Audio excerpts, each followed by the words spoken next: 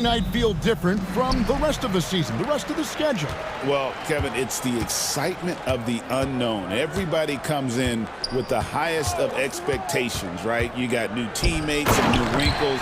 Still a lot to figure out and shake out over the course of a long season.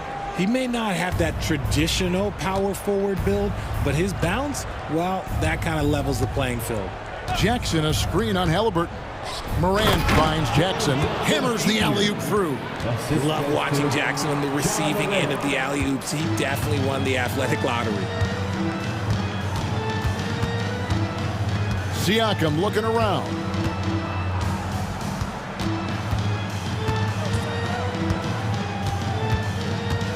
This one for three. And the rebound by Jaren Jackson. First quarter of play, 1 minute played. Jackson setting the pick here for Morant.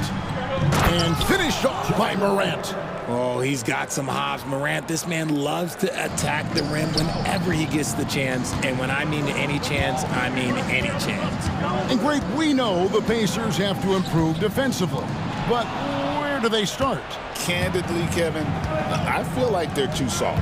Giving up offensive rebounds, cheap fouls, they've got to be tougher mentally and physically, especially on the interior. The size and quickness of Mathurin is a deadly combination. Just over a minute and a half played here in this one. Halliburton against Morant. Oh, my goodness, the slam! Oh. And, man, does Morant put on a show. He's got such insane athleticism. Halliburton passes to Nembhard. Halliburton against Jackson. Siakam a screen on Jackson. Halliburton kicks to Siakam. Mathurin for three. Hands it from downtown. Mathurin's got 5. Right now they are humming along. 3 of 4 to start this game. For Memphis, they've gotten their first 3 shots to go in for to start off this game. Here's Morant. And the rebound goes to the Pacers. And this is the first season matchup for them against the Grizzlies. And it was a matchup you thought they would have cruised through, but they actually dropped the game in this series last year. And so Morant will bring it up for the Memphis Grizzlies. They trail by 1. And the layup is good. He has 6. Indiana's gone 1 of 2 from long range in the first quarter. And now the latest from our reporter, David Aldridge. Well, Kevin, Rick Carlisle gave me a few minutes to catch up with him. Well, of course, they're concerned about the dynamic Ja Morant. Coach told me the plan is simple. Make things as hard as they can on Ja on both ends of the floor. Make him work on defense, and by crunch time, maybe we can tire him just a little bit. Back to you guys. Thank you, David. Here's Siakam. Grizzlies making the shot. First quarter of action, just under 3.5 minutes played. No good with the layup. Here's Morant. And he uses the glass on the layup. And he's starting to show that killer instinct this quarter, looking to extend the lead. Here's Halliburton. He just could not put it together in that loss to Orlando. Siakam passes to Mathurin for 3. Not this time. His first miss in 3 attempts from the field. Morant surveying the D. And there's the big-time jam. He slams it right over Turner. And if you're wondering what makes Ja so special, it's his ability to take over games all by himself. Siakam finds Halliburton. And off the glass, that one's good. Halliburton's got his second basket of the night. And we talk about the importance of versatility. He's really got it all on the offensive end. And then Morant slams it in. And leave it up to Morant to put on a show. What a spectacular dunk. Here's Nembhard. And it's Morant with the rebound. They say it's a make-or-miss league, and there's sometimes that you miss. On the wing, Williams. Just 2 seconds between shot clock and game clock. Morant outside. There's the pick. Shot clock at 6. The kick out to Williams. And a miss there on the triple. Gets it off. Ja Morant has been leading the charge, guys, for Memphis. He totaled 14 points.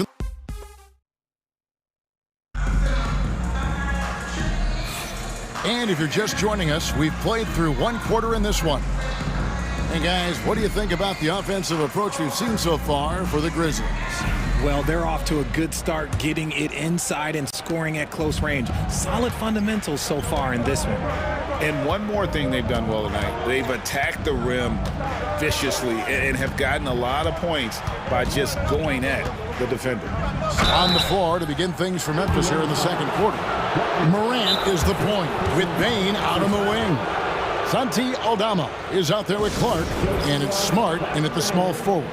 And so it's Rick Carlisle here calling timeout.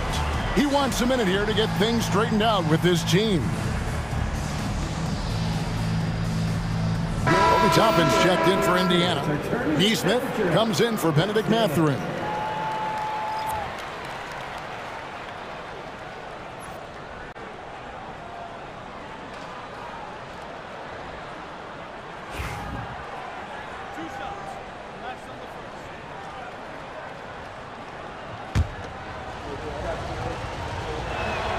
That's good from Morant. Greg, we know about the Euro step, but is the decel the next move that's getting more notice? I think it is, Kevin, and you can see players have quickly incorporated that into their arsenal. It's been fun to watch, man, and I tell you, it creates some uncomfortable situations. Now we'd like to take this moment to show you the teams that a year ago made a trademark of scoring points off turnovers. The Pacers 4th.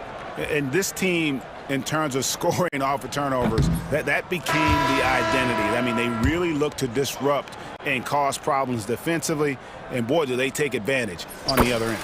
The Grizzlies making a switch here. Jackson's checked in. Memphis leading by 6.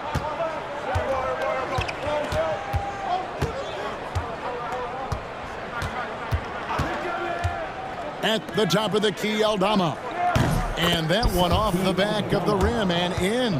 Pick works well there. Not much resistance from the D. Yeah, that just comes down to a lack of effort. The defender has to do a better job fighting through the screen. Pass to Toppin. Jacks up a 3. The shot goes in. First shot, first basket. You give a shooter of his caliber that much time to seam it up? Oh, yeah, you're done. Jackson looking around. Over to the wing. Outside, Smart. 6 to shoot. Clark a screen on Walker. Here's Jackson. Rejected by Walker. An impactful defender. The young forward Walker is good at reading shooters and just stifling their offense. Toppin kicks to Walker. Toppin passes to Walker. Nemhard with it. Now guarded by Smart.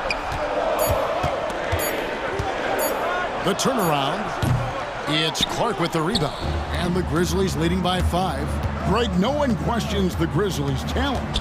The challenge has always been availability.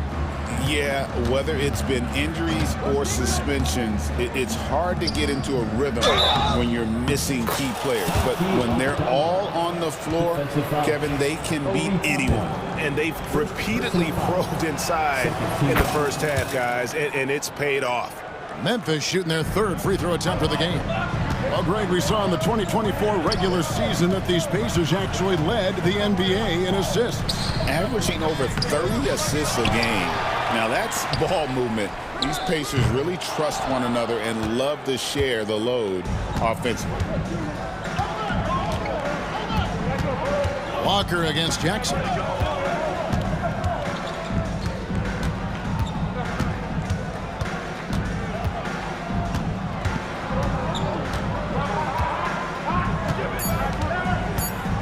Lobbed up there for Clark. Throws down the alley-oop slam.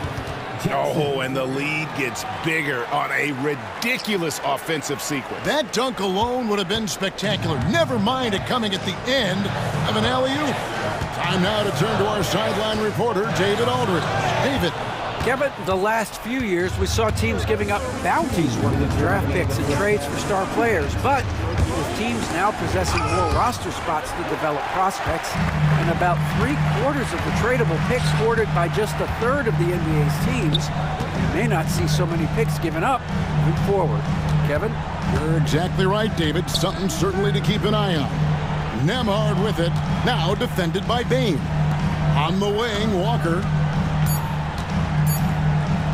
Nembhard, the pass to Walker. Not loose. Memphis leading by 10. Bobbed up there for Clark. And slam dunk by Clark. Quick off the floor and powerful. Clark loves to attack that rim. Here's Turner. It's good. He makes his first shot of the game. Well, if they're doubling you, then you know someone is open to shoot. So smart move passing it out. Jackson finds Bane, and there is a whistle. That goes on Andrew Nembhard. That's his first foul. 1:02 left to play here in the half.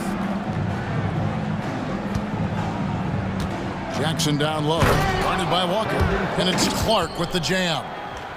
And the definition of teamwork right there on that alley-oop. And Greg, what about the finish? Bringing it down with some thunder. Yeah. Got that bucket in no time at all. Turner's got it back down to a single-digit deficit for the Pacers. Jackson against Walker. Jackson drives in. It's rebounded by Indiana. It's 9 seconds separating the shot clock and game clock. Toppin up top, and it's Desmond Bane with the foul. That is his first foul of the game. Kennard, he's checked in for Bane. Checking in for the Grizzlies, number 10. Walker surveying the floor. Pass to Turner. Picked off in midair. Clark against Turner. Clark kicks to Smart.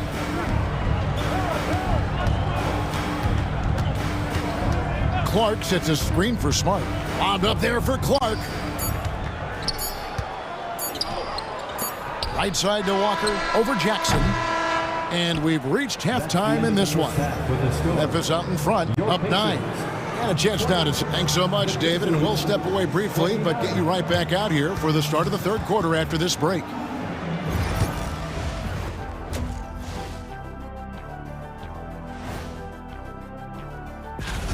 Their bench has impressed. You get a jolt of energy, all that offense. This is a well-rounded. And now, not a bad. That is more than enough.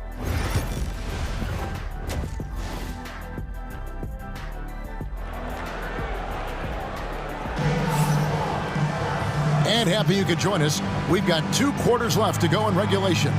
Guys, Ja Morant has been sensational. In that first half, he was a hot knife, and the defense was butter. Sliced right through them. And when you rip through the D like he did in that first half, you gotta stay aggressive. Keep getting to the rim. In the post, it's Toppin and Turner. Tyrese Halliburton is out there with Shepard. And it's Walker in at the small forward. So that's who Rick Carlisle starts the second half. Halliburton passes to Toppin.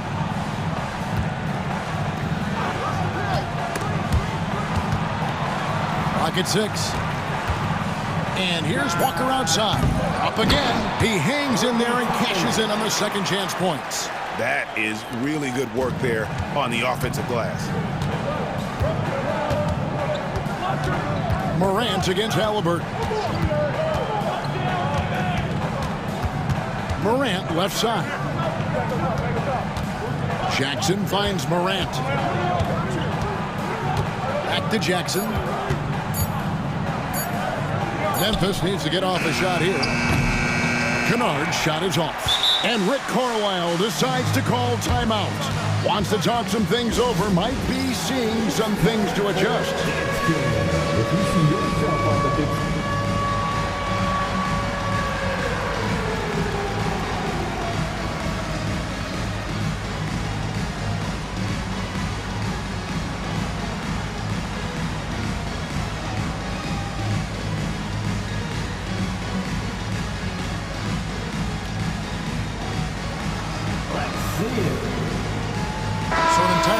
move in now for Indiana.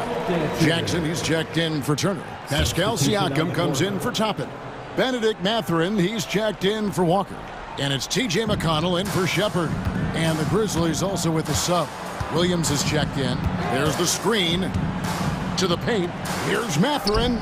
Terrific assist, a nice finish. Solid play all around. And inside, Mathurin makes great use of his agility, developing some instincts for how to get around in traffic. Here's Morant. And the rejection by Jackson. That's not how you want to come out of the break. 3 straight misses. They need to settle in quick. Rebound by Williams. And the Grizzlies leading by 5. Morant, right side. To the middle. Here's Jackson. Good D by Siakam. An ominous start to the second half. They are now 0 for 4. Greg, in January 2024, Pascal Siakam was traded out of Toronto. And he came into the league an older player from a mid-major school. The Raptors did a lot to help Siakam, turning him into an all-NBA caliber player. Outside for Jackson. Kennard for 3. It's good. The assist this time from Jackson. Kennard's got himself going with the triple, his first basket of the game. Jackson against Halliburton. Inside. Ball stolen. And now the Grizzlies. Fast break. Takes it off the glass. And it's an 8-point Grizzly lead. Well, they weren't going to pass up that chance to get out and run following the steal. Ripped away. Right now, let's send it over to the sidelines and get a report from David Aldridge.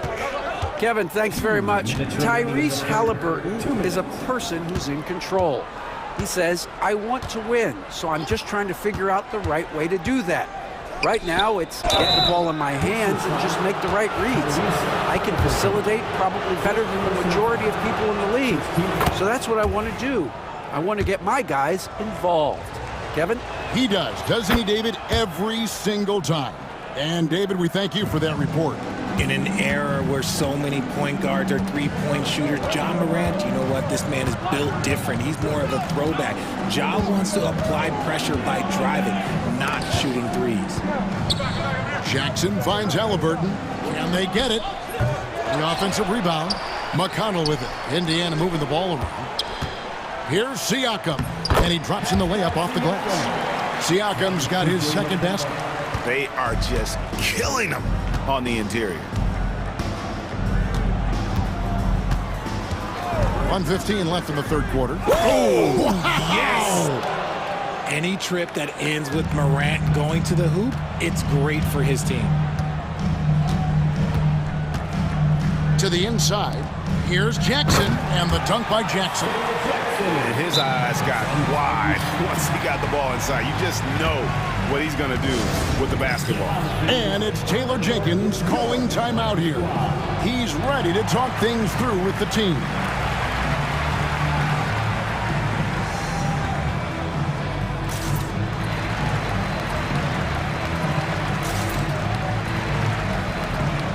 And some changes here for the Pacers. Toppin, he's checked in for Siakam.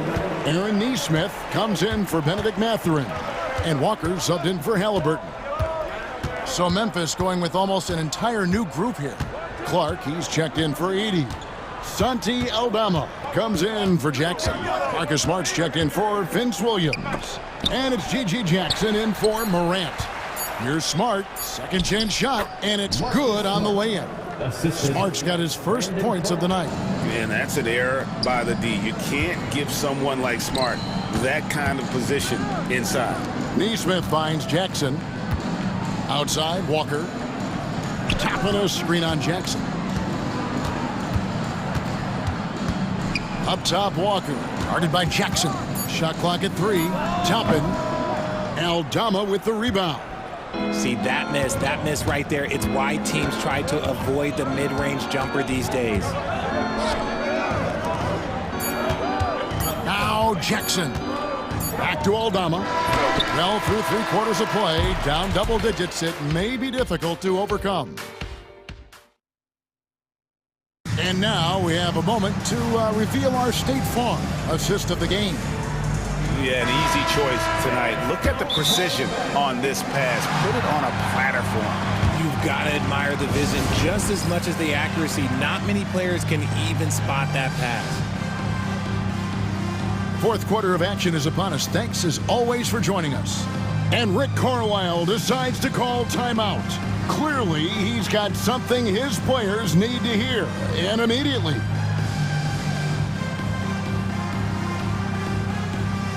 And now we've got some time to check in from the sideline. You got for us, DA? Well, during that last break, Kevin, I got a chance to hear Rick Carlisle's message to his team. Now, he begged his guys to get after it on the break. He said, let's keep up the tempo, guys. You know how dangerous we are on the break. Be confident with the ball. Take risks. Move it, guys. Thank you, David. Taking a look at the Grizzlies. They've got Jackson. Luke Kennard out there with G.G. Jackson. Then it's Brandon Clark. And it's Smart in at the 3 spot. Jackson against Halliburton. On the wing, Jackson. Turner with the steal. Over in the corner, Mathurin. Halliburton on the wing. Outside, Walker. And foul on the shot, so he'll get a chance at the line. It goes on Brandon Clark. Let's look at the energy stats, how the hustle game has been going for Memphis. They've been defending with excellent anticipation all game long. Just look at how many times they've managed to get their hands on the ball. And another thing, guys, they've dominated on fast breaks tonight, outrunning their opponent the entire game. Clark sets a screen for Jackson. Lobbed up there for Clark. Turner with the steal. Now here's Mathurin, the fast break chance. That one goes. Count it. 6 points for Siakam. And Mathurin proving he can be unselfish, wanting to find his teammates. And it's Taylor Jenkins calling timeout here. He has decided it's the right time to talk. Morant, he's checked in for Memphis. And so Morant will bring it up for the Memphis Grizzlies. They've held a 12-point lead earlier. Smart, wide open, he fires. Good, and a nice assist from Morant. Just such a quick release there by Marcus Smart. You love to see that just catch, touch, and release. A little over a minute and a half of the fourth quarter gone now. And Walker kicks to Halliburton. Shot clock at 5. Here's Siakam. And again, it's Indiana. And Siakam always has options in the mid-range. He's a talented shooter who can make that shot. Halliburton against Morant. And Morant throws it down.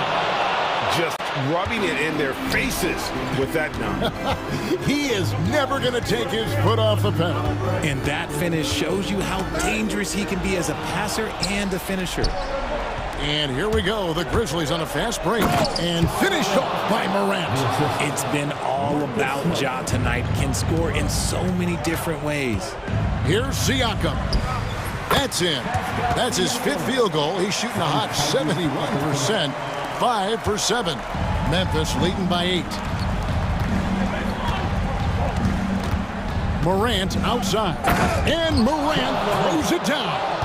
And when Morant takes off towards the basket, look, you're already done. You've already lost because that's how he makes his living. I tell you what a good thing that he showed up today, because without him, this thing would already be over. Clark sets a screen for Morant. Halliburton with the steal. 2 minutes remaining in the game. A 15-footer, and it's Walker that time on the assist from Mathurin.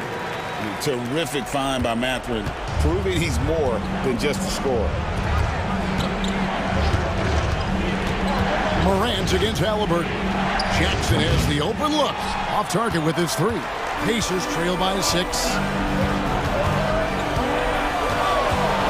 Halliburton deciding where to go with it. Throws it up there for Siakam. Up high to stuff the alley-oop.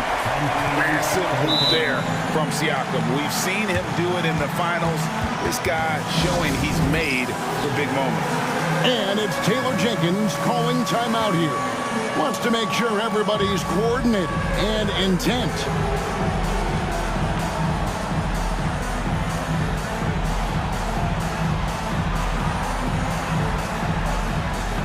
Andrew Nemhard checked in for Walker. The Grizzlies also changing it up. Santi Aldama comes in for Clark. And it's Bain in for Kennard. And finished off by Morant. Puts the D in a tough spot when you have a point guard who can throw it down. He really does, GA. He really does put pressure on him. Yeah, hard to strategize for a guy who can make a pass or a play like this right in your face. Here's Siakam. That ball. Nice speed that time from Turner. 16 points for Siakam. And wiry strong, Siakam just snakes inside and makes a nice play off the contact. Pushing it up. And finished off by Siakam. And delivering in the clutch. Siakam with zero fear, wanting the ball when it matters most.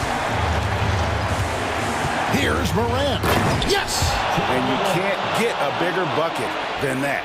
What a huge play coming through when it matters most.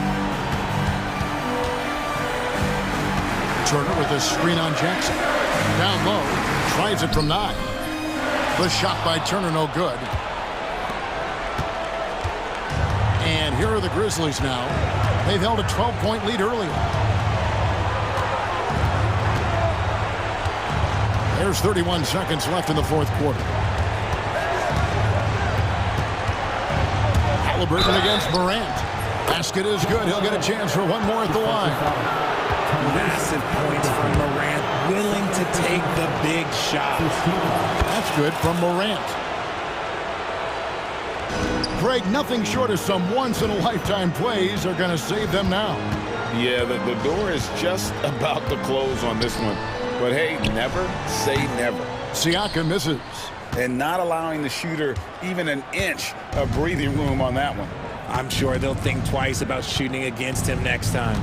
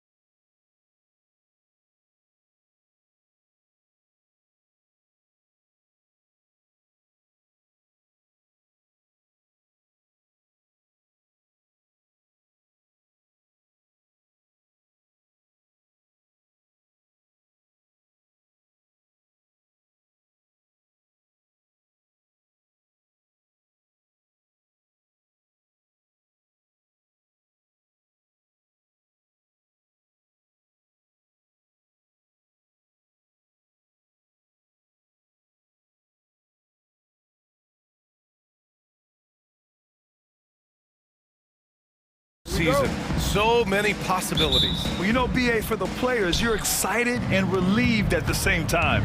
You get to see all the hard work you put in during the offseason pay off. And to look at Minnesota's opening lineup, Conley and Ant are the 1 and the 2. Then there's Rudy Gobert, then it's Jaden McDaniels, and it's Garza in at the 4. Gobert no good. Well, I know he can finish at the rim, but the defense did just enough to force the miss. Just a strong finish there, guys. Hey, needed just one hand to do it.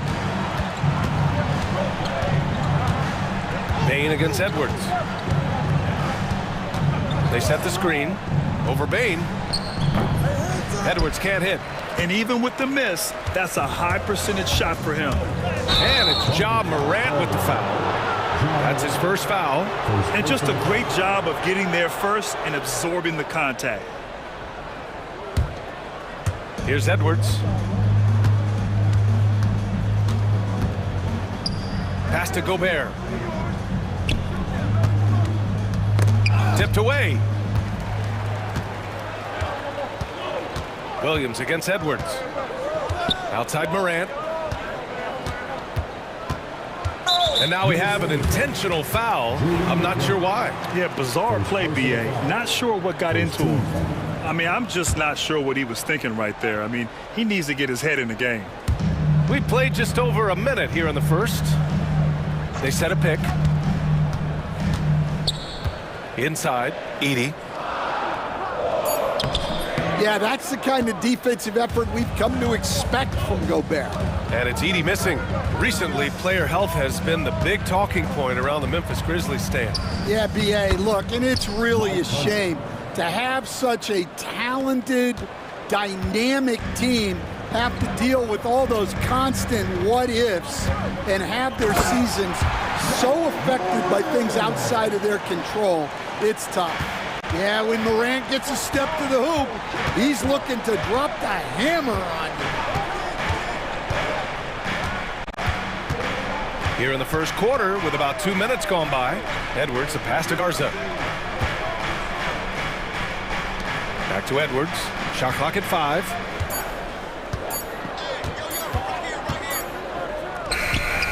And he gets it to go, hitting off the back of the rim. Where doesn't Edwards score from? Even in the mid-range, he makes shots. All right, let's go to Allie LaForce, who had a chance to visit with head coach Taylor Jenkins.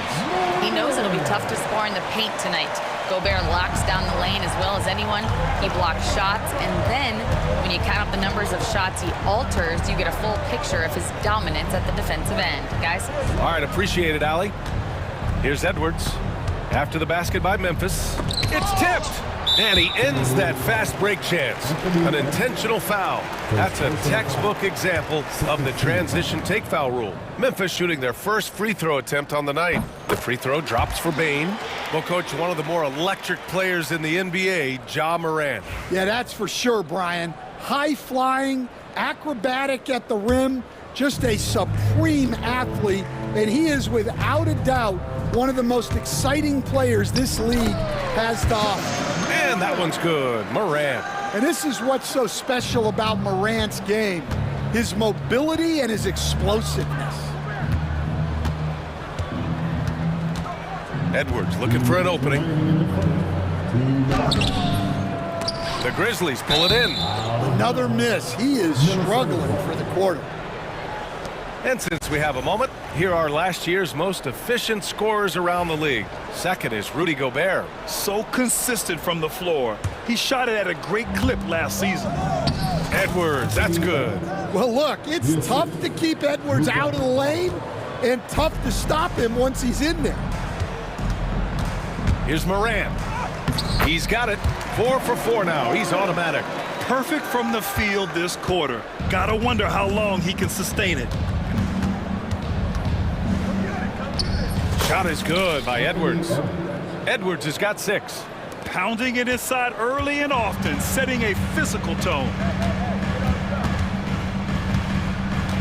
Morant against Edwards.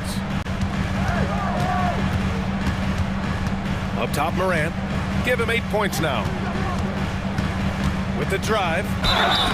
And he's going to the line for 2. The official saw contact while he was going up. It's on Anthony Edwards. Morant just doing a nice job absorbing the hit there. And Stan, after they traded for Rudy Gobert, it took some time for the Wolves to gel. It did, Brian. He's a unique player, and it's a process. But obviously a 14-win improvement last season. They have found their identity as a defensive juggernaut. And so it's Memphis with it after the Timberwolves picking up a basket a moment ago. Here's Morant. Rudy Gobert with a rebound. And it's Edwards with the ball for Minnesota. Trailing by 2. 35 seconds left in the first quarter. Among the best athletes in this league, Anthony Edwards taking flight. Jackson with a screen on Edwards. Here's Morant. And then Morant with the dunk. He put some rage into that one, B.A. You're telling me. The Timberwolves have got 6 of 10 attempts to fall. Edwards against Bain. From 18 feet away, the offensive rebound. Here's Garza. And a foul called on the way up. So he'll take 2 from the free throw line. Well, that was clearly a foul. Minnesota shooting their first shots of the night from the charity stripe. No good on the second, so he hits 1 of 2. Right side Morant. And it's in! Oh! Nails the buzzer beater! Are you kidding? Makes his... Ja Morant, he's feeling it tonight and has been the driving force for Memphis. His fingerprints were all over that quarter. 13 points, leading the charge. And more NBA action on 2K Sports coming your way right after this. Some good action already in this one, but a fairly even matchup after this first quarter of play. Let's get a quick check of the scoring breakdown here for the Grizzlies. Well, a lot of times you'll hear coaches yell, get the ball inside, and you can see why. Good things happen when you get the ball into the paint. You have to like the fact that they're not settling at all. I mean, they've really made a point to get the ball down inside and challenge that interior defense. On the court for the Timberwolves, second quarter underway. Dante DiVincenzo out there with Nickeil Alexander-Walker. Then it's Julius Randle. Then there's Naz Reid. And it's McDaniels in at the 3. A slam dunk by Reid. That's what Reid brings to the table. He's got an impressive combination of strength and mobility. Stan, a late first-round pick in 2020. Jaden McDaniels, one of the top young two-way players in the league. Well, Brian, last season he was rewarded with a big money extension. His play tailed off just a bit, but still a key player for them moving forward. And there's the rejection. Using that near 7-foot frame, Aldama says, not today. Outside Morant. Boom! Ja Morant! I'll tell you, those finishes are always extra special when they come from your point guard. Oh, forget about his passing. Can we see more dunking? Wow, that is an impressive vertical for a point guard. My goodness.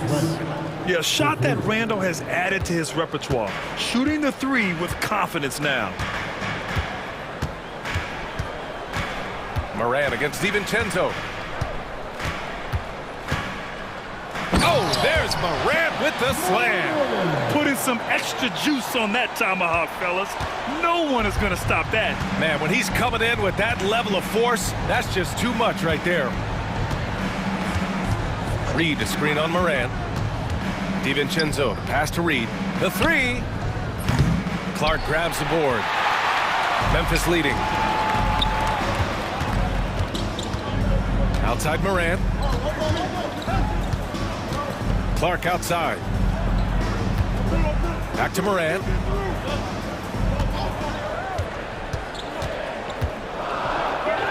Oh, Morant gets it done inside. They have no answer defensively inside. Timberwolves trail by 4. Not sure why he committed the intentional foul. No purpose. I think everyone's a little confused, but weird plays happen. Kennard, he's checked in for Memphis. Jackson comes in for Morant. Here in quarter 2, we played a little over 2.5 minutes now. Nice shot by DiVincenzo. And it just seems like shelf life for head coaches gets shorter and shorter. Stan, even winning coaches aren't safe. Yeah, even the teams in the top 2 or 3 of their conference are sometimes opting to make a change. In that kind of environment, it's a challenge to coach with any real authority. Jackson, the pass to Clark. 4 on the clock. Memphis needs to get off a shot. And it's Smart missing. Minnesota's gone 1 of 2 from deep in the second quarter. Randall outside. Spins. That's tipped. It's stolen by Smart. Kennard for 3. It's rebounded by Minnesota. When this one's in the books, they'll be off to Sacramento, taking on the Kings. It's the last meeting in a 4-game road trip. Outside, DiVincenzo.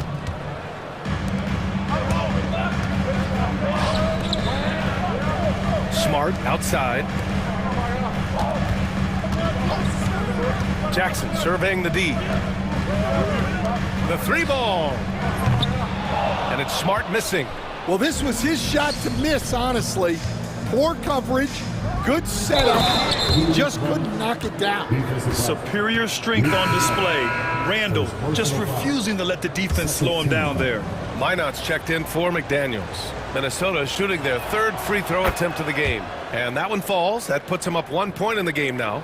And when it comes to the Grizzlies, they're a team that's hungry to take that next step, Grim. Yeah, and they've got the core to do it, B.A. You got Morant, Bane, and Jackson. They're all all-star caliber players and still in their mid-20s. So they've got a lot of great chemistry and time to get it right. The Timberwolves have gotten 5 of 7 shots to go in the second. DiVincenzo, the pass to Reed, to the left wing. DiVincenzo against Jackson. To the paint. Stolen by Jackson! Only 1 man back on D. Shot and game clock separated by 5. Aldama, the pass to Jackson. Back to Aldama. Reed with the rebound. On the wing, Alexander Walker. Still without a bucket. Randall, a screen on Jackson. 4-3. And a pretty tightly contested game here as we end the first half. Memphis ahead, up by 1. And we'll be right back after halftime to get the third quarter underway. Please divert your attention to center court and get ready.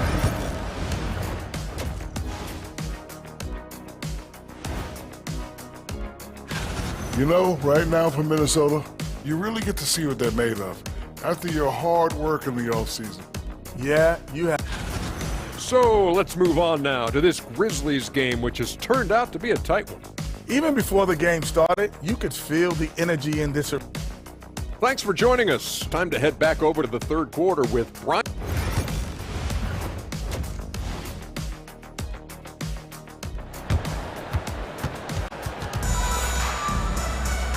And in that first half, we saw a pretty tight battle. We'll soon find out what sort of adjustments were discussed during halftime. Oh, a fantastic game from Ja Morant in this one. His whole first half looked like a highlight reel, rising up and just owning the rim. Well, they've got to build a wall immediately because he'll just keep attacking like that if they don't. And so it's Smart who brings up the ball for Memphis. They lead by 1. When this game's over, they'll be off to Golden State as they take on the Warriors. It's a quick turnaround on the road. Just 1 game. Luke Kennard out there with Jackson. Then there's Marcus Smart. Then it's Jaren Jackson. And it's Edey in at the 5, roaming the paint. That's the 5 to begin the second half for Taylor Jenkins. Here's Edwards. Offensive board.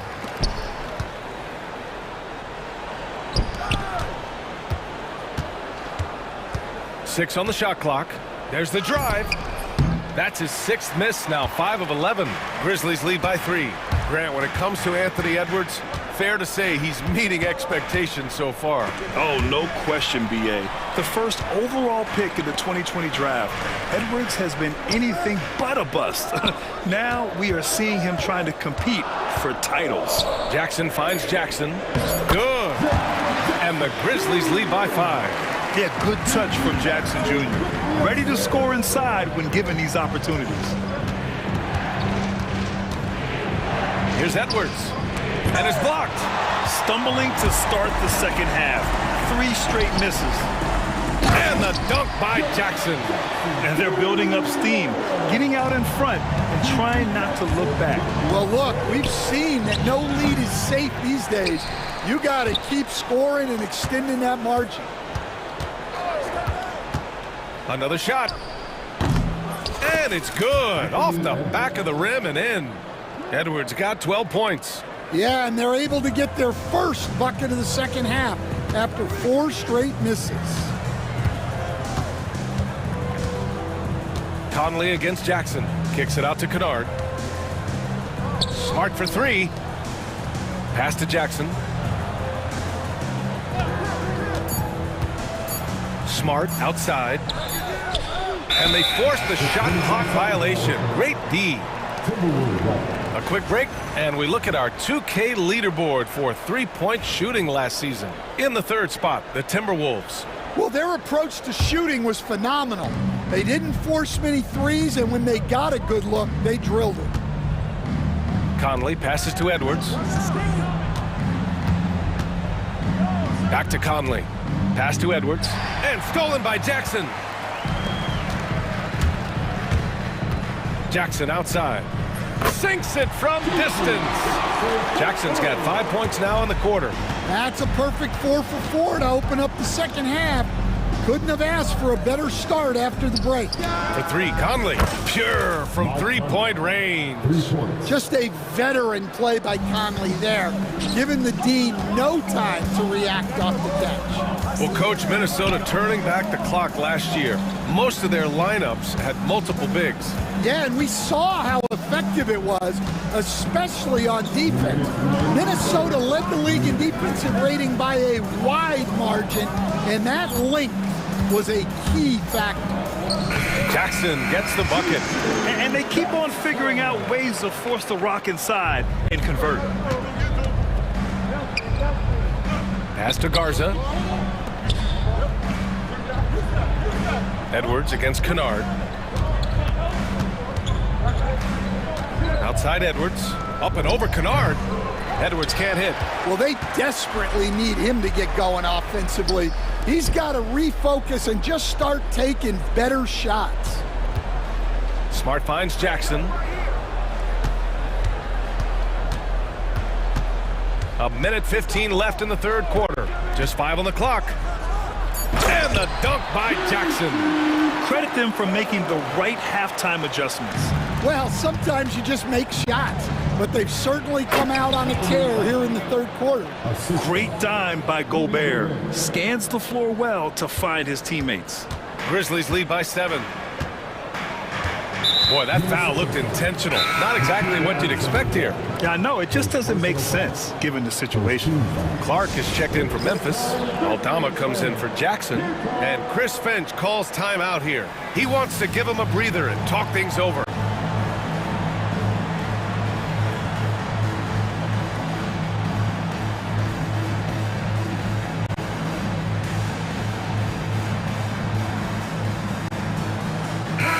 Some changes here for the Grizzlies. Williams is checked in for Smart, and it's Desmond Bane in for Kennard. 54 seconds left to play in the 3rd. Bane, the pass to Williams.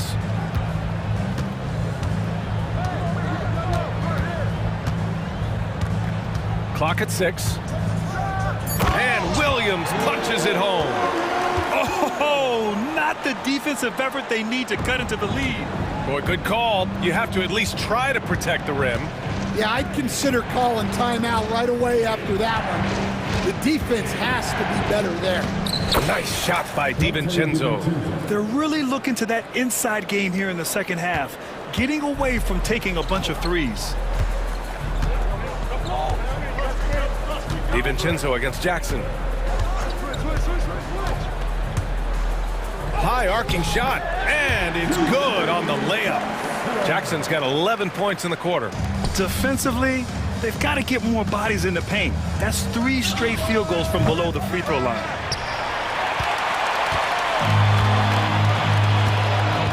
To the middle.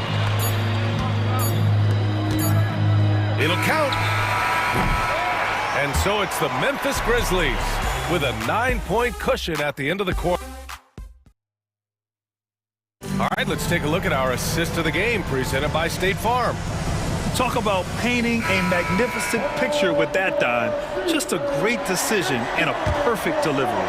Wow, that was an absolute masterpiece of an assist. He knew exactly when to deliver the ball, and it made for a beautiful score. With 3 quarters behind us, let's see what this 4th period holds in store. And a look now at the 5 for the Timberwolves to start the 4th quarter. We've got Julius Randle, Dante DiVincenzo out there with Nickeil Alexander-Walker. Then there's Naz Reid, and it's Minot in at the 3, the small forward. And a breakdown here, guys, of the hustle stats for the Grizzlies. Well, they've shown just outstanding effort defensively, and it's resulted in several forced turnovers. Well, they've also been impressive, forcing a ton of mistakes. Not only that, but converting those mistakes into points on the other end. Jackson against DiVincenzo. The 3 from Bain. It's rebounded by Minnesota. And we played through about a minute here in the 4th. Lets it go from deep. The shot by Alexander-Walker, no good. And the defense got away with one there. I mean, that's the shot he typically makes. Jackson, left side. Pass to Clark. That basket is good. Off the assist from Jackson. Jackson's got his 3rd assist of the night. DiVincenzo against Jackson. Now here's Reid. Back to DiVincenzo. To the inside. Oh, it's blocked by Jackson. Now here's Aldama. He's closely guarded. Jackson outside. Stan, LeBron James is widely regarded as one of the most intelligent players in the league. Who else stands out to you as far as basketball IQ? Oh, Brian, that's a tough question. There's so many of them. Nikola Jokic, Luka Doncic. There's just so many intelligent guys in this league. Fans that think it's all about athleticism don't understand how intelligent the best players are. Morant, he's checked in for Memphis.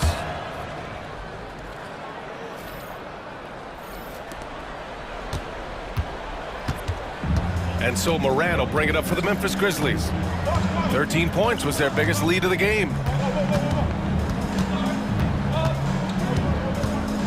Picked by Aldama.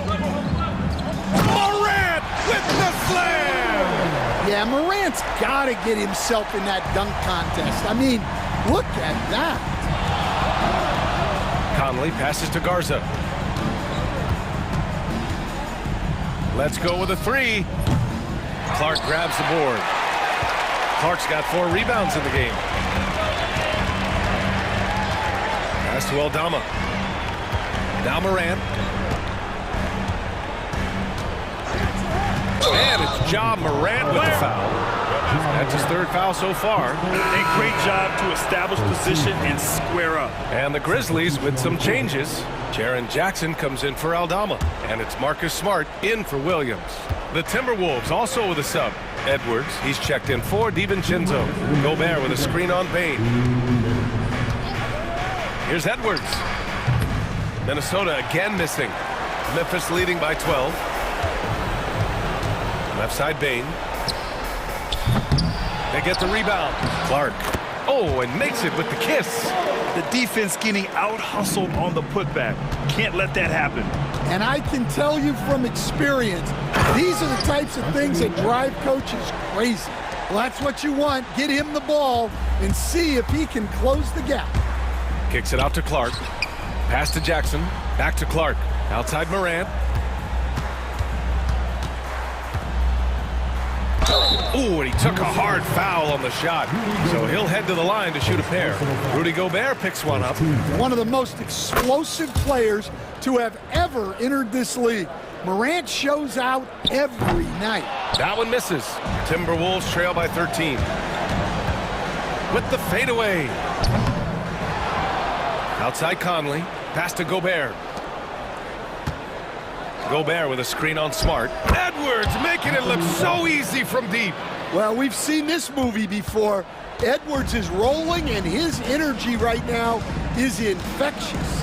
Both sides are simply waiting for the clock to make it official. This is going to end up in the books as a nice win for the Grizzlies. I think it was their play in the paint that got them the win tonight. And the defense seemed powerless to stop them down low, resulting in plenty of high percentage shots for them. And so this win marks their first victory of the new year. And against a familiar opponent, it's nice to establish a psychological advantage with a win in the first game. And when you look at the game, the one thing that helped fuel this team to victory was the efficiency for Ja Morant. Well, offensively, they needed him to be aggressive, and he delivered. What a game. Morant looking for an opening. Jackson the screen. And then Morant with the dunk! This is what winning is all about. Playing your best when it matters most. Yeah, they've got clutch guys on this team, and they never let up. Here's Edwards. Drives to the hoop. And the layup falls. Anthony Edwards.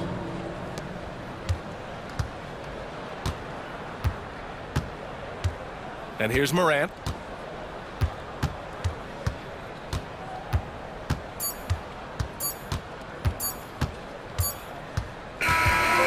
So Memphis takes this one by a big margin. This one was a fun one to watch. They were clearly in the driver's seat down the stretch. They really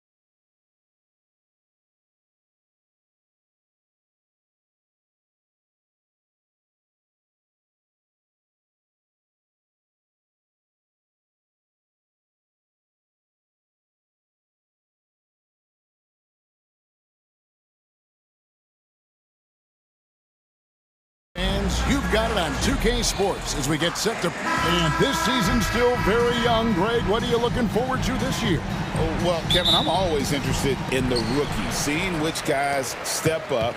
The leap to the NBA can be a huge one, so you never know what will happen with some of these young players. Here are the starters for Milwaukee.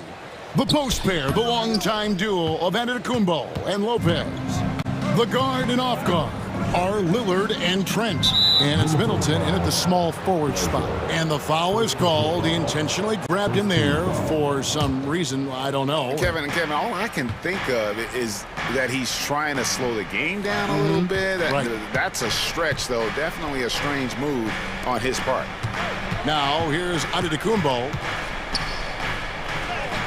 The shot goes in. First shot, first basket. Boy, he is so dangerous from this area, guys. Even when Giannis is defended tightly, he powers through it. Edwards against Trent. Yep, that one goes in there. And once he got to the 10, I think he was surprised to find himself that wide open. Well, this early, they should be showing a lot more energy on defense. It's not there. Now, here's Lillard. Here's Lopez. Gobert pulls it in. First quarter, just over a minute played. Greg Lopez worth every penny as he secured a nice raise last season. Yeah, you know, he's a combination of a three-point shooting big who's also an elite rim protector. That's a heck of a combination and a valuable one in today's game. Here's Trent. Anthony Edwards making his last shot. Lillard misses. Not sure what the D was doing there. Clearly a breakdown. You can ill afford to give a guy like him that good a look. Has to Gobert. Here's Garza. And Lillard is going to pick up a foul. That is his first foul of the game. First team foul. Minnesota with the ball. Near the three-point line, it's Edwards.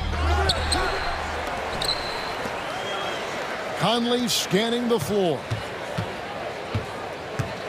5 on the clock. And the basket by Edwards. Seems like he can't miss right now, guys. I mean, completely in the zone this quarter. Lillard, the pass to Lopez. Back to Lillard. Lopez sets a screen for Lillard. Pass to Lopez. And Lopez throws it down. The big fella, Lopez, able to weather the hit and make it happen. And this is his first trip to the line tonight. Really can't criticize the work he did at the line a year ago. 82% on the season. Yeah, that's a great asset to have, guys, for any team. Coming down the stretch in close games, you got a guy who's confident and very good at the line. When he steps up there, you feel good about it. No one near Edwards as he lets it fly. That's in there. Conley with the assist. Edwards got 9. I love his shot selection today. He set the bar for the rest of the team. How about the flash by Antetokounmpo? I mean, just an insanely talented athlete who loves to punish that rim. Here's Edwards. Second chance effort. And Gobert kicks to Conley. McDaniels passes to Conley. Shoots over Lillard. And good. Got the friendly bounce off the right side of the rim. You just can't let Conley get that kind of look. He's going to punish you if you make that mistake. An intentional foul committed, but for what purpose, Greg? I'm not sure. A scene of confusion right there. I can't imagine why he thought it was a good idea to foul there. That one drops for him. And they've scored several times already here in the first quarter on the inside. Clark, in terms of young superstars, it doesn't get much better than Anthony Edwards. Amen to that, partner. Every franchise wants a franchise player. Minnesota, I think, hit the jackpot drafting Edwards first overall back in 2021.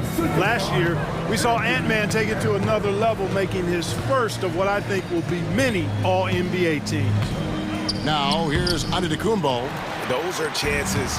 Almost always you can rely on him to get you 2 points, but the D, just enough to keep him out of rhythm. They get it back. Gobert, and the rejection by Antetokounmpo. Here's Lopez. Misses the layup. 2-for-1 chance here. Let's see if they use the clock to their advantage. And slam dunk by Gobert. Great lob and an even better finish by Gobert. And the whistle blows. It's going to be on Damian Lillard. That's foul number 2 for him. And that's 2 fouls for him this quarter. A third would be a problem. 32 seconds left to play in the first. They set the pick. Tries the spin move. Here's Edwards. Rebounded by the Bucks. Antetokounmpo looking it over. Pass to Lopez. Battles through traffic and lays it in. Lopez has got 5 points so far. And at that range, hey, hard for the defense to really affect that shot. I mean, Lopez is just too good. Out to Conley. Here's McDaniels. That's in there. Conley with the assist. It all started with the pass. That's what coaches love to see, ball movement. And so it's Minnesota with their lead standing at 6 points here at the end of the quarter. They're shooting the ball so well in this one. A great performance.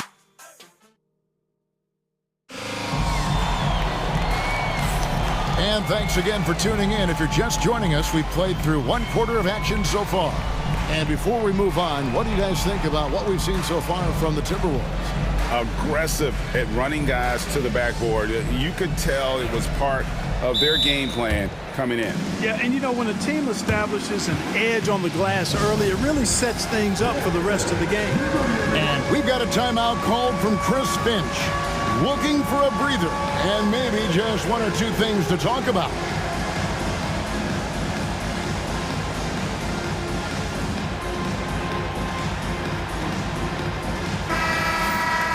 Let's pause to take a look at the teams that really made their opposing teams earn their points a season ago. The Timberwolves, number 1. Defense was their identity, and that's how they're going to beat you. And they did it better than anyone in the league. Nas Reed out there with Randall, and it's Rudy Gobert. Then it's Nickeil Alexander-Walker, and it's DiVincenzo in at the 1. That's the 5 to begin the second quarter for the Timberwolves. Clark, what in the world is left for Giannis to accomplish at this point? You know, Kevin, I don't know, quite honestly. I mean, perhaps more championships or MVPs. He's really done it all. Maybe a scoring title, but whatever he does from this point on, it's only going to add to what's been a Hall of Fame career. And he's going to get whistled for that foul, G. That was intentional, but not exactly logical. How about pointless to foul there? I mean, I don't know where his head is, but it's not in the game. Prince kicks to Trent. Back to Prince. The 3 hits the 3-point bomb. Prince has got 5 points in the quarter. Coming into the league, scouts predicted Prince would be a solid 3-and-D specialist, and they were spot on. A moment now to hear from our sideline reporter, Hall of Famer David Aldridge. David. Thank you, Kevin. Rudy Gobert continues to embrace the challenge of elite rim protection. He said competition is what it's about. Sometimes I'm going to get dunked out, and sometimes I'll get the block. But I'm not going to stop coming and doing what I do. I'll be there every time. Kevin? David, just like you. Thanks so much. Here's Randall. Pass to DiVincenzo. They grab their own miss. Reed kicks to DiVincenzo. Just 5 on the clock. Lets it go with a 3. Antetokounmpo pulls it in. Bucks trail by 3. And so they foul intentionally. Yeah, not sure what that was about. I mean, talk about a brain cramp. Yeah, yeah, completely a brain fade. I don't know where that came from. Just lost sense of time and the situation. And Antetokounmpo gets it to go. And the ball handling of Antetokounmpo, my goodness, really unreal. For a guy his size, his dribbling is ridiculous. Greg, you know this. Good coaches give their players confidence. But what's the balance between affirmation and accountability? Well, when you believe in a player, that also comes with expectations. So a coach has to boost them up. and also demand that they deliver. McDaniels, he's checked in for Minnesota. Big group substitution here for Milwaukee. Bobby Portis is checked in for Giannis Antetokounmpo. Chris Middleton comes in for Taurean Prince. Green, he's checked in for Gary Trent. And it's Damian Lillard in for Wright. And that one goes out of bounds. Last touch by Lillard. Great instincts from him to get a hand on that pass and tip it out. And, you know, even though they didn't come up with the steal, that's still a nice defensive play. DiVincenzo passes to Reed. I think this is why you get Reed involved in screen and rolls. I mean, he's phenomenal at making the cut after setting the screen. Nice move. And with that shot, the Minnesota lead is cut to just 1 point on the basket from Damian Lillard. And of the last 6 baskets, 5 have come on the interior. This is just smash-mouth physical basketball, guys. Randall with a screen for DiVincenzo. And it's Alexander Walker in the corner. Drains it from beyond the arc. Alexander Walker's got 5 points now this quarter. There's the unselfishness you like to see in a guard. DiVincenzo keeping his eyes up and his options open. Wants to get it to Alexander Walker and does. Banked in off the glass. Alexander Walker's got the lead up to 6 now for the Timberwolves. Out to Smith. And stolen by DiVincenzo. And now the Timberwolves on the break. And finished off by McDaniel. All starting from a turnover. DiVincenzo shows great anticipation skills to make a play on the ball and get them in transition. It's Portis atop the key.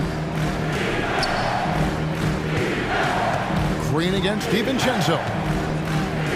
Off the run. Green, no luck. Yeah, just a solid job on the backboard. They are really controlling the inside. Well, they're working the glass, really battling in that area of the game, and that's helped them stake this lead. Kicks it out to Lillard. Back to Middleton. Outside Portis. From deep, Green. Rebound, Minnesota. 51 seconds left now here in the second.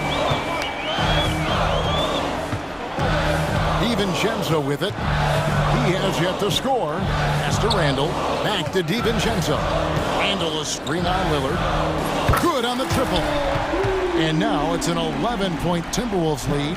You know, in the pick and roll, you got a lot of options, but sometimes the best option is to do it yourself. DiVincenzo making the right choice there. And again, the Bucks miss. Boy, you can just see the frustration growing on their faces. Nothing going their way. You know, guys, no denying it's been a rough patch here. I think they've got to run whatever is best in their playbook to get a good shot. Here's Middleton. Oh, he blocked it and deflects off the backboard. And here's Randall. It's stolen by Green. And so it's the Minnesota Timberwolves holding on to an 11-point cushion as we get ready to take a break. And they've done a phenomenal job down low. So many of their points coming right at the rim. And we'll be right back after this.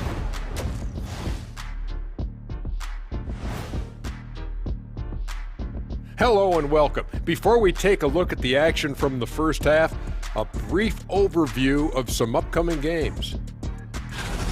Some real doozies on that list. Which are you looking forward to, Shaq? I'd rather not say, Ernie. I don't want to make the other teams feel left out.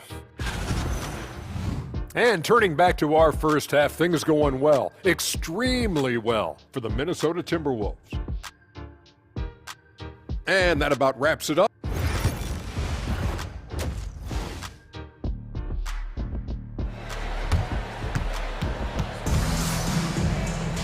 And with the second half upon us, we'll find out if this game becomes the route that it's threatening to be. You have to like what we're seeing from Anthony Edwards. Man, how about the amount he's contributing in the scoring column?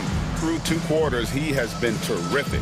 And you know what? They've come at him a few different ways defensively, and nothing has slowed him down. Well, we've got a second half of basketball for you. We think it's going to be pretty good. A big comeback, though, is needed for this game to be competitive, and it probably has to happen quickly. So with Lillard on the bench, here's the 5 for Doc Rivers right now. The post pair, the longtime duo of Antetokounmpo and Lopez. Gary Trent is out there with Wright, and it's Prince in at the 3, the small forward. You know, this is where Giannis still does most of his damage. He has the size, athleticism, and shot repertoire to hurt you inside. Here's Edwards. Outside for Randall. Spins. 6 on the shot clock. Another shot. He takes it up and lays it in. Randall's got his first 2 points of the night. They are just killing him on the interior. Yeah, you can't say that with enough emphasis. I mean, the defenders are just not being aggressive enough down low. You got to play with some physicality in the paint. Here's Giannis. Prince outside. Back to Giannis. I don't like that decision there on the entry pass. Not with the defender right there. Oh, doctor. Oh, my goodness. Anthony Edwards throwing it down with force. Get this guy in the dunk contest. They have been board dominant in this game. That's definitely been a factor in crafting this huge lead. And it's been a well-rounded performance. I mean, strong rebounding has certainly been at the center of it, but it's been good on a number of levels. The shot's good. They're finding lanes to the hoop now with consistency. 5 buckets in a row from the paint. And on the flip side, the defenders have to show more fight on the interior. They've got to offer more resistance here. And he found the perfect spot behind the arc there. Big gap in the D. Here's Edwards. And the call on the shot that sends him to the line. That's on Brook Lopez. Anthony Edwards is a classic 2-guard, Clark, a spectacular player. What has impressed you most about his development? Well, he's got a great body. He had it when he got into the league after just 1 year of college. Tremendous basketball body, strength and length and bounce. Now he's worked on refining his skill. I think the biggest thing that's impressed me is not only his work ethic, but his poise. He's not a guy that plays frantically. He plays with intentionality and purpose, and that's a tough thing to do when you've got his athletic ability and you're as young as he is. Going inside, and Lopez has it in the corner. And again, Milwaukee with the triple. That's what we call the Brook Lopez back at you 3. He loves knocking that one down. Gobert with a screen on Wright. To the middle. Gobert the pass to Alexander Walker. And he can't answer back. The three-pointer offline. Bucks trail by 10. And even 3-on-3 break. The kick out to Lopez. Offensive rebound. +8 in the rebound differential. One more reason why they're in control. Yeah, double-digit advantage on the scoreboard. They've taken the initiative. They've played, I think, with more purpose so far. Right outside.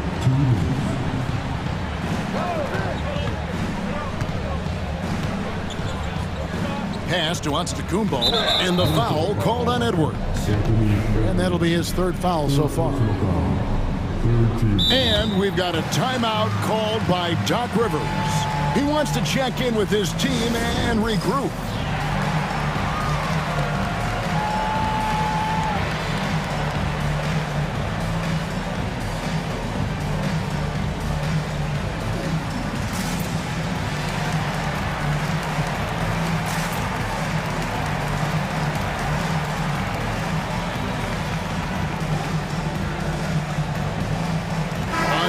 Here for the Bucks. And now, courtesy of the 2K leaderboard, here are the teams that led the NBA in block shots last year. 5th, the Timberwolves. I don't think you can ever underestimate the effect that a few block shots can have on your opponent. I mean, it can get into your head as an offensive player. You're going in there thinking you've got a clear path, and then you see the ball going behind you in reverse. I mean, that could be major intimidation and affect your game. Just reliable, guys. He's just always trying to make the right play. Clark, we know the Bucks are a veteran team that has now leveraged their assets to try to win now. And the question is, Kevin, do they have enough? There's a point at which veteran becomes a nicer way or a euphemism for old, especially in today's NBA. That can be a problem for you. Bucks trail by 10. Middleton. He gets it to fall. That makes it just a single-digit lead. Middleton's got his first points of the game. 1:02 left in the third quarter. Conley against Lillard. Outside Conley. Count the basket. Right there, Conley working his magic inside. He is crafty near the rack. Here's Middleton. A rebound by the Timberwolves. The biggest lead of the game, 15 points. After this one, they're off to Sacramento to take on the Kings. That will be a getaway game for them, a one-game road trip. Unwilling to let up, even for a moment. That's his killer instinct, just fanning the flame. Yeah, I love the fact he doesn't play the score. He just keeps coming, attack mode. He doesn't know how to step off the gas pedal. And there's the drive. Pass to DiVincenzo. McDaniel sets a screen for DiVincenzo. Here's Shannon. Back to DiVincenzo. Puts up a deep three. And the last shot at the buzzer doesn't go in for him.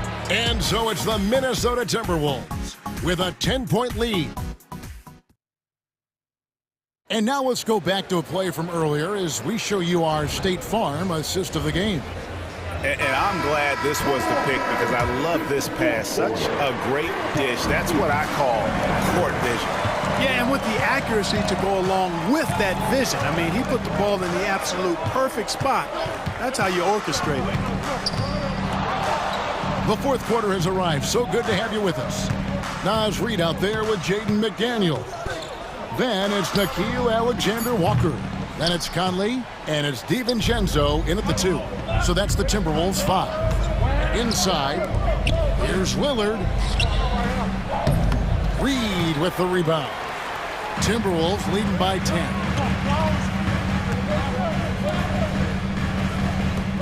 "18 feet out, trained for 2 points.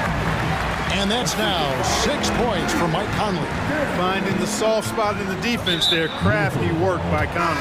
And the foul is called. He intentionally grabbed him there for some reason. I don't know. Kevin, all I can think of is that he's trying to slow the game down a little bit. Right. That's a stretch, though. Definitely a strange move on his part. And it's out of bounds. The Bucks able to retain possession here. Here's Lillard off the inbound pass. That shot missing.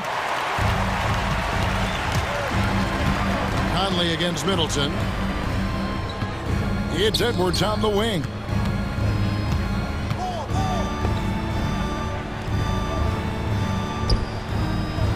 Pass to Garza. Just 5 to shoot. A nice shot by McDaniel. And they're passing the ball very crisply here. And so it's Middleton with it. He brings it up for Milwaukee. It's a 14-point game. Outside Portis.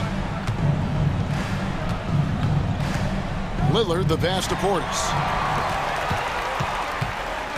Edwards with it. Lillard picks him up. Edwards gets to Conley.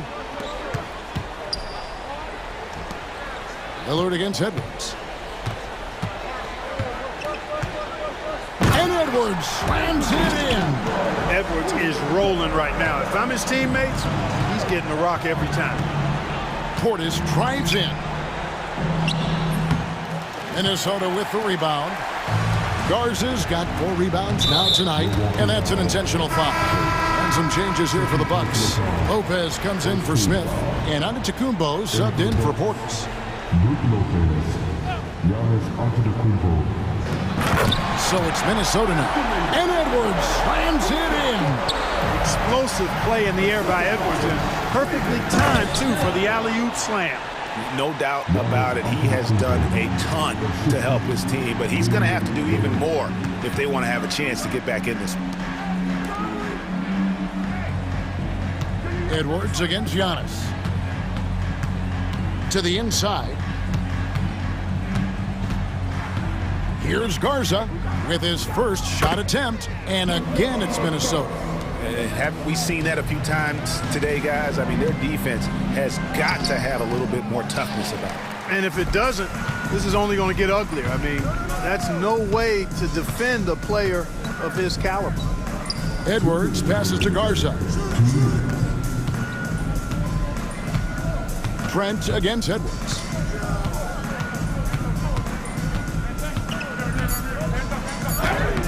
Garza controls the rebound and puts it back up and in. And the Timberwolves lead by 20. Late in the game, up big, they continue to attack. I don't think you want to get loose and sloppy or ease up, but it is time for them to start using that clock a bit. Trent passes to Lopez. Out of bounds. Minnesota takes possession. Well, if you're just tuning in, welcome. We've got about 3.5 minutes gone here in the fourth quarter. It's Edwards on the wing. Defended by Trent. Great timing on Lopez's part there to swat down that attempt. And this is what they wanted. I mean, to announce their presence in this matchup with authority. Very decisive. It can definitely be considered a statement win for Minnesota. At every opportunity, they managed to push the ball and keep the up-tempo game going. I think it paid off, that's for sure. And it'll go down as their first official win of the new year. And once it becomes official, this win gives them a nice confidence boost against this team. They'll face them twice more this season. The stats tell us that the winner of the first game is a big favorite to come out on top in the overall series. And guys, one of the steady and outstanding players putting in another impressive performance, it was a big-time outing for Anthony Edwards. He was extremely efficient offensively, got good looks, and really knocked down big shots all game long. The shot by McDaniels, no good. It's 9 seconds separating the shot clock and game clock. Lopez finds Lillard. It's good. Here's Minnesota. They're on a 14-6 run. Here is Edwards. So far in the fourth quarter, they've allowed just 6 points.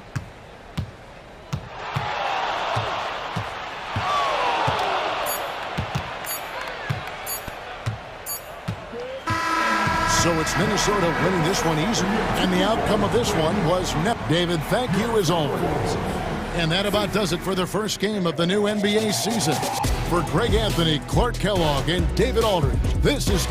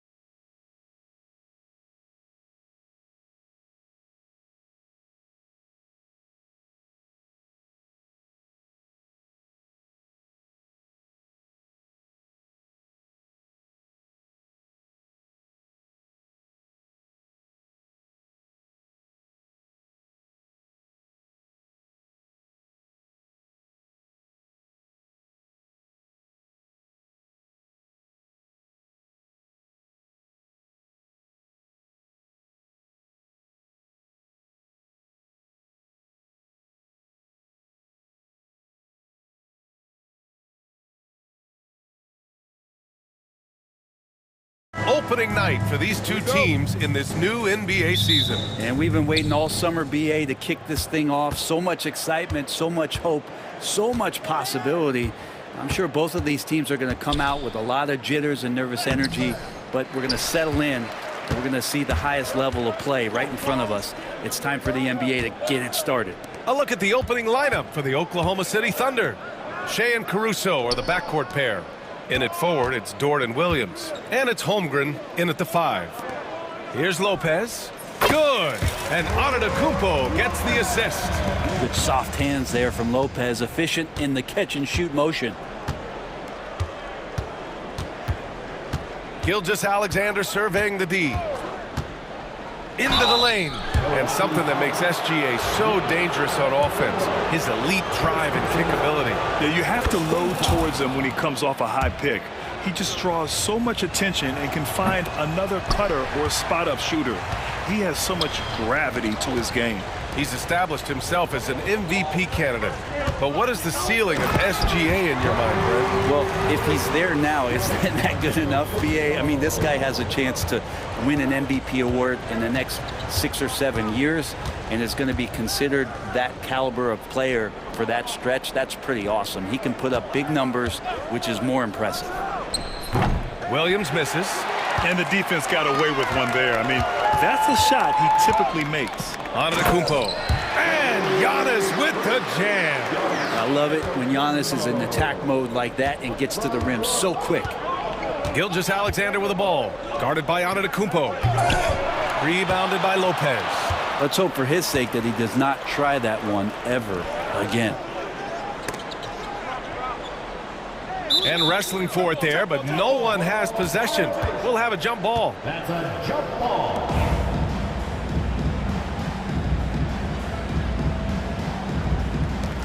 So it's Oklahoma City now. Outside Gilgeous-Alexander. The 17-footer. And the sweet roll that time on the rim. That one falls. Excellent shot from SGA. I like seeing him shake loose in the mid-range. Here's Antetokounmpo. The Thunder pull it in. This, of course, their first opportunity to play Milwaukee this season. We see these teams face off only twice a year. Last year, each won one. Well, if I had a calendar, I would have circled this one. But I love it when they get together. Last year, they split the 2 games between them, and I'll bet their battles are just as tightly contested this year.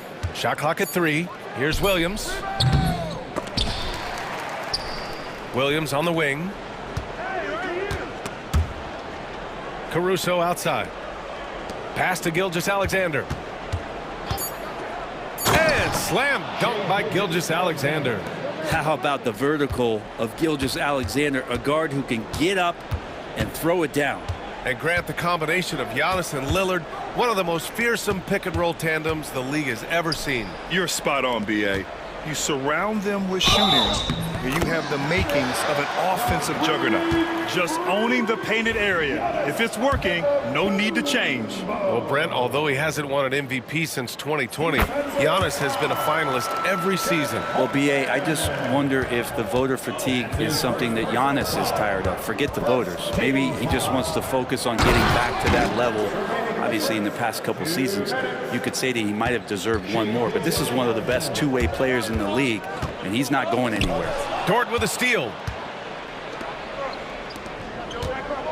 Gilgeous-Alexander against Lopez. There's the 3. And Gilgeous-Alexander good for 3. Gilgeous-Alexander's got 10 points. He still hasn't missed. 4 for 4 to start the game. Here's Antetokounmpo. And the layup is good off the glass. Defensively, you got to try and build the wall against Giannis and cover the paint. He's too much to handle inside. He goes up. Oh, he cranks it in. Right on Shea Gilgeous-Alexander. Goodness. I think Giannis loves that kind of stuff right there. His dunks sometimes get vicious. And now we've got an intentional foul. You don't want to stop the clock right there. I'm not quite sure what he was thinking. Milwaukee making some changes. Smith, he's checked in for Lopez. Bobby Portis comes in for Giannis Antetokounmpo. And Green is subbed in for Trent. Now here's Gilgeous-Alexander. 10 points for him. Buries it from 3. 13 points in the game. Off to a great start. 5 straight from the field. Here's Lillard. So it'll be 2 free throws. He was fouled in the act of shooting. Lou Dort picks one up. And you know Damian Lillard, a lot of his points come from the line, Brent. Well, he does a great job of getting himself there. I think defenders are so in tune with Lillard's ability to drill you from the three-point line. He gets around the initial guy and then into the teeth of the defense where he's very strong at attacking the rim. Now here's Gilgeous-Alexander. 13 points in the game. A superb three-point threat. When Holmgren is knocking down triples, he's hard to contain. Portis against Holmgren. Right side Green. For 3, here's Lillard. And that comes off the assist by Green. Yeah, Damian Lillard, this is some Oaktown response. You make one, I got you back. Portis against Williams. Down low. Dort. Oh, and a beautiful feed leads to a monster jam. Both teams are hot. Woo! This is a fun one to watch. Yeah, made for TV game here. Pace is great, scoring is coming in bunches, and both of the teams feeling confident right now. Williams from long range. Some great action here early as we end the first quarter in a tie. And we've got more action coming your way after this break.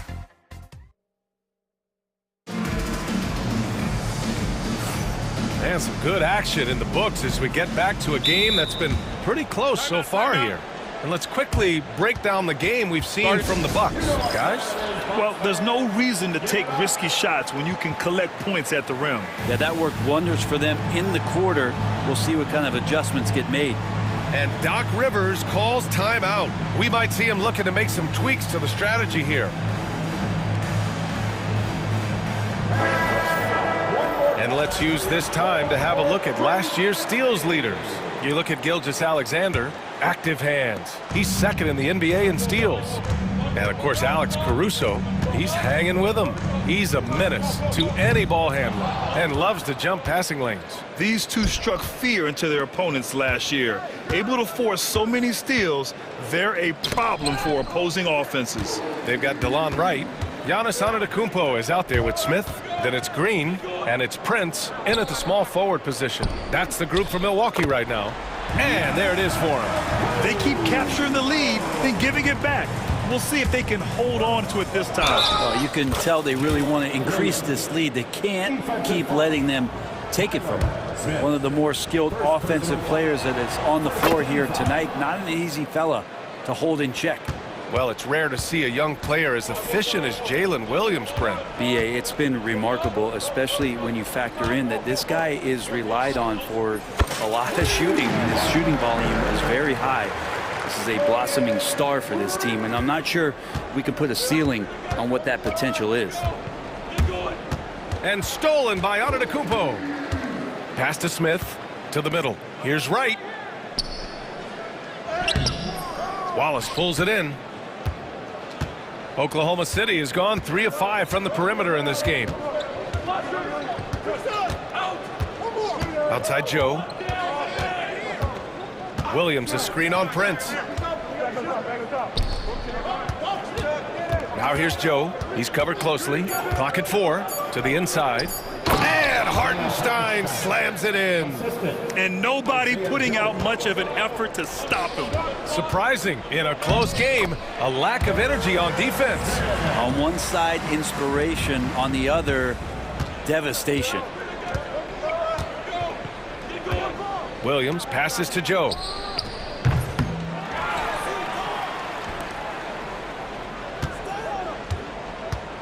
Inside. And a bit of a battle for the ball. And the officials signal a jump ball here.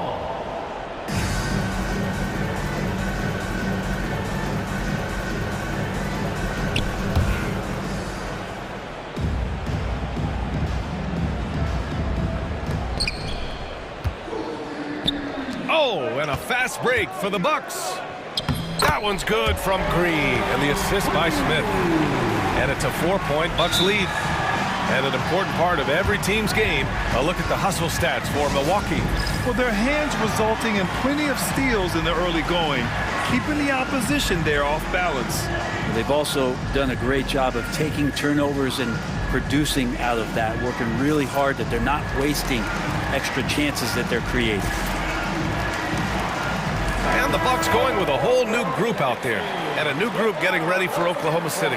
Chet Holmgren, he's checked in for Hartenstein. Williams comes in for Williams. Lou Dort, he's checked in for Caruso. And Shai Gilgeous-Alexander is subbed in for Wallace. Here's Gilgeous-Alexander, and slam dunk by Gilgeous-Alexander. Gilgeous-Alexander up there, so dynamic as a finisher. This past offseason, OKC decided to move on from their former first-round pick, Josh Giddey. Yeah, the 6th overall pick in 2021. Giddey is a talented player with good upside, but fit is so important in the NBA, and the Thunder knew his talents would be better suited elsewhere. Outside Gilgeous-Alexander. Outside for Dort. Pass to Williams. Gilgeous-Alexander against Lillard. SGA working through contact inside. Gilgeous-Alexander, fantastic concentration.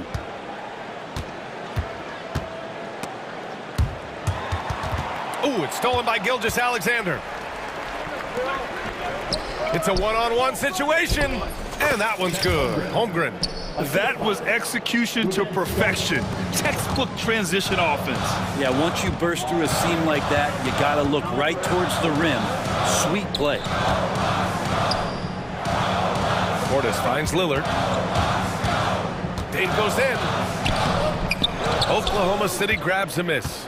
One reason this game is so tight is because both teams are hitting the boards with reckless abandon. And after this one, they're at home against Phoenix. And that's the first of just 2 home games for them. And Williams punches it home.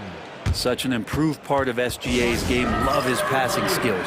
And a timeout called here by Doc Rivers. Coach wants to speak to his guys, maybe alter some of the game plan.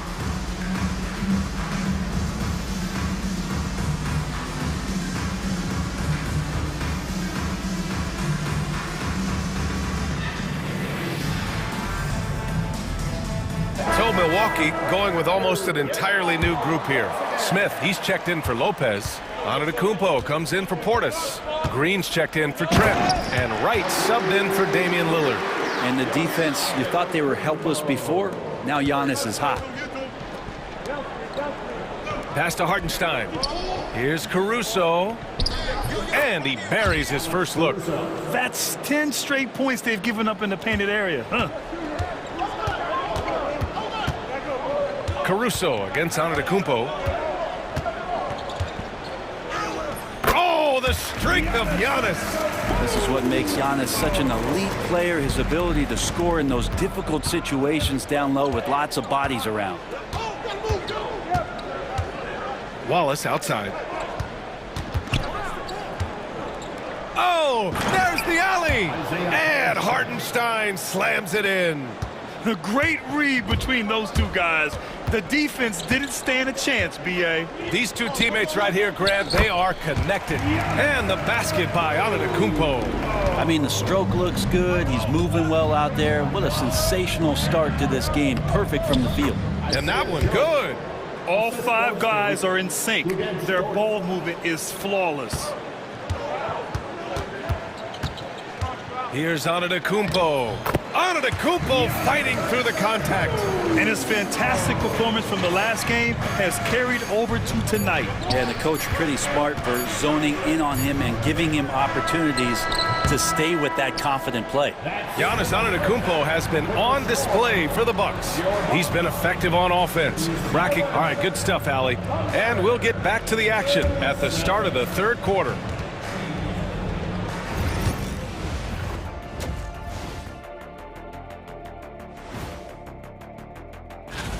I gotta see more fight on the glass. They're in a slugfest.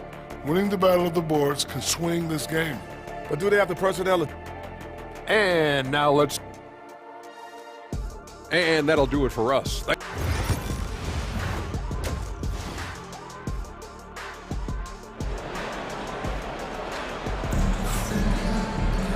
And if you're just joining us, we've played through the first half in a game that's been fairly even so far.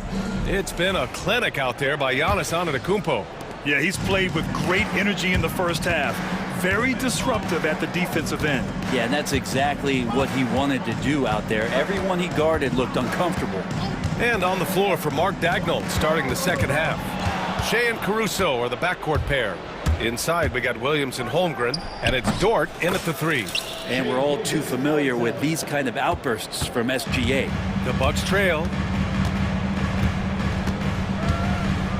Right outside. It's Middleton on the wing.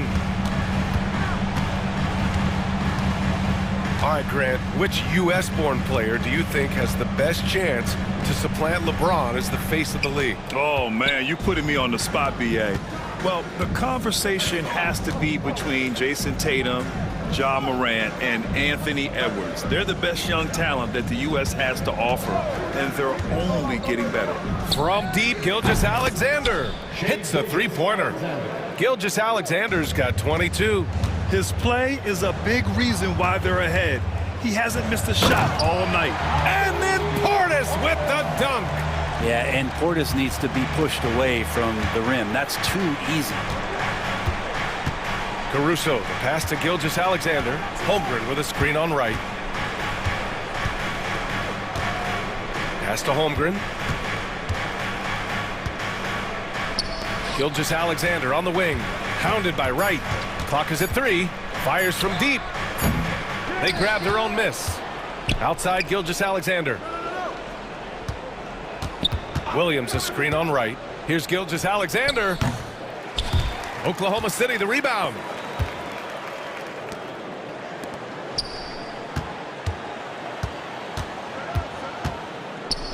SGA on the move. And slam dunk by Gilgeous-Alexander. Exploding to the rim. No getting in Shea's way, especially when he's got a full head of steam. And a timeout called here by Doc Rivers.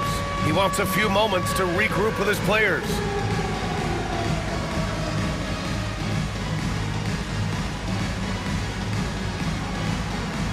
And the Bucks will go for a different look here. Lopez, he's checked in for Smith. Giannis Antetokounmpo comes in for Portis. Trent, he's checked in for Green. And Lillard subbed in for Wright. Williams is checked in for Oklahoma City. Wallace comes in for Shea Gilgeous-Alexander. Lillard, the open look. Williams grabs the board. I saw a green light there. The D's not going to get away with that kind of lapse all that often here tonight. Dort, the pass to Williams. Now here's Holmgren, out to the right wing. Holmgren with a screen on Lillard. Lopez with the steal. In transition, here come the Bucks. Back to Antetokounmpo. The putback. And it's Holmgren with a rebound. Oklahoma City leading by 5. Caruso, the pass to Holmgren. And the big finish by Holmgren. And before he even leaves the floor, Holmgren has the ball at rim level. Well, Grant, from roster to coaching changes, the Bucks have been trying to become an even more elite team. Yeah, teams are always tinkering now these days, B.A. The Bucks know they are a high-level team, but they want to dominate the competition on another level. Things are starting to come together for them, and the lead is starting to grow, too. Coaches always talk about the first 5 minutes of the third quarter. They have definitely increased their energy level here. And here's Lillard from beyond the arc. The Thunder with the rebound. Holmgren's got 6 rebounds in the game. And we've got a timeout called by Mark Daigneault. A moment to rest and confer on the game plan.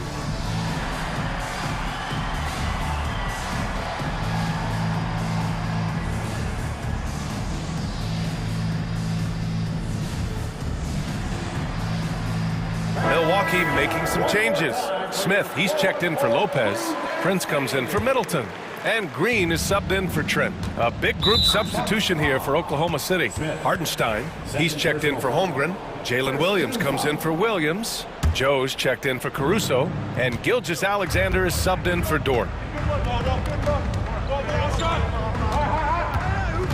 We've gone about 3.5 minutes here into the third.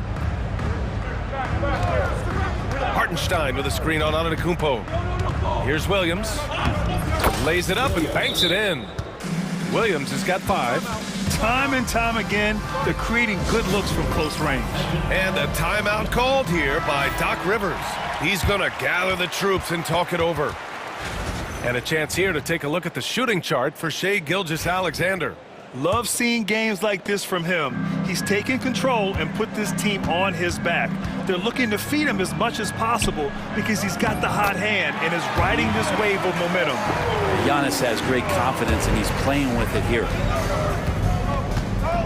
Gilgeous-Alexander with the ball, guarded by Antetokounmpo. Unloads from 13, and Gilgeous-Alexander missing. The Bucks trail by 9. Giannis striding in. Oh, he cranks it in!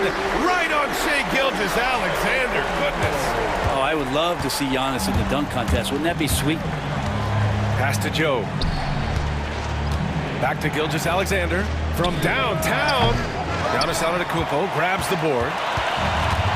Milwaukee has gone 0 for 2 from outside here in the third. Oklahoma City grabs a miss. They've led by as many as 11. 2 seconds separating the shot clock and the game clock. Fires top of the key. They get it again. Wallace. Rejected by Antetokounmpo. Giannis able to get stops from anywhere on the court.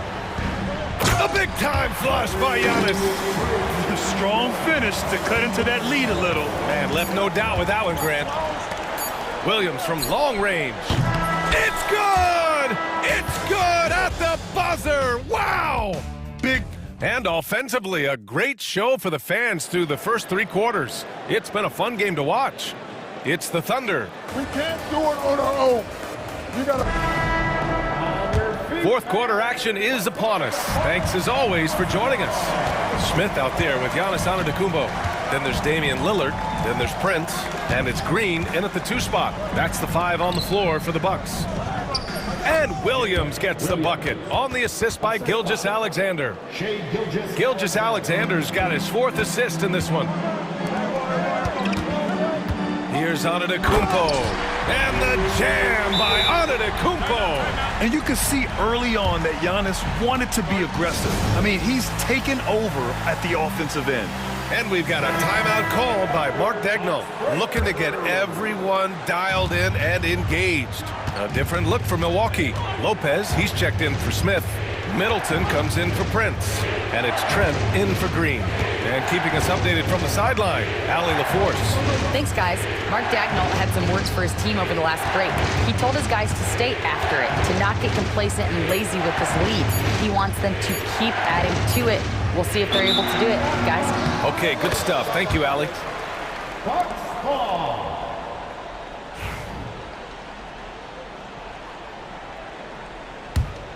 The Bucks trail by 8. Tries the spin move. Kicks it out to Middleton. Back to Lillard.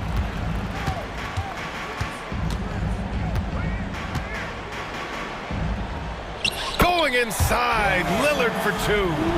They have no answer defensively inside. Thunder leading by 6. Caruso outside. About a minute and a half through the 4th quarter now. Holmgren with a screen on Antetokounmpo. Outside for Gilgeous-Alexander. 6 to shoot. No good on the 3. And you just can't afford to give up that kind of look very often. Trent, the pass to Middleton. Lopez, the screen to the paint. Middleton finds Lopez. And it's Lopez with the jam. And this is the variety of ways Lopez can hurt you. He can be in the pick and pop. He can be in the roll. A lot of options from the big man. From deep, Gilgeous-Alexander knocks down the triple. Gilgeous-Alexander's got 10 points here in the second half.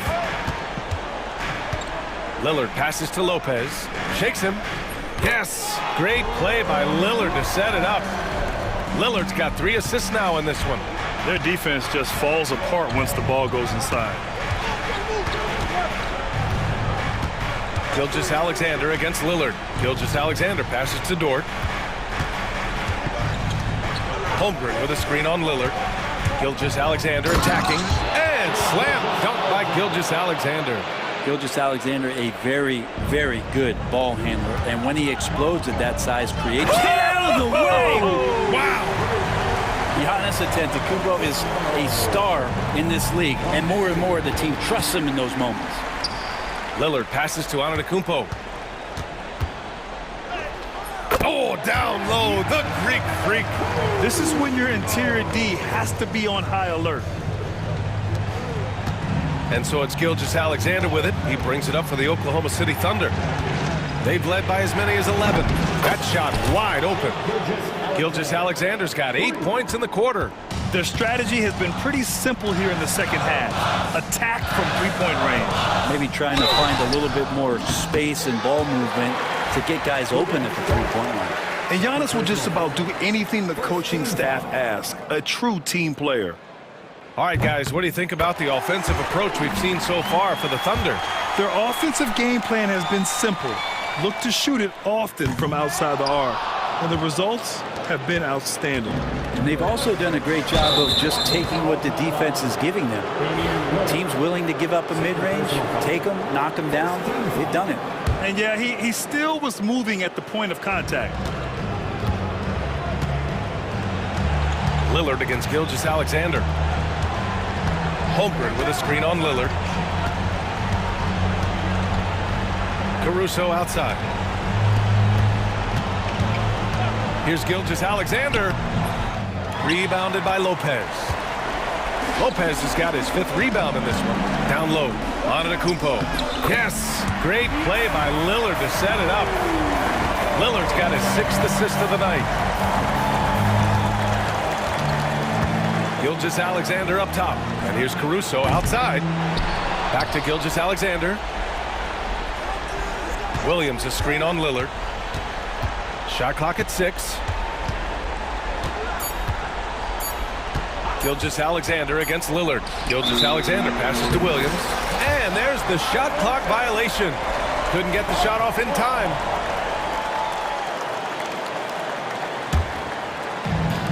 And for the Bucks, they're shooting an unreal 69%. Really special stuff here. Lopez, the screen on Gilgeous-Alexander. And stolen by Holmgren.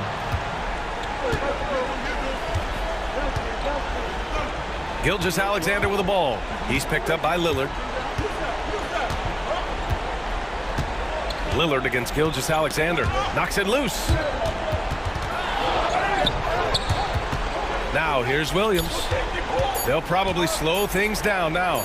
Burn the clock while you have the lead. I like that.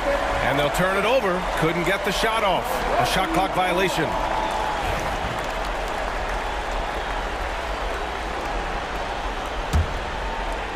Here's Milwaukee. They trail by 3. Antetokounmpo, a screen on Dort to the middle. And he buries it. And that one brings them within 1. Wow. That takes steady nerves right there. Not backing down from this moment here. When the game is close, he kicks it up a notch. Yeah, just trying to keep this game alive. Not a bad foul right there. He gets the first, and that'll put him up 2. And the second free throw, no good. Tough break there. Here's Lopez. And so it's the Thunder who come out on top here. With the late victory, they upset plenty of these home. Allie, thank you as always. And that about does it for the first game of the new NBA season.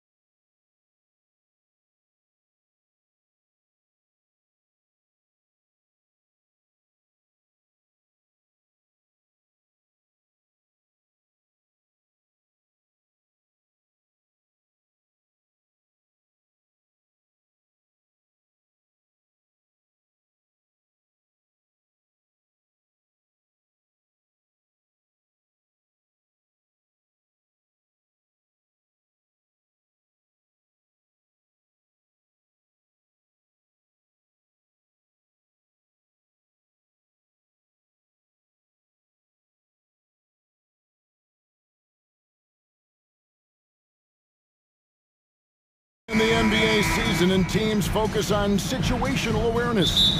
Doris, what have you noticed so far this season? Yeah, Kev, these situations are really all about execution, right? Are players poised in late clock situations? First of all, do they recognize where the shot clock is? Can they adeptly and quickly read defenses? So those are some of the things I'm watching for. Let's check out Indiana's starting lineup. Halliburton in the backcourt, Nembhard to his side. Siakam is the 4, and he'll be next to Turner at the 5. And it's Mathurin in at the 3 spot. And so here is Indiana. After the miss from Shai Gilgeous-Alexander. Nembhard's shot is good. Here's Gilgeous-Alexander. Floats it up for Holmgren. Takes the alley-oop pass and dunks it down. And give credit to Holmgren for jumping all over that opportunity, putting his length to great use. Halliburton finds Nembhard. Mathurin for 3. And it goes out of bounds. That one off Turner.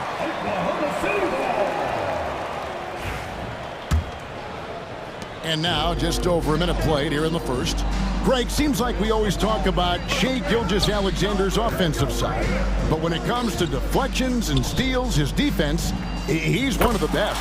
Yeah, his two-way ability is sometimes overlooked in the mainstream media. But people in the know how good of a defender he is. Halliburton, that's good. Well, you have to understand how to score when you're in the paint and you are 6'5". Tyrese Halliburton, he knows the way. Here's Gilgeous-Alexander. And the dunk by Gilgeous-Alexander. That's a finish he'll be bragging about for a while. As he should. Very impressive. How about that from your point guard, gentlemen? Playing big at the rim, okay? Nembhard with it. Defended by Caruso. From past the arc. Hits it from three-point range. Nembhard's got 5. 80% from the field to start, playing with a ton of confidence. Dort passes to Holmgren. Holmgren with a screen on Halliburton. Oklahoma City moving the ball around. It's stolen by Gilgeous-Alexander. Caruso kicks to Williams. Three-pointer. The rebound by Halliburton. Indiana leading by 3. And with an update from the sidelines, let's check in with David Aldridge. Thanks. Mark Dagnall and I got a chance to talk for a bit. Now, in talking about Tyrese Halliburton, I wanted to know about the strategy for him out there. Coach said Halliburton is so quick and such a deft ball handler, I think it just comes down to keeping up with him, matching his pace, not letting him get one step ahead. So, that's the game plan. Back to you. Thank you, David. Now here's Turner after the miss from Shai Gilgeous-Alexander. 6 to shoot. Here's Halliburton. Turner. It's good on the putback. You love the determination, right? Miles Turner effectively getting to the window and getting another opportunity. Gilgeous-Alexander against Halliburton. Gilgeous-Alexander kicks to Caruso. Outside, Gilgeous-Alexander. Back to Dort to the paint. Here's Williams. That one no good. Good D by Siakam. And the Pacers, Doris, last season trading for Pascal Siakam to complement this hungry team. And Kevin, it's important in a couple of ways. First of all, he's a 2-time All-Star who's got a championship pedigree. The other part of this is Indiana is an equal opportunity offense, so they want to share the basketball. But Pascal brings individual playmaking and shot making, and sometimes that's a must-have in this league. Well, great decision from Dort. If your teammate is open, get him the basketball. Nicely done. Turner passes to Halliburton. And he drives in. Pass to Mathurin. Outside for Halliburton. And the rebound goes to the Thunder. All alone from mid-range. They know he won't miss many of those. It's 9 seconds separating the shot clock and game clock. Halliburton against Gilgeous-Alexander. The 3. Siakam pulls it in. Right now trying to get into a rhythm, but so far this quarter, boy, he is struggling to make anything go down. Pulls it up. And the jumper is good. And there's no quitting this guy. He just gives you great effort, and he continues to give you great production. And we reach the end of the first quarter. It's the Pacers up 4. Let's take a quick break now, and then it's on to the second quarter.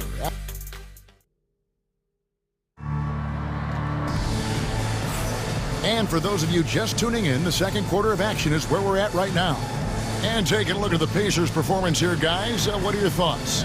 They set a physical tone in the first, and that really showed on the backboard. I think it's why they hold the lead here early, because they're controlling the flow of the game with those second chance opportunities. On the court for the Pacers as our second quarter gets underway. The perimeter pairing with Nembhard and Mathurin. Toppin is out there with Weissman. And it's Walker in at the point guard. Oklahoma City needs to get off a shot. And Dort gets it to go. Boy, nice rise and fire from Lou Dort. Walker surveying the floor. Pass to Nembhard. It's tipped, and that's out of bounds. Indiana will retain possession. While we have a chance, let's now take a look at the teams that top the league in shooting from beyond the arc. Number 1, the Thunder. You know, they went through stretches when they just didn't miss from beyond the arc. I mean, that carried them right to the top of that list. Indiana needs to get a shot off. Trying to answer back, but that three is off the mark. Oklahoma City has gone 1 of 2 on three-pointers here in the second quarter so far. On the wing, Williams. Toppin covering. Wallace against Walker. Wallace kicks to Williams. Three-pointer. Poked away. Indiana leading. It's Nembhard on the wing. Mathurin passes to Toppin.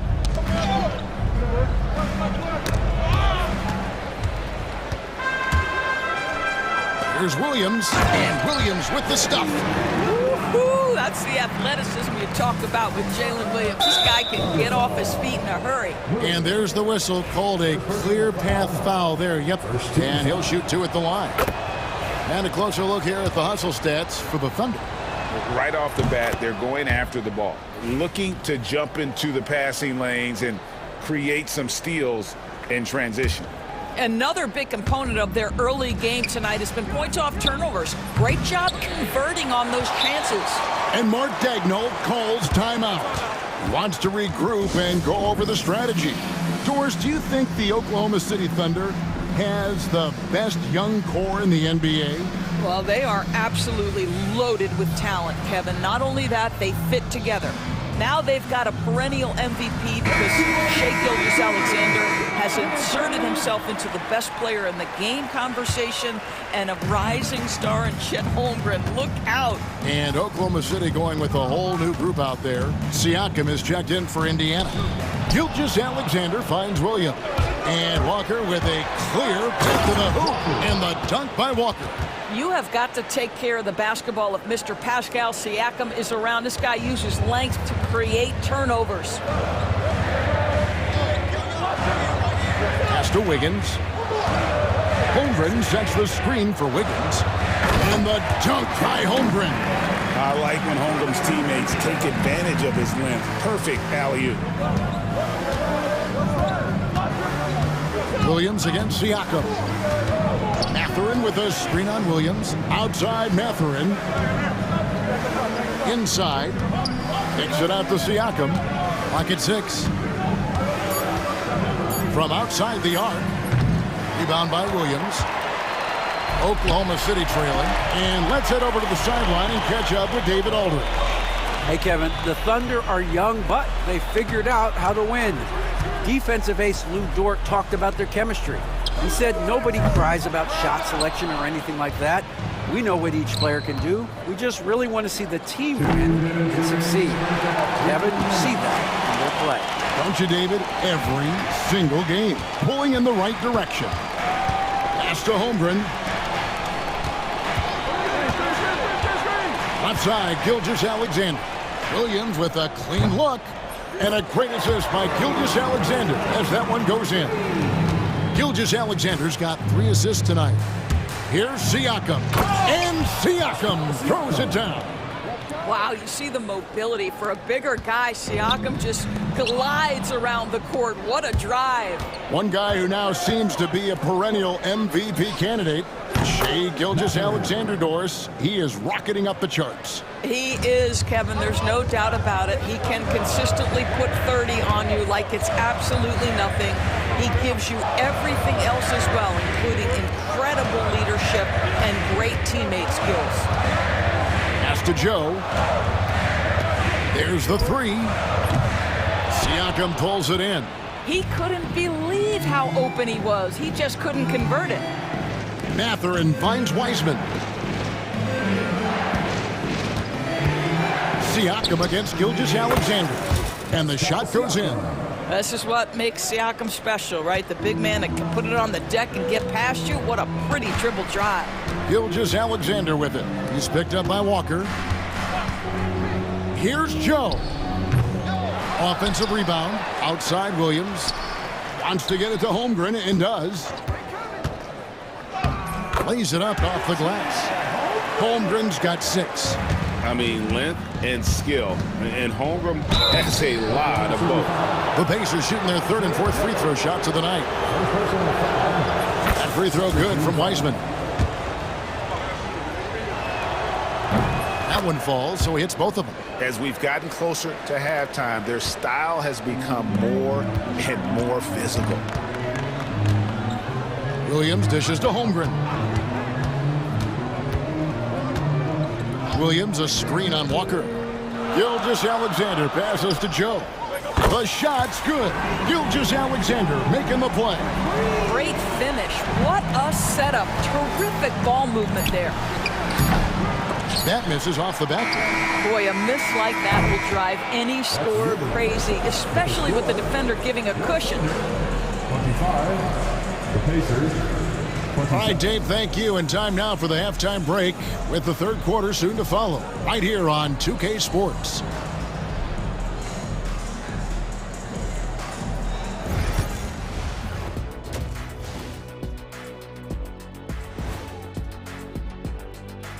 Thanks for You know, right now for the Thunder, you really get to see what they're made of. After your hard work in the offseason. Yeah, you have. And now looking at the Pacers in this one, no separation to be found from either side. Playing well on the road can be very difficult. They're doing a good. Thanks for joining us. Now.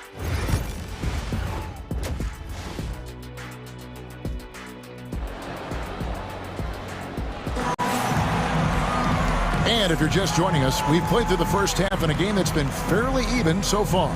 Pascal Siakam, guys, really making a difference here. And we saw just how important he is for this team in the first half. He was getting everyone involved. His fingerprints were all over this, involving his guys with his passes, finding different ways to take advantage of the defense. Dort and Williams up in the forward positions. Alex Caruso out there with Wiggins, and it's Hartenstein in at the 5 down low. That's the lineup in the game for Oklahoma City. It's Dort on the wing.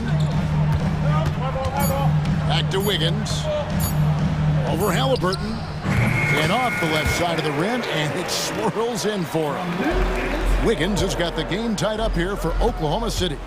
Last season, the Thunder finished as the 1 seed for the first time since 2013. Yeah, and that was when they were led by the young duo of Durant and Westbrook. But they've got a new group of young stars now who are looking to bring that first championship to OKC. And here is Caruso. Over McConnell. Hartenstein passes to Caruso. Williams scanning the floor for the lead. It's rebounded by Indiana. And even without that 3-ball dropping for him, the defense should have done more on that last play.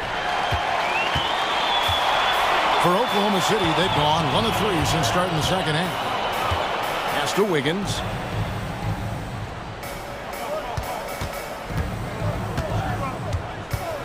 Back to Dort. Oklahoma City moving it around. Williams outside. Sinks the triple.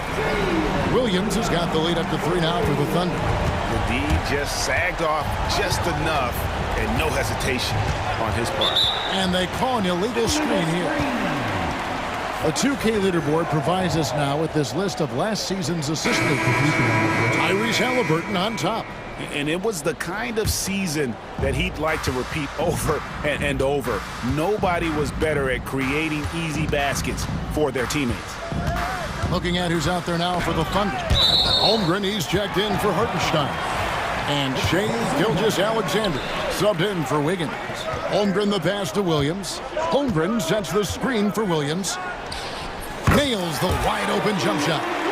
Williams has got 5 points now this quarter. I'd say at this point we're expecting that jumper to fall for Jalen Williams. Here we are sizing up GA Jalen Williams, and his shooting has got to be his biggest strength. Absolutely. He's great at spacing the floor for his teammates with his catch and shoot abilities, but he's equally gifted shooting off the dribble. Floats it up for Holmgren. Fast break. Here comes Indiana. Here's Siakam. And he can't stop this drought. Another miss. They have yet to hit a shot. A real slow start here in the second half. Well, you're talking 6'11" and big time length. Send it back, Mr. Turner. And Mark Daigneault calls timeout. He wants to talk to his guys.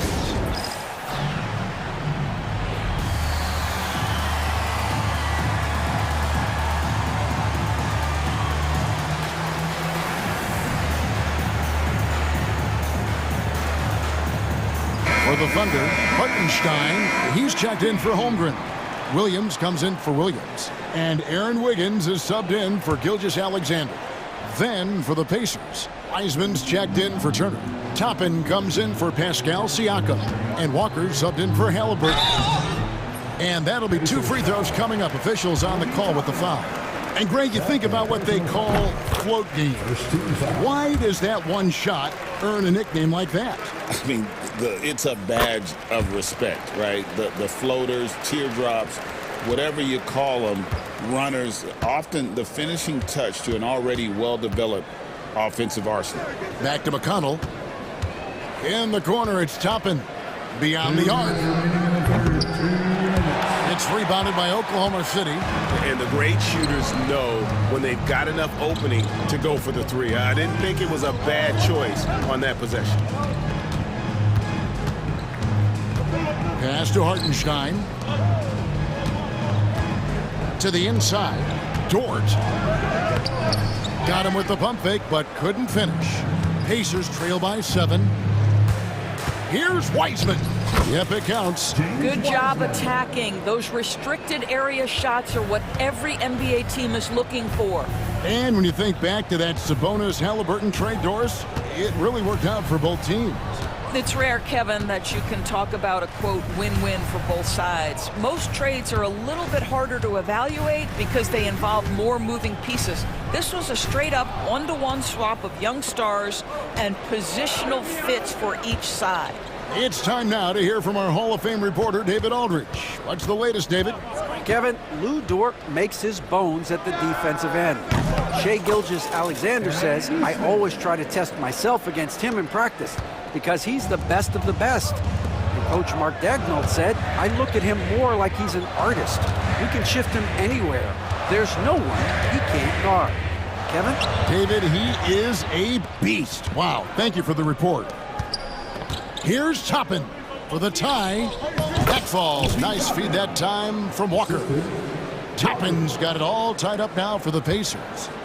Now 8 seconds separating the two clocks. Williams, a screen on Toppin. Caruso, the pass to Williams. It's stolen by Wiseman. And again, Indiana running the floor. From deep, Walker. It's rebounded by Hartenstein. Hartenstein's got 4 rebounds in this game. Caruso with the ball. Here's Wiggins, and the last second attempt does not go in for him. Third quarter comes to a close, and a battle brings it to a tie. And let's take this chance now to show you the State Farm assist of the game. Yeah, an easy choice tonight. Look at the precision on this pass. Put it on a platter for him. And when you're the beneficiary of a pass that good, you better deliver, and he did just that. And I know I speak for all of us when I say I can't wait to see what kind of finish awaits us here in the fourth quarter. On the court for Indiana, Siakam is the 4, and he'll be next to Turner at the 5. Halliburton in the backcourt, Nembhard to his side. And it's Mathurin in at the small forward. Pass to Gilgeous-Alexander. Money from the wing. If you're guarding SGA in the pick and roll, boy, stop the ball, because otherwise Shea's going to get to where he wants to go. Kicks it out to Siakam. Buries it from three-point range. And the Pacers lead by 3. Defensively, you can't back off him that much. You don't want to give up easy threes at this stage of the game. Gilgeous-Alexander looking around. The kick out to Williams.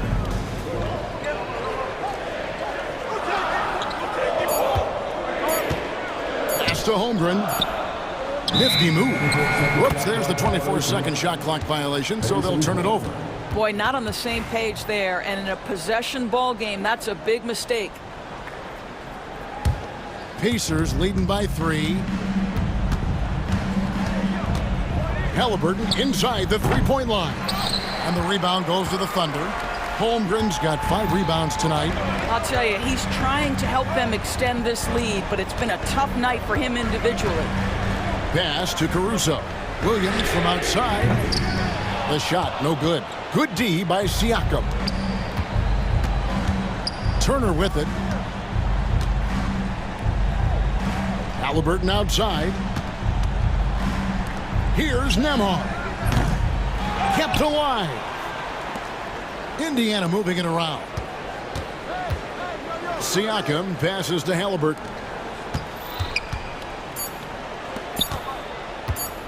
From downtown. And the rebound goes to the Thunder. Holmgren's got 6 rebounds now in the game. Dort finds Holmgren. Halliburton against Gilgeous-Alexander. Here's Nembhard. They get it back. And guys, what do you think about the hustle stance for the Pacers? And they've shown great focus on the defensive end, putting constant pressure on the ball and really disruptive in terms of what they've done defensively. And you also have to love the way they've gotten out and run in transition. A ton of good chances tonight simply from being willing to run the floor. Turner passes to Siakam. Here's Turner, defended by Holmgren. Pass to Halliburton. Tries the spin move. Siakam for 3. Here's Nembhard. Siakam outside. From deep. And it goes for the 5th time in 10 shots for him this game. Well, this is your 2019 most improved player, and now Siakam trying to become that franchise-level guy, carrying the load tonight. Indiana leading by 6. And the foul called on Jalen Williams. That'll be his 2nd foul of the game. First team foul. A bit under 3.5 minutes have passed here in the 4th. Gets it to go from beyond the arc. Mathurin's got the lead up to 9 now for the Pacers. And stolen by Siakam. Halliburton against Gilgeous-Alexander. Siakam, a screen on Gilgeous-Alexander. The putback, great positioning on the putback. And now an 11-point Pacer lead. This is a real strength of Siakam's game, the ability to extend possessions and get second chance points on the board. Gilgeous-Alexander finds Williams. To end the run, Pascal Siakam grabs the miss. And at this point, just sort of running through the paces, as it appears it'll be a nice win here for Indiana. This is a game where the defense, steals specifically, generating a lot of opportunities. And it created possessions for them, scoring opportunities, and that effort a big part of what will be a nice victory here tonight. And it'll go down as their first official win of the new year. And this is a great way for them to kick off this season series. 2 more games ahead, and they've taken the mental advantage with this win tonight. And when you look at the huge impact he had, just a monster game for Pascal Siakam. Every time he shot it, it seemed like it was going to drop in. And if it didn't, everyone was surprised. That's good from Gilgeous-Alexander. What you love about Shai Gilgeous-Alexander is this young man's work ethic. He is a gym rat who's always looking for ways to improve. 8-second difference between the shot clock and the game clock. Siakam, a screen on Gilgeous-Alexander. Good on the bucket. Well, they knew it would be a hostile environment, and they rose to the challenge. And sometimes when everyone's rooting against you, it seems to bring the unit closer together. It certainly did tonight.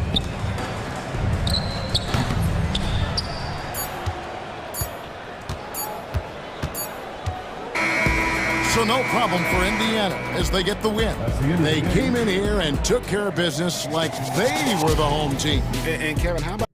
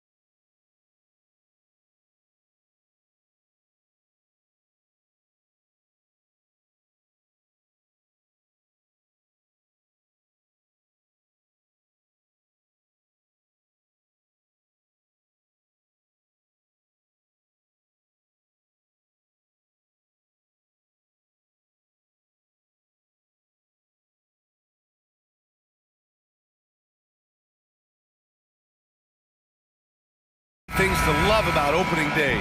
What's tops on your list, RJ? A lot of things, really. But, man, the energy in the building. This house is rocking. These fans are so pumped up and optimistic about their team right now. A look at Indiana's starting group. Siakam at power forward with Turner in at center. Nembhard and Mathurin, they're the wings. And it's Halliburton in at point guard. Now here's Morant, down to 5 on the shot clock. The kick out to Williams. Takes a 3, sinks the tray. And this is part of Morant's role. As a guard, he's responsible for finding the open man. Here's Halliburton. Kicks it out to Siakam. Outside Mathurin. Back to Siakam. Inside. Halliburton, the pass to Nembhard. Indiana needs to get a shot off. Halliburton, no good. About a minute into this first quarter. Richard, for years, the Grizzlies team motto was grit and grind. You think that shifted? They're a little bit flashier now, but they still have that underdog spirit. That's what grit and grind is about. They're always out to prove themselves. And then Siakam with the jam. I like seeing Siakam glide towards the rim, using his athleticism to his advantage. Morant against Halliburton. And then Morant with the dunk. I tell you, a little extra pressure on D when you're up against a point guard who can elevate. It doesn't make it easy, does it? Yeah, hard to strategize for a guy who can make a pass or a play like this right in your face. Yeah, nice effort from Halliburton, working to get that point-blank shot.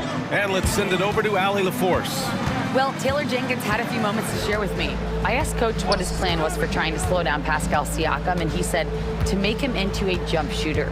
He does the most damage around the rim, so we want to force him out on the perimeter whenever possible. It's not an easy task by any means. We'll see if they're able to do this. Back to you guys. Great work, Allie. Thanks.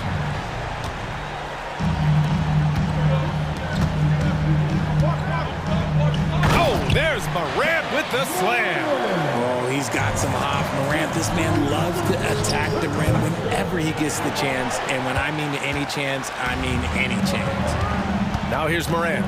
He's got 6. Oh, stolen by Turner. Now the Pacers on the move. And here's Siakam for 3. Offensive rebound.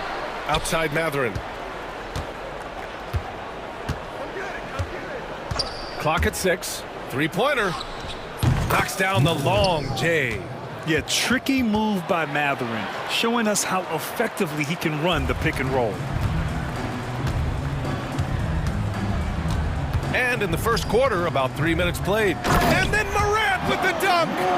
What a finish. I mean, he just took over himself. What a show of power right there from the point guard. Man, sweet. A point guard getting up like that? Boy, that is special. And, you know, he's no stranger to physical play inside at either end. Turner's as tough as they come. Kicks it out to Bane. Morant looking around. To the inside. Jackson. And a great assist by Morant as that one goes. Jackson rolling off the pick can finish with either hand or just rise and fire. The electric Ja Morant. High-flying, fast, fearless. Where's that mentality come from, RJ? There is just a fearlessness like you mentioned. Most players, you just have that mindset. You don't care. You're going to attack the rim. Doesn't matter if you could potentially get hurt. You are going to take off. That mindset is a level of aggressiveness that only Ja Morant possesses.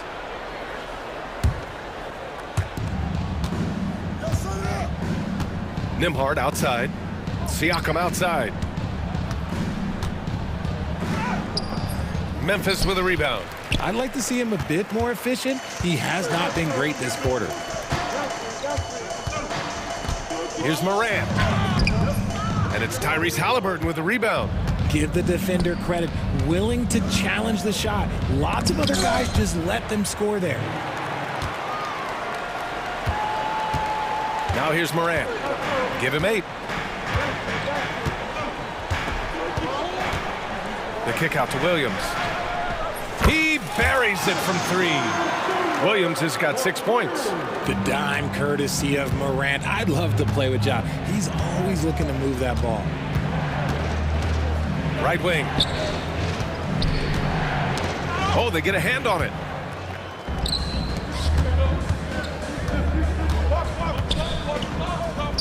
Yep, that one goes. He's got 10. Good execution. They're getting some short-range looks here.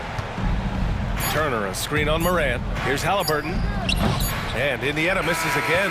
Ja Morant, he's feeling it tonight and has been the driving force.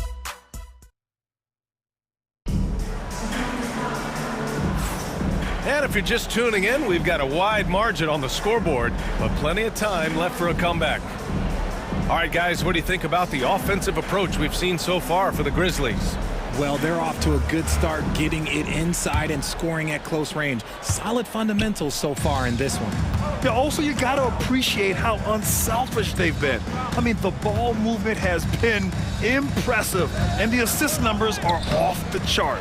Manning the backcourt, we'll see Morant and Payne. Santi Aldama out there with Marcus Smart, and it's Clark in at the center position. That's the group for Memphis to kick off the second quarter. They're not messing around. 5 of their last 6 buckets have come from the interior. And the Pacers started last season all offense, Grant, but even they knew that would not be sustainable. Yeah, Coach Carlisle prodded them to at least get to average on the defensive end, and there's no question they have the tools to do it. Now here's Aldama. 15 in his last outing. And it's Morant missing. And he's usually able to score on that type of defense rather easily. Surprising to see him come away empty. Smart against Mathurin. Pass to Wiseman. Out of bounds, it'll be Grizzlies ball. With a break here, let's see which teams racked up the assists during last year's campaign. Indiana, #1. It was a joy to watch these guys play. Constant ball movement and player movement. Defenses were worn out by the end of games. The Grizzlies making a switch here. Jackson is checked in.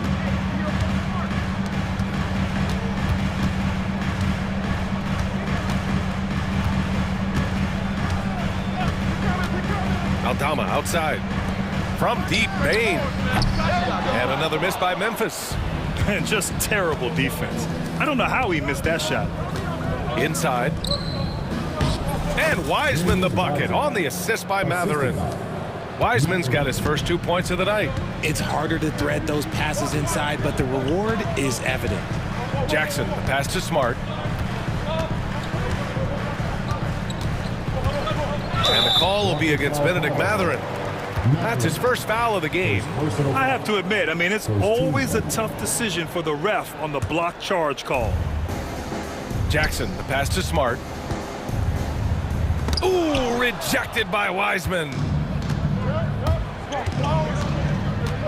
Toppin with it, working on Aldama, and stolen by Clark. And here's Payne. Hasn't gotten one to fall yet. Picked by Aldama.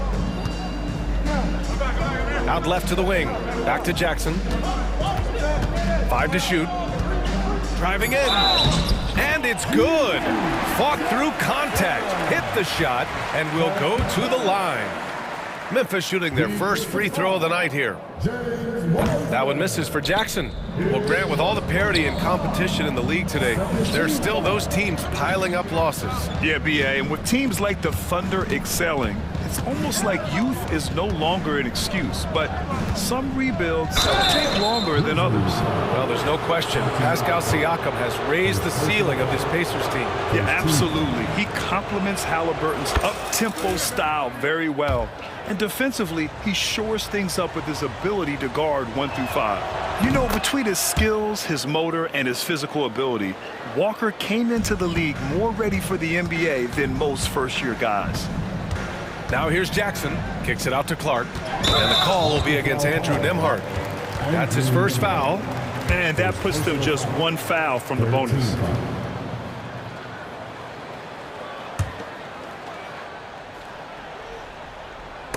Here's Jackson.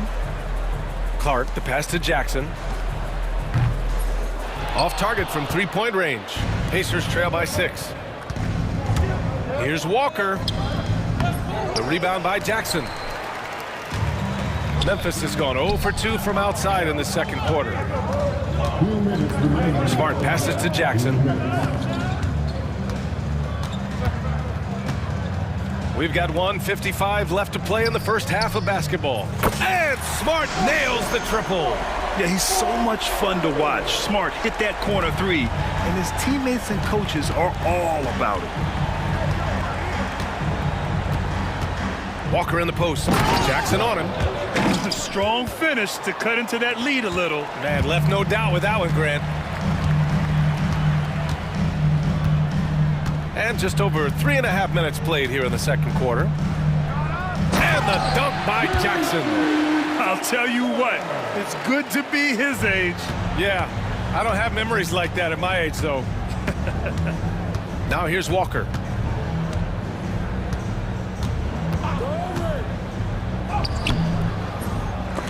And it's Bain with the rebound. Memphis leading by 9. Aldama, the pass to Bain. Now Jackson. 50 seconds left in the first half of this game. 6 on the shot clock. Oh, Clark with the slam. And the lead increases on a crazy offensive sequence. Man, the dunk alone would have been incredible, let alone the fact that it came off a pinpoint pass. Now here's Nembhard. He's scoreless for 3. Mathurin. And the shot's off. 1 for 2 in this one. For Memphis, they've gotten over 50% of their shots to go. 5 for 9 in the second. Shot clock and game clock separated by less than 6 seconds. Here's Bain. Indiana with a rebound. This is the first they're seeing of Memphis. Last year, they battled to a stalemate, winning 1 game apiece. A somewhat surprising split. One team made the playoffs and the other was lottery bound.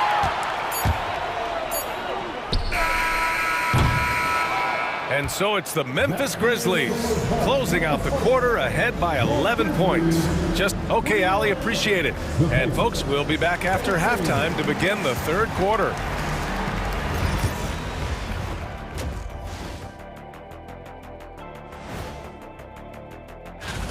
Where's the intensity at the defensive end? They need to get a hand up and contest more shots. Coach needs to encourage. Now let's take a moment. And that is going to do it.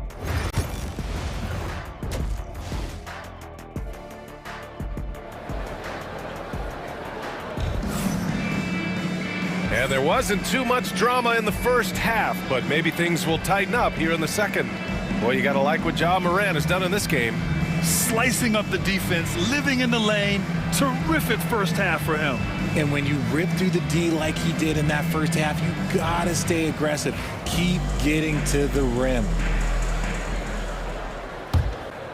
Pacers trail by 11. Second half underway. Here's who Rick Carlisle's got on the floor. Neesmith and Siakam are the forwards. Tyrese Halliburton is out there with Shepherd. And it's Turner in at the 5, roaming the paint. All right, let's check in with Allie LaForce. Brian, Tyrese Halliburton, an all-star starter last season, is not done yet. He said, quote, "I want to be a champion, a Hall of Famer, and one of the greats. I want the next generation to talk about my ability as a basketball player. That's definitely the goal, and I don't ever set limits." Brian? Allie, just scratching the surface. Thank you. Good stuff there. What a slam by Morant. It's been all about Ja tonight. Can score in so many different ways. Turner passes to Halliburton. The open shot, Siakam gets some space and buries the jumper. Siakam's got his second bucket on the night. Obviously, this guy has a talent for scoring, able to problem solve for whatever the defense tosses at him. With the teardrop, and Ja Morant again. And he's made his mark on offense especially. They got to be thankful he's on their squad. They need something good to happen here. Yeah, they've gone way too long without a score. They've had a slight leg up on the boards and a big leg up on the scoreboard. Bucket. He's now 9 for 11 after that one. These defenders really need to man up, particularly in the lane. RJ, when Ja Morant's at his best, You won't find a more entertaining player in the league. Oh, B.A., he is a generational talent. There is no easy way to defend him. That blend of skill, athleticism, quickness, it is so impressive and hard to guard. Kennard passes to Morant. Jackson outside. Kept alive. The kick out to Williams. Outside Morant. Just 5 on the clock. Goes back up. That shot missing. Excellent D there from Siakam. Outside Nesmith. Siakam looking it over. Fires for 3. And Nesmith good for 3. Nesmith's got his first 3 points of the game. And the evolution of Siakam continues. Seeing him make great passes like this proves he's only getting better. Ooh, scary thought. Kennard on the wing. Good, and the setup by Morant. Morant's got assist number 5 here tonight. It's turned into a showdown here. Dueling from distance. Take that, he says. I see your 3, and I'll raise you another 3. Morant against Halliburton. Now Morant. 18 points for him. Williams into the lane. Woo! Defensively, you can't afford to let him get to the rim that easily. Well, that might be why their deficit is what it is right now.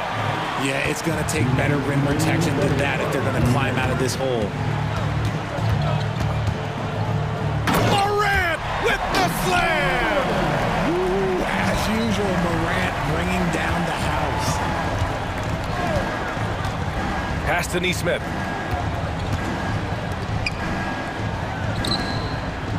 Halliburton with the ball.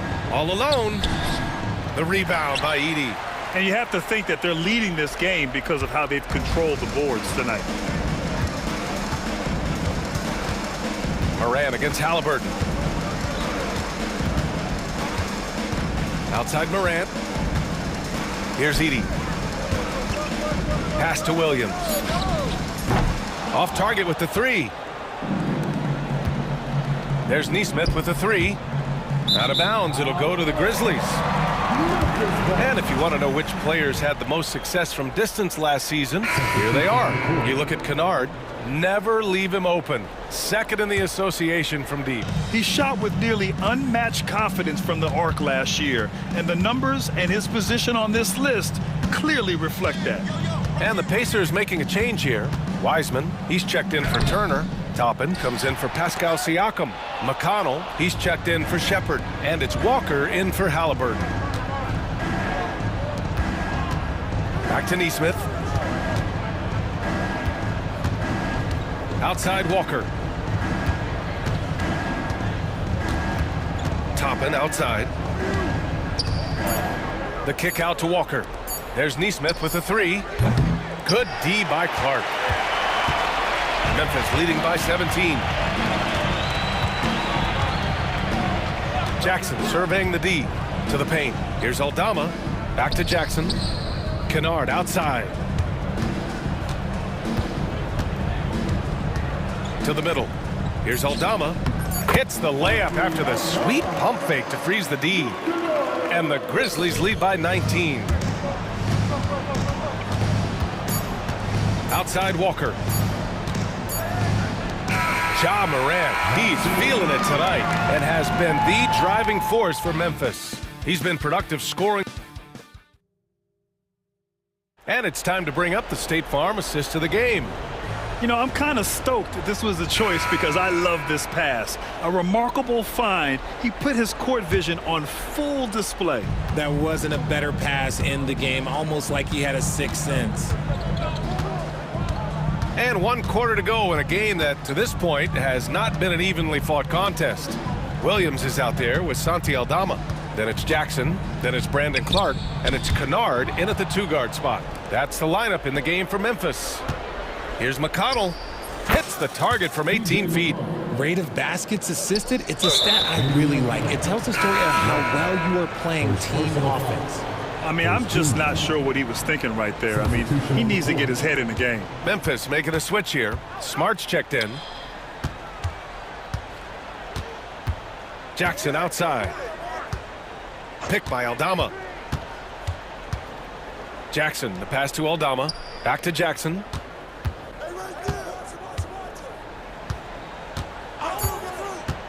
And he drives in. And the dunk by Jackson. And one move ahead of the defense.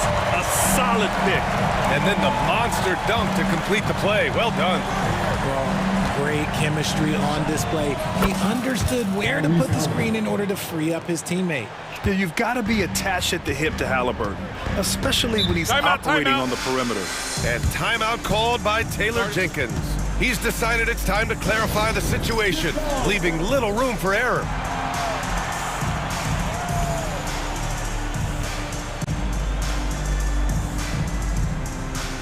And some changes here for the Grizzlies. Jackson comes in for Aldama. And it's Bain in for Kennard. A few possessions into the fourth, just over a minute played. Pacers trail by 16. Shot from the top of the key. And Matherin gets it to go on the assist by Turner. And the Grizzlies shooting has been tremendous. 63% for the game and scoring with confidence. Jackson against Halliburton. The drive by Jackson and the dunk by Jackson. That'll be a move to remember. Wow. Yeah, great creativity in the air. Here's Siakam. And Siakam with the jam. Wow. Siakam putting something extra on that one. Just a gifted player with style and substance. Jackson outside. And the dunk by Jackson. With two hands on the rock, he powers it through. Totally in control, protecting the ball the whole way. Siakam outside. That's good. And Halliburton gets the assist. Halliburton's got 4 assists in the game. Memphis leading by 13. Jackson on the wing, defended by Halliburton. Jackson against Halliburton. Jackson down low. Kicks it out to Jackson. Pass to Smart. Outside Bain. 6 to shoot.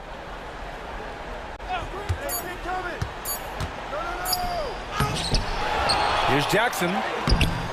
Tough sequence there. They just couldn't get it to go. Halliburton, the pass to Siakam. The Grizzlies pull it in. Jackson's got 5 rebounds in the game. Jackson outside.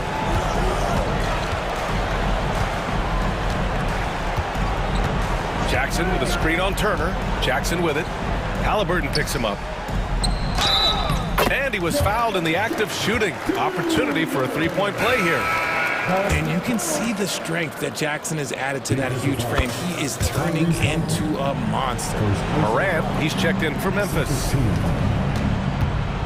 Here's Halliburton. And it's Halliburton. Gets it to go inside. Another shot right in the lane. That's been their MO this evening. Morant against Halliburton. Morant with the bucket. Morant's got 12 points in just the second half. They came out and had a statement win with their performance tonight. A fantastic effort to get it done here for the Grizzlies. They really had things going. Their offense carried them tonight, Grant. Yeah, B.A., tonight, simply they won the battle of the field goal percentage. I mean, it made all the difference. And so this win marks their first victory of the new year. Always good to start a season series off with a W. They showed tonight they take this team seriously, and the next 2 matchups between these two should be fun. And as it was happening, as it was building, you knew this was a monster game for Ja Morant. And his playmaking is what stood out to me, effortlessly creating for his teammates. And a closer look here at the scoring breakdown for the Grizzlies. Oh, they've been punishing the inside defense consistently in this one. Look, it's been a very productive area of the floor for them. Well, another thing they did well was taking advantage of the holes in the defense. Very aggressive in exploiting the lack of concentration. Siakam for 3. And the rebound goes to the Grizzlies. Earlier in the game, they led by 19. Left side, Morant.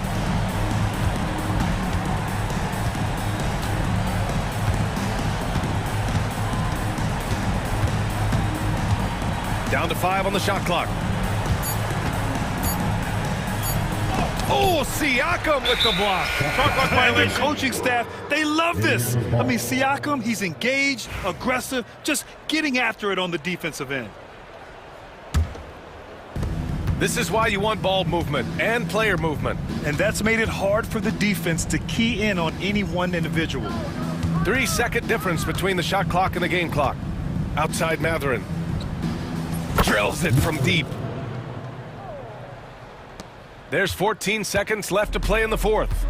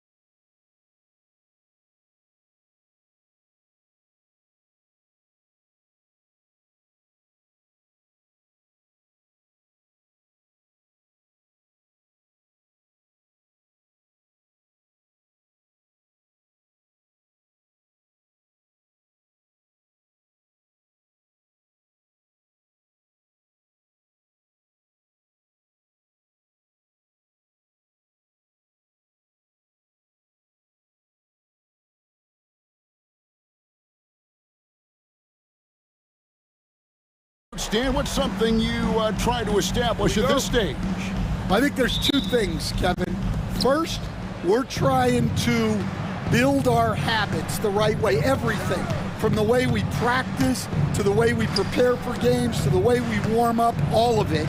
And then second of all, we're trying to figure out our rotations. Who's going to start, who's going to come off the bench, which groups work well together. It's an ongoing process. A lot of moving parts, you're right. Now look at Memphis's starting group. Morant is the point, with Bane out on the wing. Edey out there with Jaren Jackson. And it's Williams at the 3, the small forward. Now here's Edwards. And Randall throws it down. Yeah, it just seems like every year Edwards gets more comfortable running the pick and roll. And we have an intentional foul there, GA. Wish I could say why. That one's pretty strange. I mean, no idea what got into his head right there. Here's Morant. Jackson has the open look. Offline with his 3. And about a minute gone here in the first quarter. Even now, Stan in his late 30s, Mike Conley still able to perform at a very high level. Well, Kevin, his father was a gold medalist in track and field. So even as Mike Jr. has maybe lost a step, he's still able to compete athletically. Minnesota shooting their first free throw of the night here. Well, respected both on and off the floor, Conley is one of those guys that leads by example. Edwards looking it over. Down low. From the arc. That's in. Coming off an assist from Randall.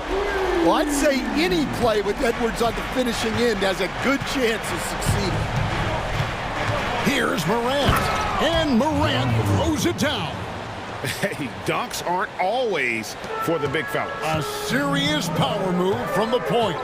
Well, in this league, you can see powerful plays from anyone and anywhere. Your position no longer dictates your scoring options. And he gets contact and the whistle on the shot. 2 shots coming up. And despite his young age, Coach Van Gundy, Anthony Edwards' leadership qualities growing day by day. Yeah, Kevin, and a lot of it's because he is great at both ends of the court. Confident, charismatic, upbeat. He's learning that delicate balance between taking over a game and bringing his teammates along for the ride. The Timberwolves with a quick start to this game, and this is the first season matchup for them against the Grizzlies. Yeah, and last year they had major trouble with these guys. I'm not sure how it happened, but they didn't win a single game against them. Another miss by Minnesota. And here we go, the Grizzlies on a fast break. And then Morant slams it in. Yeah, Morant's got to get himself in that dunk contest. I mean, look at that. Outside Edwards.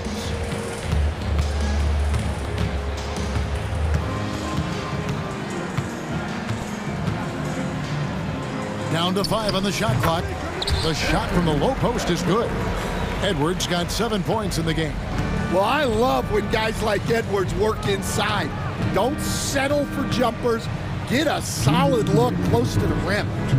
Now here's Morant. Bane passes to Morant. With the teardrop, Gobert with the block. Nice play by Gobert, providing elite rim protection for over a decade. Randall with the bucket. And it just seems that every pass they make is leading to a score. Just great ball movement. Morant against Edwards. It's stolen by Gobert.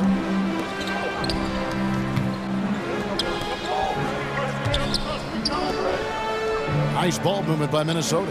McDaniels gets a wide open look. Off target there, that would have pushed the lead to double digits. Last year, Coach, as you know, the Timberwolves making it to the Western Conference Finals. Yeah, that equaled their deepest run in team history, dropping that series to the Mavs. Minnesota has never been to the finals, one of 5 franchises who've yet to get there. Here is Edwards. The Grizzlies making the shot. Out to Conley.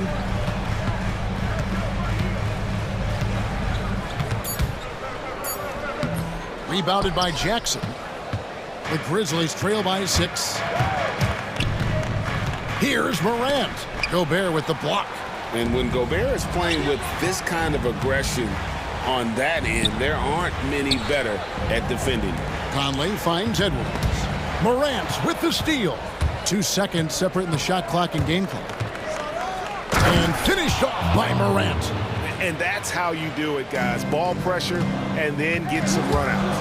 Edwards. And finished off by Edwards. Wow, this is how explosive Edwards can be. He finishes with such force at the rim. Here's Morant. And Morant throws it down. Oh, Kev, he put some anger behind that one. You're telling me. And he's fouled pretty hard on that shot, but he's got the chance to pick up the points at the line. That's on Jaren Jackson. Nice work to get it inside and draw the contact. And Edwards drops them both. Well, he's been very good at the line, and we all know free throws can make or break you in the end. A really good rebound in traffic. That's what the big fella's there for. And so it's the Minnesota Timberwolves with a 6-point.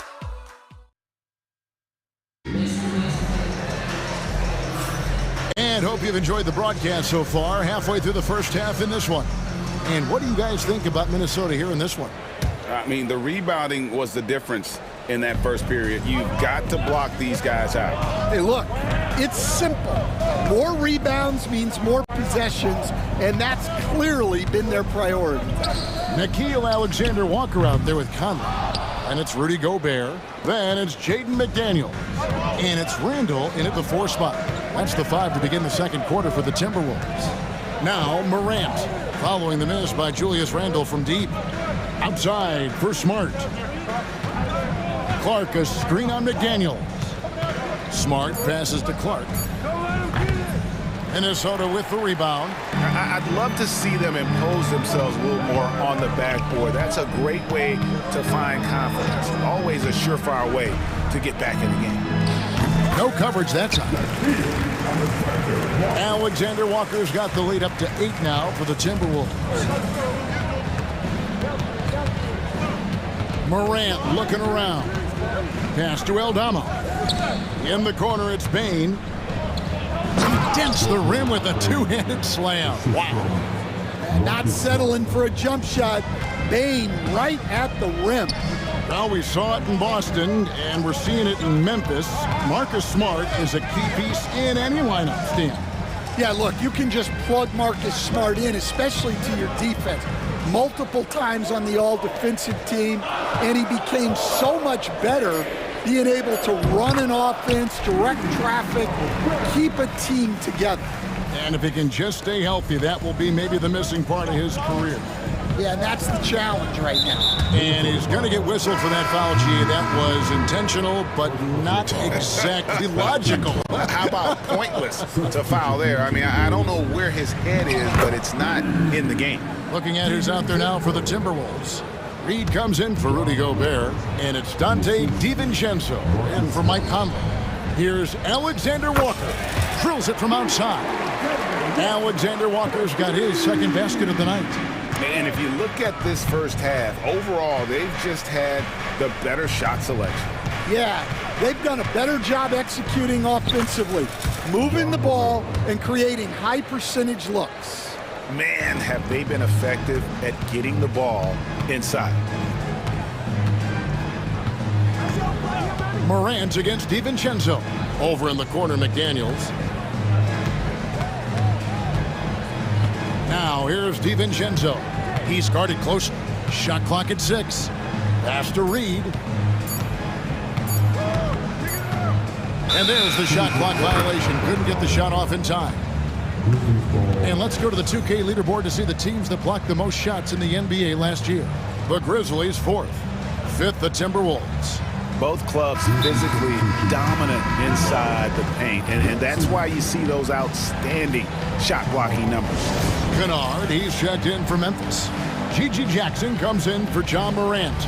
And we've got a timeout called from Chris Finch. He's made the decision. He wants to huddle up with his guys. Analytics or the eye test? The optics or the numbers in front, Greg? When you're judging the performance of a player, what kind of criteria do you use? Well, an MVP candidate recently said, my eye test tells me this guy's a terrible defender, but the analytics tell me he's a great defender. I'm confused, and I often feel the same way. Excellent on both ends of that play. Yeah, the steal was sharp, but the slam topped it off. And that is why you want to run off turnovers. Get down the floor before the defense is set. So it's the Grizzlies now after the basket by Minnesota. Nailed from three-point land.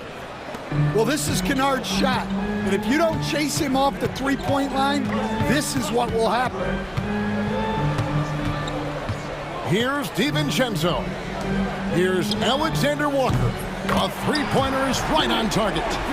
Alexander Walker's got a couple of three-pointers in the second for the Timberwolves. What a rise for Taylor Jenkins, working his way, Stan, from the G League assistant there to NBA assistant and now to NBA head coach. Wow.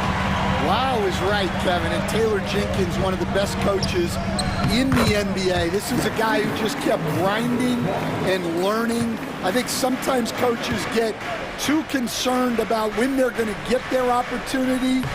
Taylor Jenkins was always concerned about being ready when his opportunity came. I think you and I are alike. We root for the grinders, don't we? The guys that have really worked to climb that ladder. I certainly do, Kevin. Here's DiVincenzo. Brandon Clark picking up that last basket. And the shot goes down. Garza's got the lead up to 11 now for Minnesota. This offense just continues to impress. Out to the right wing. Aldama passes to Smart. That one's in, his first shot this game.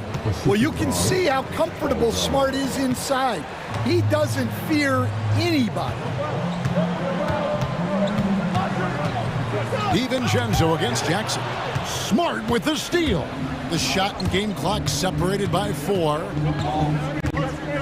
Jackson dishes to Smart. Back to Jackson. Fires for 3. Good, and Smart gets the assist. Smart's got 3 assists tonight. Well, this is part of why guys love playing with Smart. He will reward you for getting open if you can. Now, Alexander Walker. Drops in the layup for 2. I mean, the number of points they've scored in the paint already here is eye-opening. No good. And so it's the Minnesota Timberwolves holding on to an 8-point lead heading into the break. They're playing a bruising game inside, and it's working for them. We come back right after this.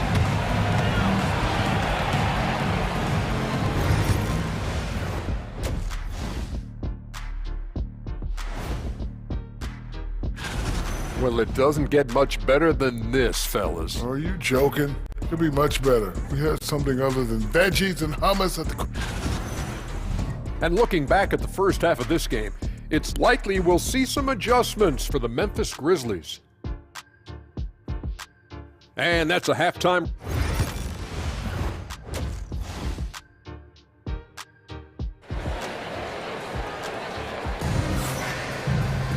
And if you're just joining us in this one, first half is in the books, 1 half to go. Guys, Ja Morant has been sensational. The burst he's had when going at the rim has been fantastic. A lot of strong finishes through 2 quarters. Well, when you've got a player with the energy and athleticism he has, it can make for a big night when he gets it going. So on the floor for Memphis, we've got Brandon Clark. Marcus Smart is out there with Santi Aldama. Then it's Pippen, and it's Kennard in at the shooting guard position.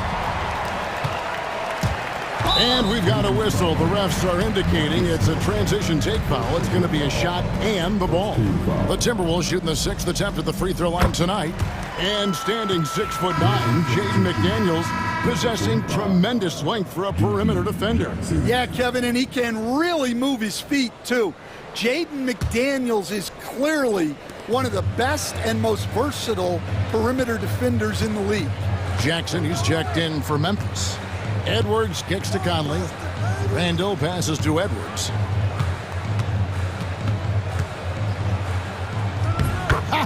Edwards loves it in there. Well, it might not be fair, but most nights we expect Edwards to put up big scoring numbers. That's what you ask of your stars. Here's Clark. Outside, Smart. Conley against Jackson. Outside for Smart. 5 to shoot. Aldama can't hit. Minnesota leading by 13. Here's McDaniels. Over in the corner, Conley.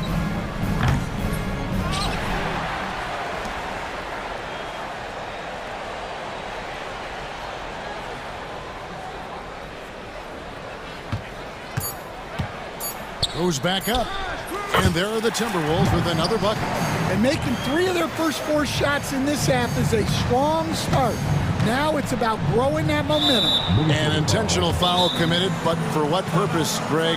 I'm not sure. A scene of confusion right there. I can't imagine why he thought it was a good idea to foul there. And we've got a timeout called from Chris Finch. This will give him a chance to discuss some potential alteration. Some changes for Minnesota.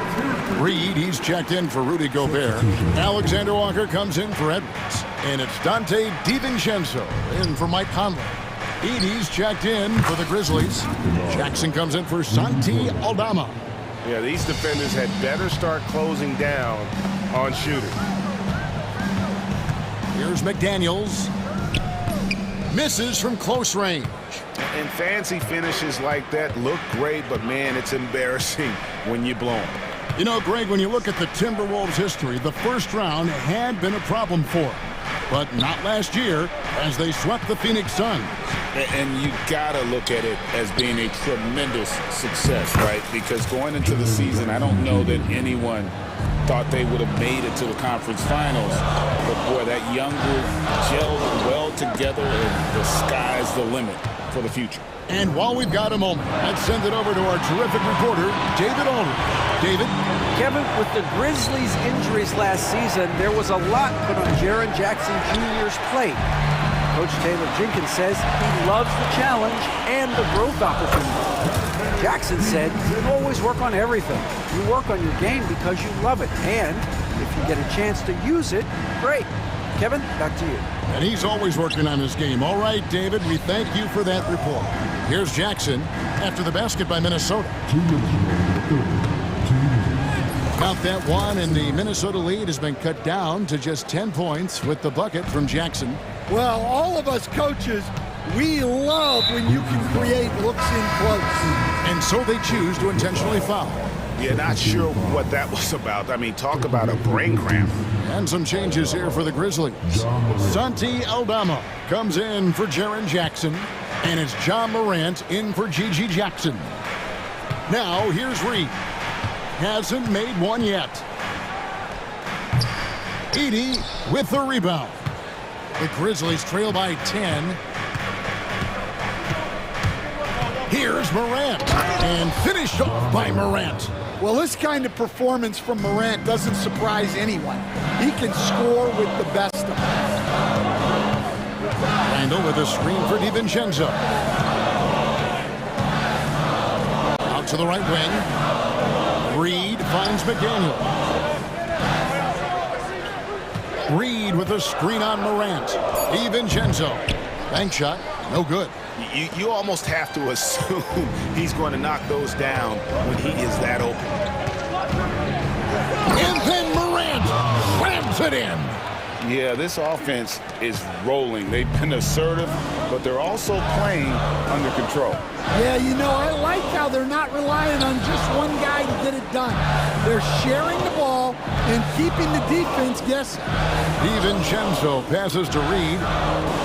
A nice shot by McDaniels. McDaniels got himself on the board with 3 there. Well, look, you want to put your guys in a position to succeed. McDaniels is more comfortable operating off the catch than he is initiating. Now, that's what I call a momentum changer. Yeah, when you've got a point guard with that kind of spring, no lead is safe.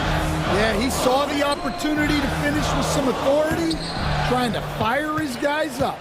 Oh, you got to finish at the rim right there. You hate seeing those opportunities go to waste. And rejection by McDaniels. DiVincenzo against Morant. Reed with the screen on Morant. Here's Reed. And the last shot before the buzzer is off. And so it's Minnesota bringing the quarter to a close with a 7. And let's go back to a terrific pass that we're calling tonight our State Farm assist of the game. Yeah, and I like the fact we get to see this pass one more time. A magnificent feed, and you love to see your off guard taking over the playmaking duties with this much skill.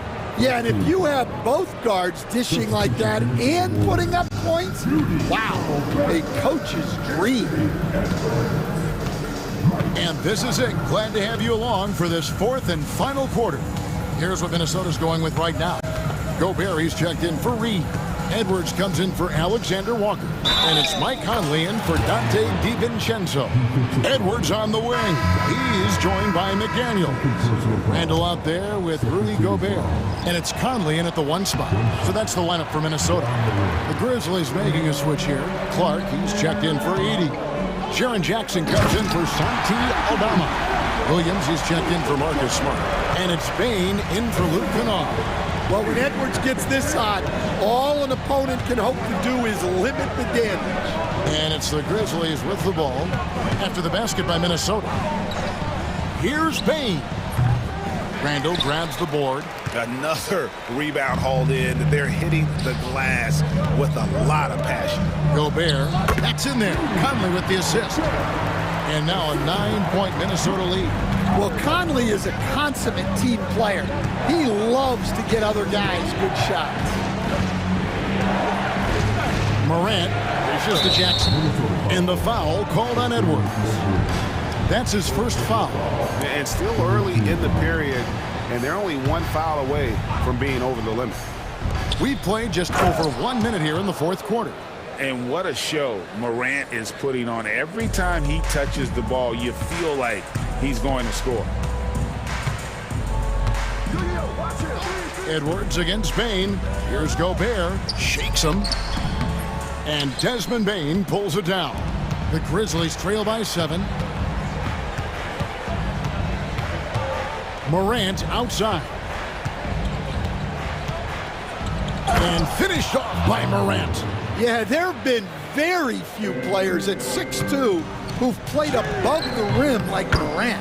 Edwards, that's good. That's their 3rd straight make off an assist. And here's Morant. He'll bring it up for Memphis. Their next game is in San Francisco, so a road game with the Warriors. That's game 4 of 4 out on the road for them. That's the 10th straight point they've given up in the paint. Here is Edwards, following the basket by Ja Morant. And Bane pulls it down. The Grizzlies have gone an outstanding 4 of 5 from the field in the fourth quarter so far. And he gets the whistle. 2 free throws coming up. Yeah, Morant is just a force of nature. Exceedingly difficult to guard him without foul. Both free throws good from Morant. Timberwolves leading by 3. Here's Edwards. Oh, Edwards! Now talk about a guy who plays above the rim. Anthony Edwards. Morant kicks to Bane. Jackson, a screen on Conley. Bane inside the three-point line.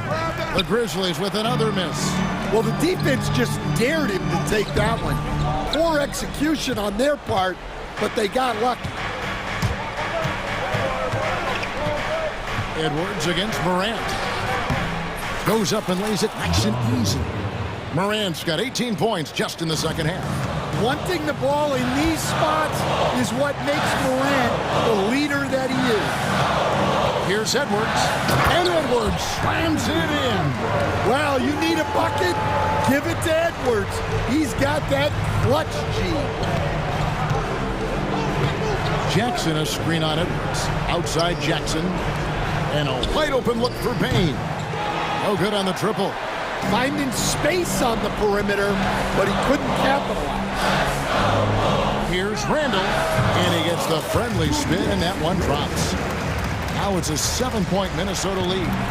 You know, they like Randall to be an offensive presence in the paint. They want him to be an option on every possession.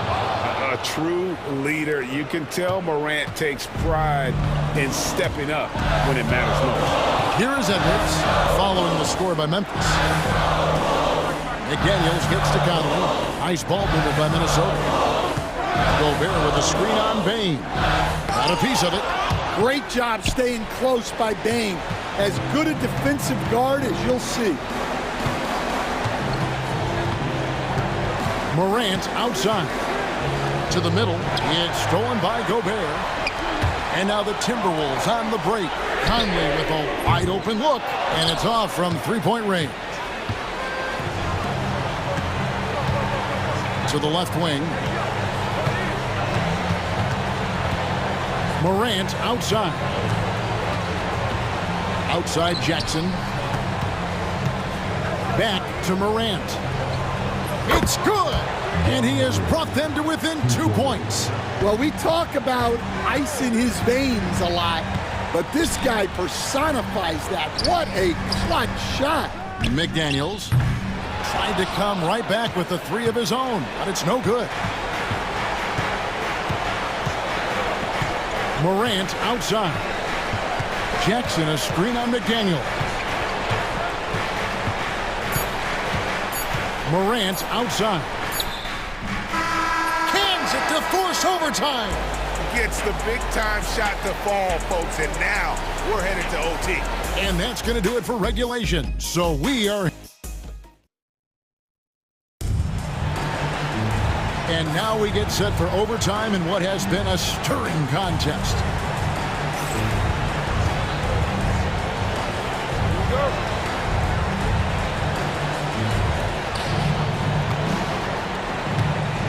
This league, Stan, is so deep with talent. Are there any players who you think get overlooked in the conversation? That's a great question, Kevin. I mean, there are some guys who I think get underrated because they play with... What a sweet jam by Edwards. Hey, good luck stopping Edwards when he puts his head down and attacks the basket. Clark a screen on Edwards. Morant kicks to Clark. And no good. Trying to use the glass. The Timberwolves shooting is beautiful right now. 60% for the game. Pretty much everyone out there has been stroking it. Randall a screen on Williams. Back to Randall. Here's Edwards. Outside for Randall. Conley the pass to Edwards. McDaniels with the ball. Clock at 6. Down low, Randall finds McDaniel. That one goes in. A smart idea from McDaniels, looking to convert inside. Morant against Edwards.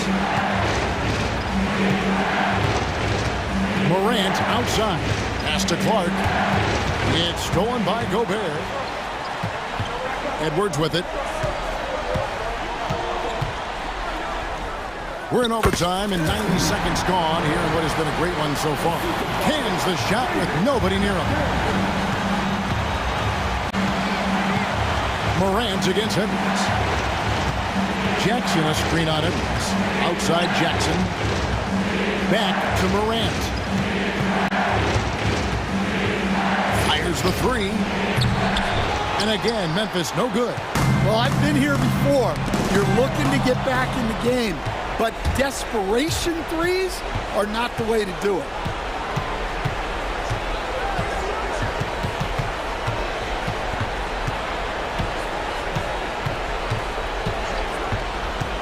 To the inside. Gets the bucket and the foul. It's on Anthony Edwards. That is world class. Yeah, and I can say from experience, his coach just breathed a huge sigh of relief. Looking for Conley. He gets it there. Here's Gobert. Yes! Well, you got to love that Rudy Gobert was ready at a key moment. Morant against Edwards. Goes straight to the defender for the dunk. Draws the foul. He'll go to the line. Michael Conley picks one up. And this is why Morant gets paid the big bucks, to knock down clutch shots like this. Well, that's what you expect from him in this situation. Here's Minnesota. The biggest lead of the game, 15 points. Deflects the pass. Conley finds Randall. Spins. Out to Edwards. Pass to Gobert. And it goes out of bounds. Last touch by Clark. You love the pressure he's putting on them. Almost had that steal. Yeah, deflections are a stat that a lot of teams track, disrupting the offense's rhythm and flow. Edwards. Good. Great job of screening there. Nice job to take it to the rim and get the finish. We've got a timeout called by Taylor Jenkins. Coach clearly feeling the necessity to regroup with so much at stake here. Any ideas on strategy being discussed right now in that huddle? And it's do or die time. They need a bucket here to stay alive. Yeah, the clock is their enemy and they know it. We'll see if they go for the tie or try and get a quick. So it's Minnesota taking the W in a close one.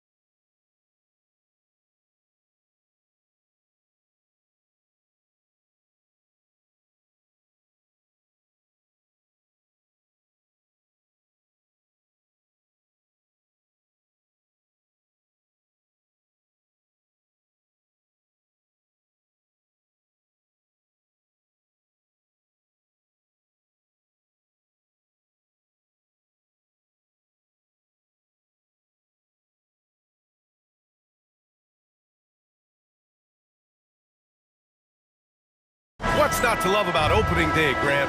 Every team with an equal chance to do something special. Oh, B.A., that's the way these teams look at it. Regardless how your previous season went, you have a chance to do something special, something great. Time to start fresh and build on that optimism. Let's check out Minnesota's starting lineup. Ant is at the 2 with McDaniels playing the 3. Rudy Gobert is out there with Julius Randle. And it's Conley in at the point. And when the Greek Freak takes flight, I mean, he's looking to tear that rim apart. So ferocious in his throwdown. Ooh, poked away. And so the ball out of bounds. Antetokounmpo touched it last. Gives us a chance to catch up with Allie LaForce. Well, I had a chance to talk with head coach Doc Rivers. He was emphatic, saying that Edwards was their main concern, telling me Anthony poses problems on both sides of the ball, and he is relentless. He doesn't let up. He wants his guys to match Edwards' energy. Thank you for that, Allie. Now here's Randle. Second chance effort.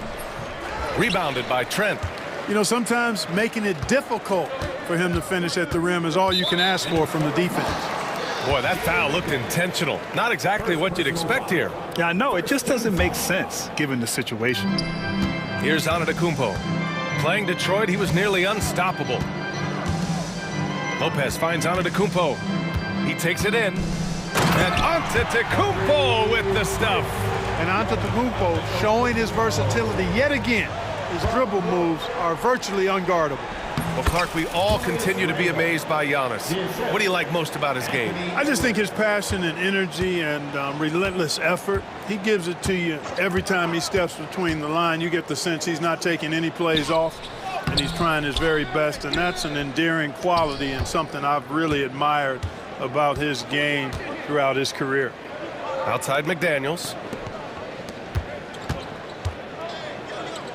Back to Randle. Beyond the arc.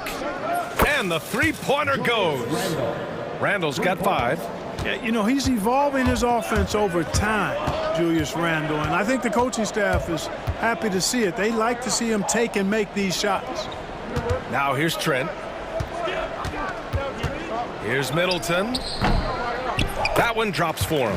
One of the things you've got to admire and respect about him is his aggressiveness at the offensive end, always in attack mode. Edwards against Trent. And the basket by Edwards. Edwards just doesn't allow defenders to bottle him up. Great focus and persistence. Lillard passes to Antetokounmpo. Rudy Gobert with a rebound. Boy, that is a rarity. When he takes flight, he usually hammers that thing home. Out to Lillard. Gobert against Antetokounmpo. And here's Lillard from beyond the arc. That won't go. Misses his first shot of the game. Minnesota's gone 1 of 2 from three-point land so far. And Chris Middleton gets the whistle that time. That's his first foul. These calls can be so difficult for officials to make. Yeah, but in this case, I think he got it right. I mean, the defender was still moving there and never really had good legal guarding position. He wasn't set. Edwards with it, and it's Trent picking him up, and he gets it to go. Nice mid-range J from Edwards there. He's obviously not too concerned about what the analytics say about that shot. Well, Clark, this Bucks roster is loaded with veteran talent, but their window for another run won't last long. No, those windows don't last forever, especially with so many young teams around the league on the ascent. The Bucks may want to take a page from them and give some of their younger players a chance to grow and contribute. And so Antetokounmpo nails both of them. Well, Grant, they say early in Giannis's career, he had to work not just on his game, but his attitude. And that's true, B.A. It wasn't a bad attitude. He just lacked an edge. The ruthless mindset that all great players have. But, man, once he got that edge, he never lost it. Taking it himself, Randle changes who he is when the jumper goes in. Trent outside. Lillard passes to Trent. Yes, great play by Lillard to set it up. That's how you up the ante. Come right back at him. A little back and forth from long range. I love it. That's a terrific answer there. Now here's Edwards. Down low. And it's Randle with the jam. Boy, what a throwdown by the well-built 6'9" Julius Randle with power. Lillard deciding where to go with it. Rudy Gobert with a rebound. Probably should have scored there. He usually does. Here's Edwards. It's good. And he drew contact on the shot, so he will go to the line. A three-point play opportunity. Minnesota shooting their first foul shot of the night. Free throw good, Edwards. And Grant, the success of teams like the Timberwolves showing that size still matters. Yeah, in this pace and space era, that may have come into question just a bit, but size and skill combined has always been your best bet at winning. And Minnesota with possession here. After the basket by Milwaukee on the other end. Oh, and Gobert powers it home. The big man Gobert taking charge, using his length to punish the defense on the drive. And Gobert with a block. And that'll be Milwaukee's ball as it goes out of bounds. Bucks able to keep the possession. 26 seconds left in the first quarter here. Lillard passes to Antetokounmpo. This is the Gobert effect defensively. Able to alter shots with that great length. Pass to Edwards.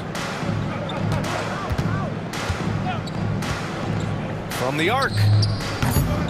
They get it back. Here's Gobert. Can't cash it in from close range. What a performance for Julius Randle. He has been the story.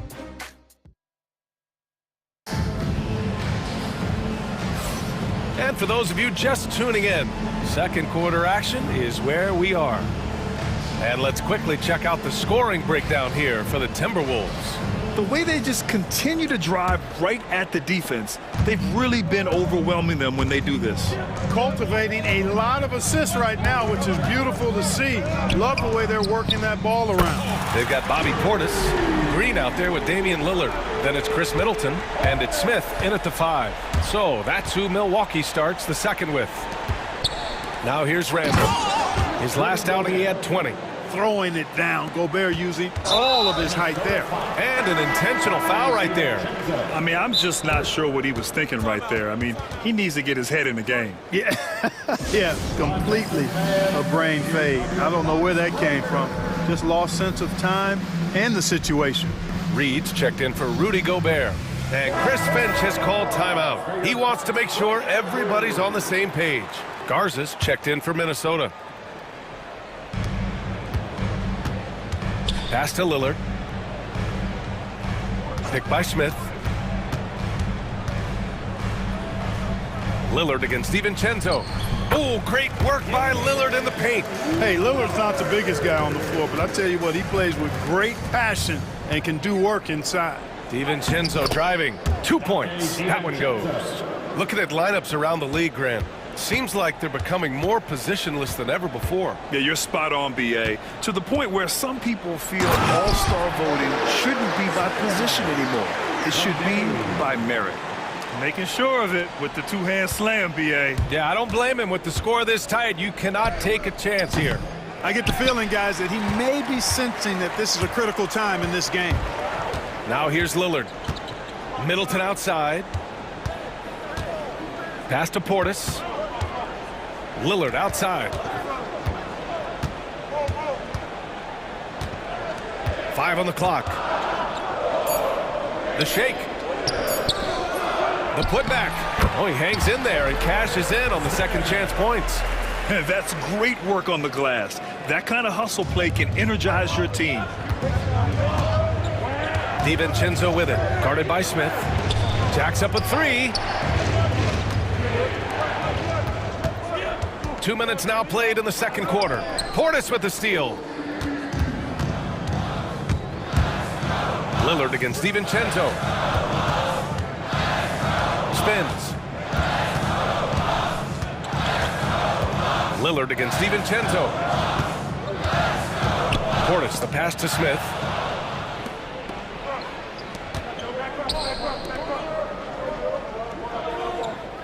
DiVincenzo against Lillard. Now here's DiVincenzo. He's guarded closely. A versatile guard, DiVincenzo is excellent at hitting his teammates in their spots. Lillard passes to Smith. Back to Lillard. Oh, the lead pass was in the perfect spot to set up the layup. And once more this half, they find a way to get great position inside. Pass to DiVincenzo. Now for those joining us now, we're in the second quarter, about 3 minutes gone by. 2 minutes remaining. Back to Reed. 6 on the shot clock. Steps back. McDaniels with it. Portis picks him up. And the shot clock expires. 24-second violation. 4th in scoring. And the way they attacked the glass was absolutely infectious, finishing in the top 10 in total rebounding in the league. And when you look at their scoring numbers from last season, this was a team that always got it done on that end of the floor. And no good. Had a chance to take the lead. Minnesota in the lead. For 3, DiVincenzo. Rebound by Middleton. Yeah, and the defense has really got to tighten up on him. I mean, he's just too dangerous from the three-point line. Prince is checked in for the Bucks. Wright comes in for Damian Lillard. The Timberwolves also with a sub. Edwards is checked in. DiVincenzo against Wright. 1:25 left in the second period. Milwaukee, no good that time either. And, you know, even though that shot didn't go down, I like how they got him a wide-open look in space there.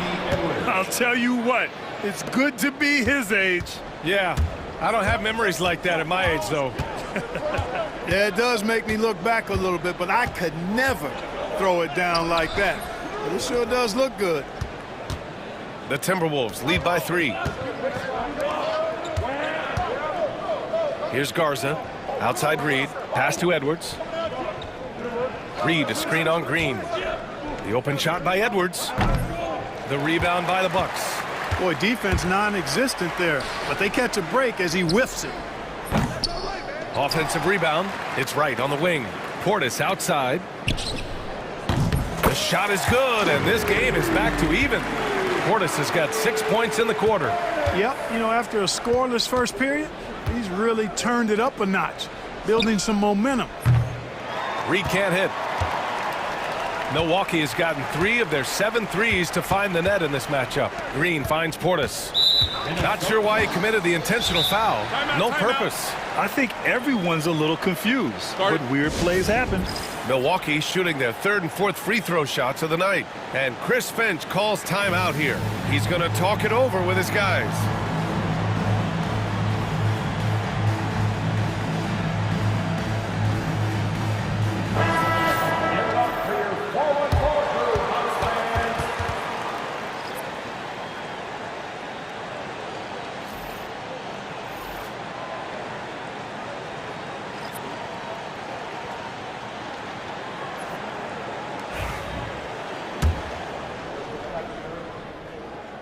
And the free throw is good. Now leading by 1. A most valuable role player on this team. Portis' ability to stretch the floor with his shooting, huge. To have a big who's great at the line, such a plus. Oh, Edwards bringing the heat. His hang time on the rim puts a sweet cherry on top, B.A. It's a close game, and those displays of explosiveness can jumpstart a team. And can put the other team on its heels. We'll see how it plays out. Edwards for 3. Oh, he traded.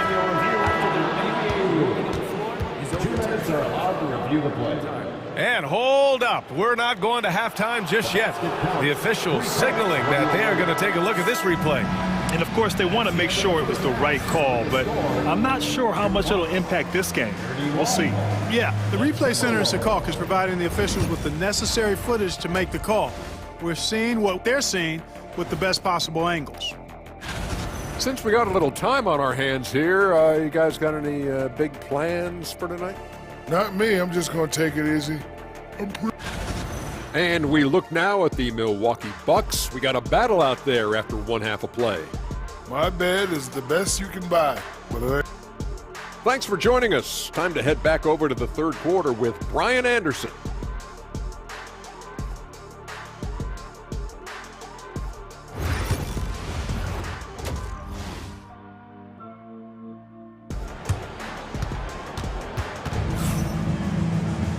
And after a fairly even first couple of quarters, this second half could turn out to be a great one, as both teams trying to gain an edge. And you know, Anthony Edwards has been really making it happen, guys. Yeah, in the first half, he taught a class on how to make your teammates look good. And you know, that's what delights him most. That's what he takes most pride in. He loves being the chief facilitator. Kicking off the second half, here's Chris Finch's 5. Conley and Ant are the 1 and the 2. Julius Randle out there with Naz Reid. And it's Gobert in at the 5. Extremely competitive game thus far. Yeah, 6 lead changes in total. I expect there to be more to come. Reid, a screen on Connaughton. Edwards, a pass to Reid. On the take. Out of bounds. It'll be Bucks ball. And now looking at the 2K leaderboard. Here's a view of which teams last year got after it with their shot blocking. 5th, the Timberwolves. They had the bodies and the energy needed to be a strong defensive team, and they made it hard for opponents to do damage. Clark, with Minnesota being a major player in the West now, Wolves Nation is howling. Howling and growling, BA. That's the name of their fan base. And yeah, they're excited, and for good reason. Not only is this team competitive, but they can be downright dominant at times, especially at the defensive end of the floor. Easy group to cheer for. They just look so overwhelmed inside. Yeah, that's why they continue to get attacked. Yeah, I think they've got to ramp up the aggressiveness. If they don't, things are just going to get worse from here. Antetokounmpo finds Prince. Back to Antetokounmpo. Right outside. And a great assist by Antetokounmpo, and that one goes in. Wright's gotten his first basket of the night. Trading the lead back and forth, neither side is willing to back down. Yeah, and the lead has changed hands, and it just hasn't stayed in those hands very long when it's changed. Back and forth we go. And now, almost all their points coming from the paint. The Timberwolves making a switch here. DiVincenzo's checked in. And, you know, the impressive ascension of Randle has been a lot of fun to watch. I mean, he's a double-double threat who plays with relentless energy. Wright against DiVincenzo. Wright, pass to Lopez. Stolen by Reid. And now the T-Wolves on the break. And Edwards the bucket on the assist by Gobert. Edwards got 16 points now. Well, I like this execution coming out of the half. Solid. 3 for 4 from the field so far. Here's Wright. And he can't get that one. Nice D from Reid. Well, the defender's stopping the developing fast break. That looks like a transition take foul. All right, Clark, how about Rudy Gobert? What consistency rebounding the ball. Yeah, averaging double digits pretty much every season, BA. And that helps them in the battle of possessions, obviously. And it also helps them control pace. You've got a guy who eats glass like that and defends at a high level. You got something real good for yourself. A nice start to the second half. Just 1 miss in their first 5 attempts. Just under 2.5 minutes into this third quarter now. Prince, the pass to Antetokounmpo. Will it go? Oh, Giannis using his size inside. Good luck against Giannis in the paint. Get out of the way is probably your best option. Here's Edwards. Pass to Gobert. Outside Reid. To the inside. Edwards. Giannis with the rebound. Bucks trail by 4. And now we have an intentional foul. I'm not sure why. Yeah, bizarre play, BA. Not sure what got into him. And it's a completely new group for the Bucks. And Chris Finch has called timeout. He wants a few moments to regroup with his players.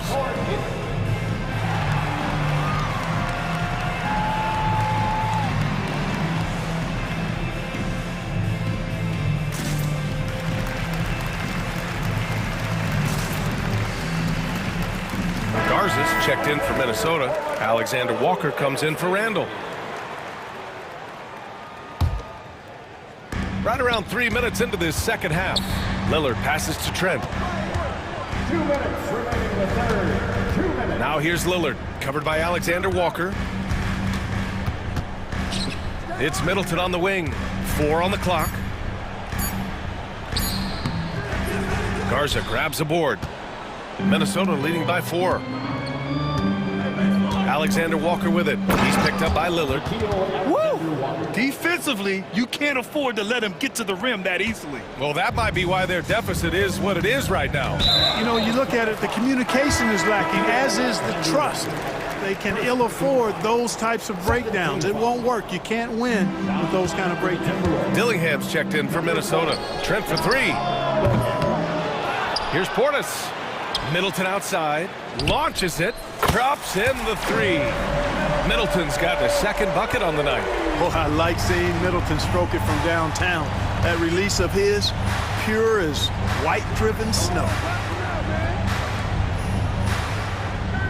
Lillard against DiVincenzo. Pass to Alexander Walker.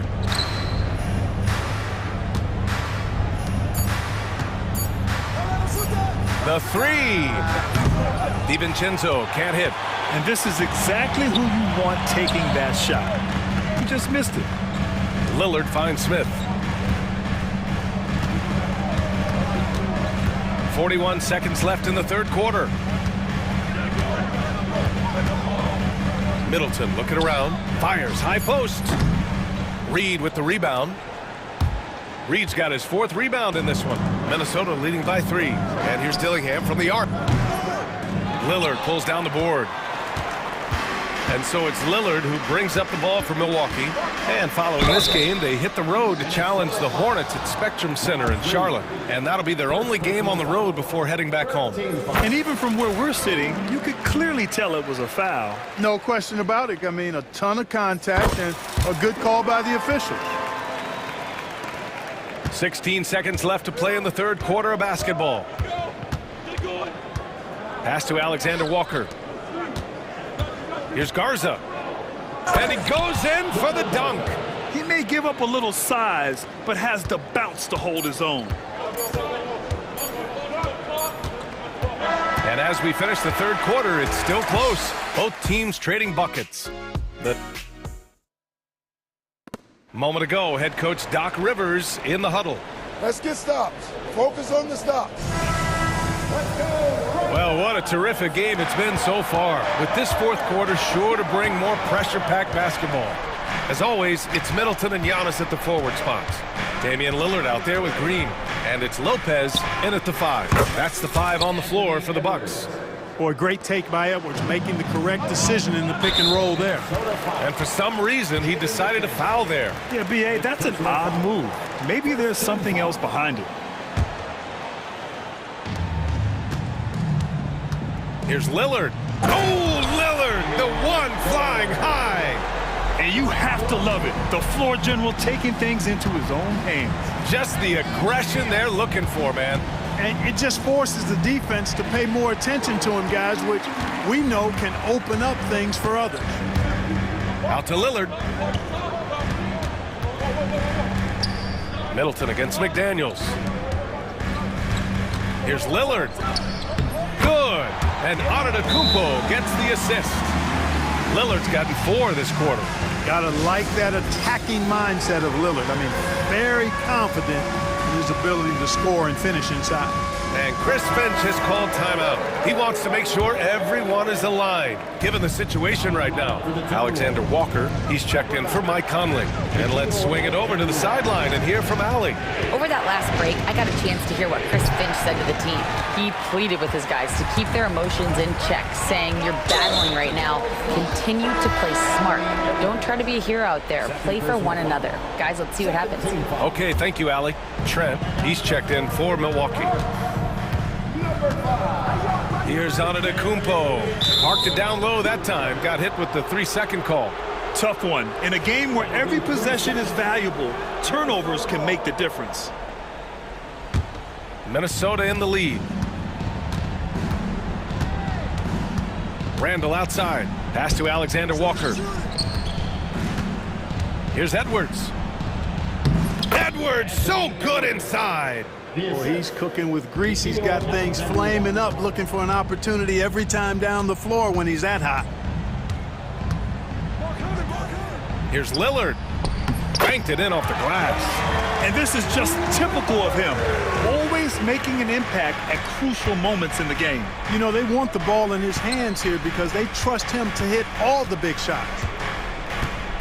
And from what we've seen so far in his career, Anthony Edwards wants to be that guy in crunch time, Clark. Yeah, I love his mentality. Not only in that he wants to be the guy, but he also wants to elevate his teammates. And he plays the game with an exuberance and a joy and a freshness that is, quite good to see.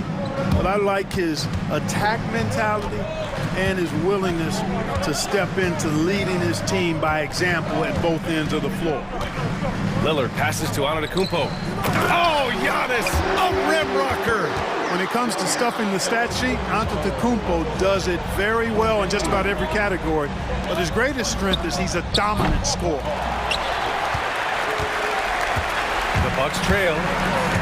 And Giannis Antetokounmpo picks up that foul. That's his first foul. I love great defense. Just quick to establish his feet, and he takes the hit. And not afraid to put his body on the line either. He took a shot for the team in that situation.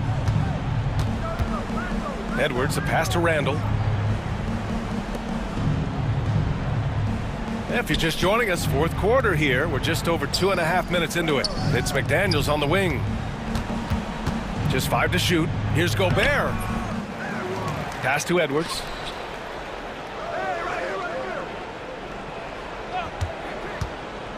From deep. Edwards making it look so easy from deep. At every level, Edwards has been the go-to guy for his team. It's in his DNA. Oh, deflected. Now here's Middleton. The three is up. Rebounded by the Timberwolves. Gobert's got his 7th rebound of the game with that last one. Back to Randall. Pass to Alexander Walker. Trent against Edwards. Outside for Randall. Yes, it's good. And the Timberwolves lead by 7. For Randall, another bucket. He continues to expand his offensive game. Here's Antetokounmpo. Good D by Gobert. Minnesota has gone 2 of 3 from beyond the arc here in the 4th. McDaniels finds Randall.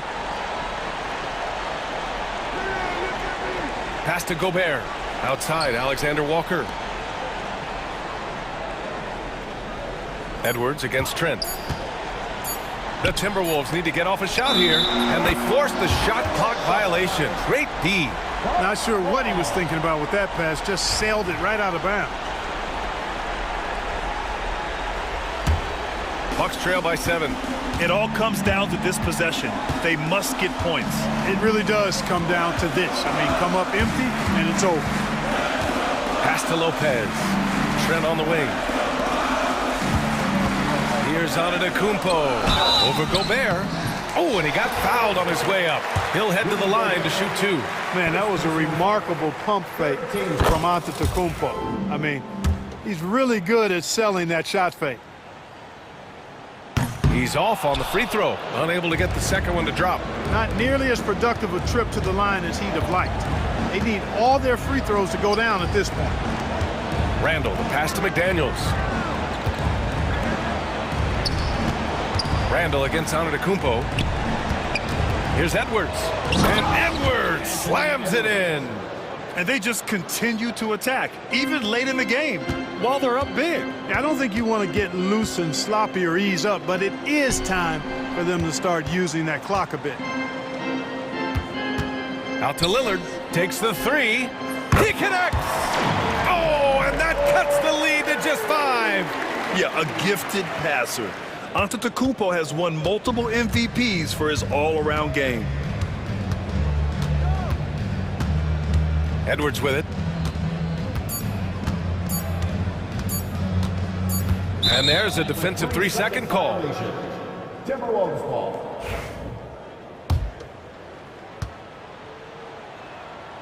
No good on the technical, so unable to pick that one up.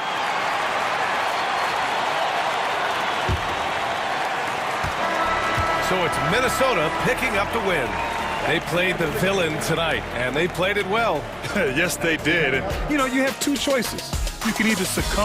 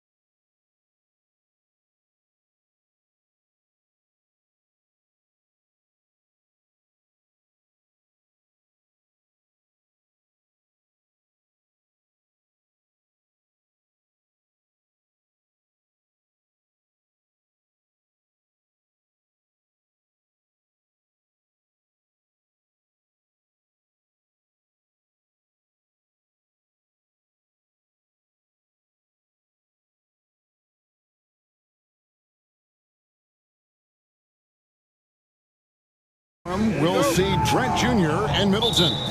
The post pair, the longtime duo of Antetokounmpo and Lopez. And it's Lillard in at the point guard. And for the Thunder, in the backcourt, we'll see Gilgeous-Alexander and Caruso. Dort and Williams up in the forward positions. And it's Holmgren in at the 5. And Dort gets it to go.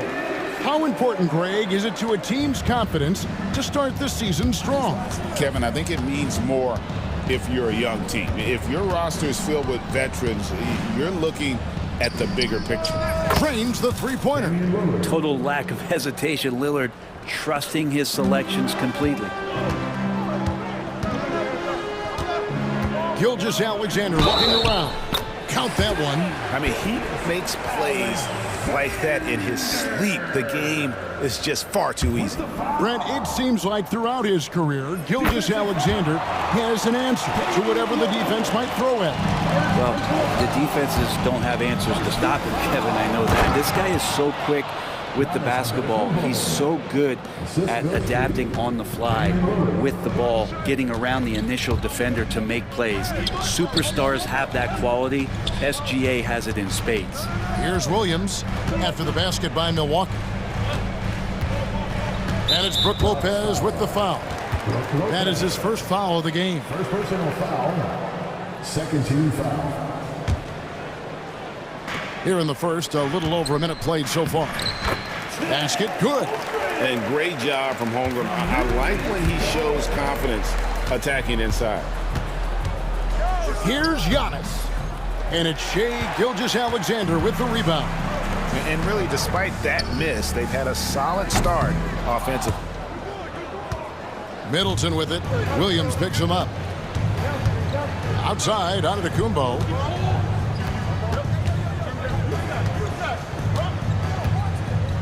Here's the floater. Trent passes to Giannis. Just 5 on the clock. Hangs in midair and converts on the double clutch layup. Antetokounmpo's got 6 points. Giannis against Gilgeous-Alexander. Williams sets a screen for Gilgeous-Alexander. Back to Holmgren. Outside, Gilgeous-Alexander. That one's off. He's now 1 for 2. I know it's about defending the post and the three-point line these days, but still got to be active in the mid-range area, and the defense gets away with one there. And Brent, last season, Giannis became the first player in NBA history to average over 30 points a game on over 60% shooting from the field. I mean, jaw-dropping numbers. Yeah, incredible stuff, Kevin. And when you think about how much basketball has changed, the variety of shots, the great big men that have dominated the NBA floors for so long, for Giannis to be able to do that in this day and age with the three-point evolution and revolution that's happened, it speaks to just how dominant a player he is. It's good from long range. Just so accurate from deep. Williams can torch you. Antetokounmpo inside. Defended by Dort. Down it goes. Nice one there from Antetokounmpo. Thunder trailing by 3. Outside, Gilgeous-Alexander. That 3 off the mark. And close to making the defense pay for the lax coverage that time. Here's Giannis. 2 free throws coming up, and they call the shooting foul. You know, you were talking about Giannis. He can put up 30 a game without taking many shots from the perimeter. And that's a tall order these days, especially because he gets doubled every single time. Smith checked in for Lopez. That one is no good. And Brent, the Bucks last season bowing out in the first round. And the injuries they sustained sure didn't help. Well, there's just so much, Kevin, that is on the shoulders of Giannis. So to see him go down, you know, with that, the hopes of a Milwaukee title run. It's a reoccurring theme that we talk about every year. You got to be healthy in the playoffs, and these guys have just had players that they rely upon not be ready.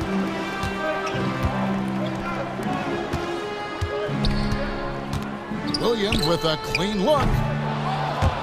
The Thunder with another miss. Milwaukee leading by 4. Here's Giannis. Oh, and Antetokounmpo hammers it in. Dominating in effortless fashion. This is what Giannis does on a consistent basis. It's Gilgeous-Alexander with the drive. And that one, good. Gilgeous-Alexander's got 5. He just takes advantage of the D in a way that very few players playing today can do. And Doc Rivers has called a timeout. And coach has decided they need a moment to talk things over. A different look for Oklahoma City. Hartenstein comes in for Holmgren. And Wallace subbed in for Gilgeous-Alexander. The Bucks also changing it up. Portis, he's checked in for Giannis Antetokounmpo. Green comes in for Gary Trent. And it's Wright in for Lillard. And taken away by Wallace. And now Williams running the floor all by himself. So quick in that open floor, Jalen Williams. And so it's Wright bringing up the ball for Milwaukee. To the paint, trying to find Smith. He's got it now. Lead passes like that are so hard to defend. He never had to break his stride, so full speed, 2 points. 8-second difference between the shot clock and the game clock. Williams for 3. That one's all good. Now he's 3 for 5 from the field. Man, he's got that touch working tonight, shooting the ball very well to start this one. And Wright kicks to Portis. And he can't answer back. The three-pointer offline. And the dunk by Wallace. And running with a full head of steam, but completely under control. Yeah, you think he's comfortable at that speed? He's done it so many times before. Just an absolute blur in transition, and that helps get the rhythm going. Giannis Antetokounmpo, he's feeling it tonight and has been the driving force.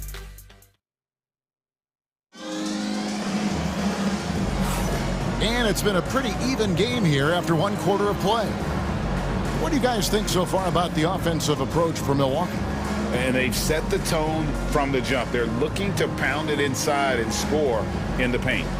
Let's make sure that that selfish nerve doesn't get tapped, because right now there's great ball movement. They're setting each other up. Let's see if that maintains. Here's Gilgeous-Alexander. We saw him with 29 points last game. And Milwaukee, looking at who they've got, we've got Bobby Portis. Green is out there with Wright. Then there's Prince. And it's Lopez in at the pivot spot, manning the middle. Well, that's why they're in front. Aggressive play at both ends. Nicely done. Offensive rebound. Pass to Joe. Williams, a screen on Green. Joe misses the 3, and he used the pump fake well there, but he couldn't capitalize. Holmgren with the steal. Moving it up. Here's Williams, and Williams throws it down. That's a stomach punch, guys. Turn it over and give him a free run to the bucket. Oh, you're so right. No question who has the momentum now.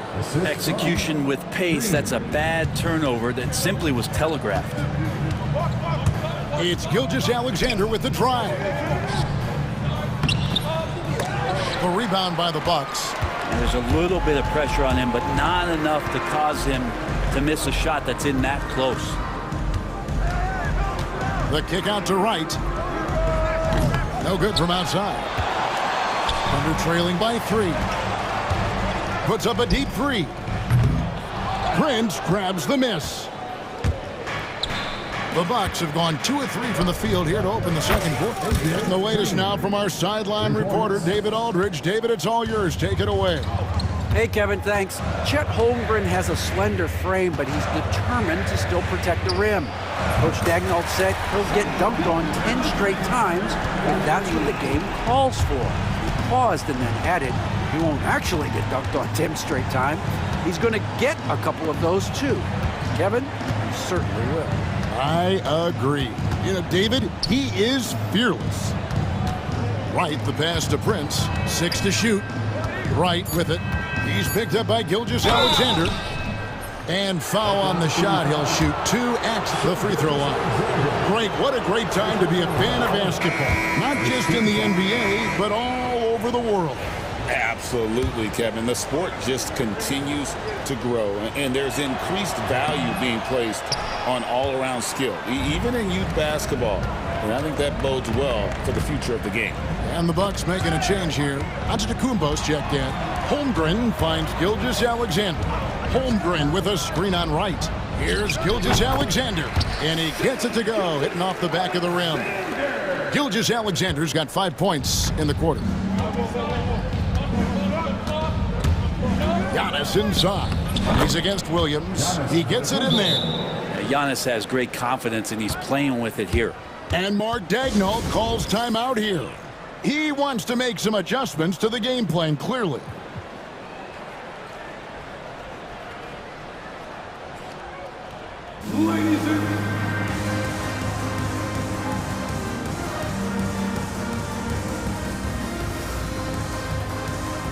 And a new group in here for the Thunder. Hartenstein's checked in for Holmgren. Williams comes in for Williams. Dort, he's checked in for Wiggins. And Wallace subbed in for Gilgeous-Alexander. Wallace against Lillard. It's Joe on the wing. Over Trent. Joe can't get it to go. Bucks leading by 4. There's the triple. Tries again. Here's Portis. And that one is good. And they're forcing the ball inside, and it's working like a charm. Well, Brent, Mark Daigneault was named the 2024 Coach of the Year.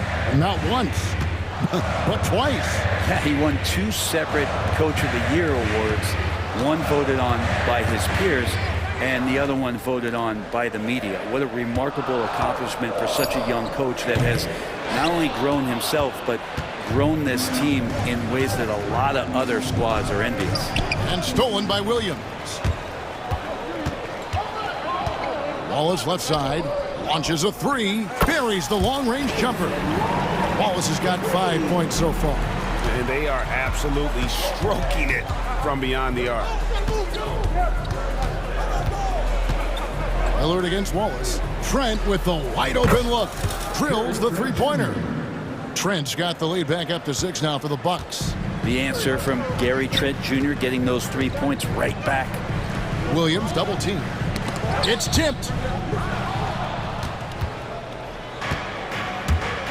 There's 47 seconds left in the second quarter. Trent finds Portis, and Portis throws it down. And bigs like Portis can get up and make those dunks look sweet. And he's going to get whistled for that foul, G. That was intentional, but not exactly logical. How about pointless to foul there? I mean, I don't know where his head is, but it's not in the game. Looking at who's out there now for the Thunder. Chet Holmgren, he's checked in for Hartenstein. Alex Caruso comes in for Isaiah Joe. And Gilgeous-Alexander is subbed in for Cason Wallace. And the D has gotten a little bit laxed here defending the triple. Here's Wright. Pass to Connaughton. 17 seconds left here in the second. Oh, taking it to the rack with power. Hammering down the two-hand slam. Holmgren with a screen on Connaughton. Williams kicks to Caruso. Outside, Gilgeous-Alexander. And so it's Milwaukee heading to the bench with a 7-point lead as we wrap up the quarter. They're pounding the ball inside, and that's where they've gotten it. Thanks so much, Dave, for the great interview. Don't go away, folks. We'll be back for the second half of basketball right after this.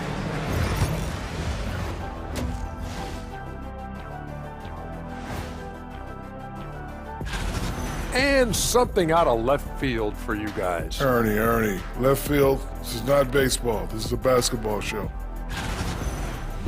And turning our attention to the first half of our game tonight. Bit of a tough start for the Thunder. It's not a huge... And that is a wrap.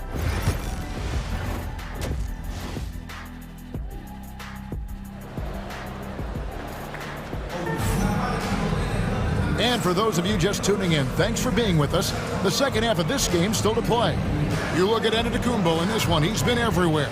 Yeah, and early on, he has been feasting in the paint, and you have to think they're going to keep feeding the big fella. Oh, man, pouring it on right now, and why wouldn't you? In the backcourt, we'll see Gilgeous-Alexander and Caruso. The post pair form will be Williams and Holmgren. And it's Dort in at the 3 spot. And that's who Mark Daigneault starts the second half. Here's Giannis. Powers through inside. Giannis. So hard to stop down low. Giannis gets around the basket, and it feels like within 8 feet he's going to dunk just about anything. Well, Brent, we had to wait a year for it, but Chet Holmgren had an incredible rookie season. And I don't think any talent evaluator is surprised at the way that Chet came in his first year and was able to contribute and sometimes dominate in the ways that he did. So coming back healthy, making that immediate impact, Chet Holmgren is going to be a superstar in this league. Here's Holmgren, and the dunk by Holmgren. And attacking the rim. Holmgren making excellent use of that height inside. And Antetokounmpo inside. Defended by Dort. Lillard misses. Well, even though he misses that one, the defense has got to talk about that. And that's a bad miscue. And you can't give up looks like that all game long. Gilgeous-Alexander passes to Caruso. Sweet move. Good on that shot. With that, the Bucks' lead is cut down now to just 5 on the basket from Gilgeous-Alexander. Here's Lillard, and he banks in the layup. Lillard's got 5. And you see how comfortable Lillard is once he gets inside. Very patient. Holmgren with a screen on Lillard. Gilgeous-Alexander against Lillard. Floats it up for Holmgren. An emphatic alley-oop jam. And give credit to Holmgren for jumping all over that opportunity, putting his length to great use. And now we get a chance to check out Shai Gilgeous-Alexander. He's coming off an excellent season. Last season put up about 30 points a game, 6 assists, and 5 rebounds. And you look at the numbers he's been putting up, fantastic scoring production from him. Yeah, hard to ask for anything more at this point. He's really stepped up, and he's really delivered. Taurean Prince, he's checked in for the Bucks. Giannis against Dort. Here's Giannis. 5 on the clock. It's Chet Holmgren with the rebound.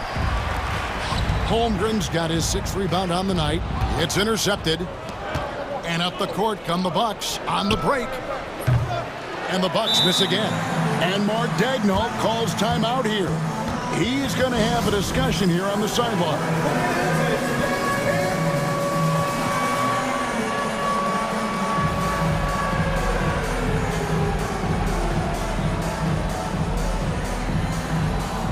And a new group in here for the Thunder.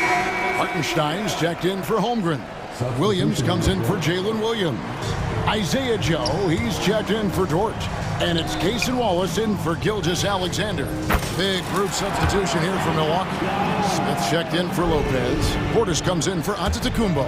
Chris Middleton's checked in for Prince. And it's Green in for Pat Connaughton.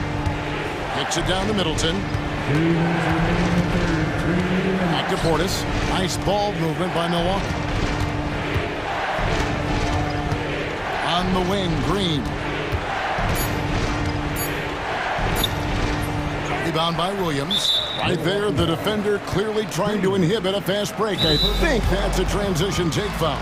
For Oklahoma City, they have made their only other free throw attempt today in an earlier trip to the line.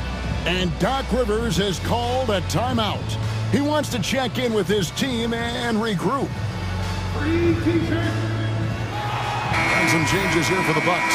Giannis Antetokounmpo comes in for Bobby Portis, and it's Taurean Prince in for Chris Middleton. Brent, for about a decade, the Bucks have virtually been a lock for the playoffs. Yeah, you think about Giannis being drafted in 2013, and absolutely nobody saw what was coming with him. They missed the playoffs in his first and his 3rd year, and then all of a sudden, Giannis fully arrived. He's developed into a star, not just a star, but a superstar. And these guys have been contenders ever since. And they have scraped and clawed to get back into this thing, just chipping away little by little and finally now taking the lead. And Greg, despite not winning Rookie of the Year, Holmgren had a historic start to his career. And he would have won the award most seasons, but he obviously had some stiff competition. Regardless, he proved to be a versatile big man with star potential. Oh, you got to feel for a guy getting dunked on like that. I mean, he's got no shot to stop that unless maybe he can pick up another foot somewhere. That's tipped and stolen by Prince. Oh, and the jam by Prince. Yeah, Taurean Prince is capable of some nasty dunks.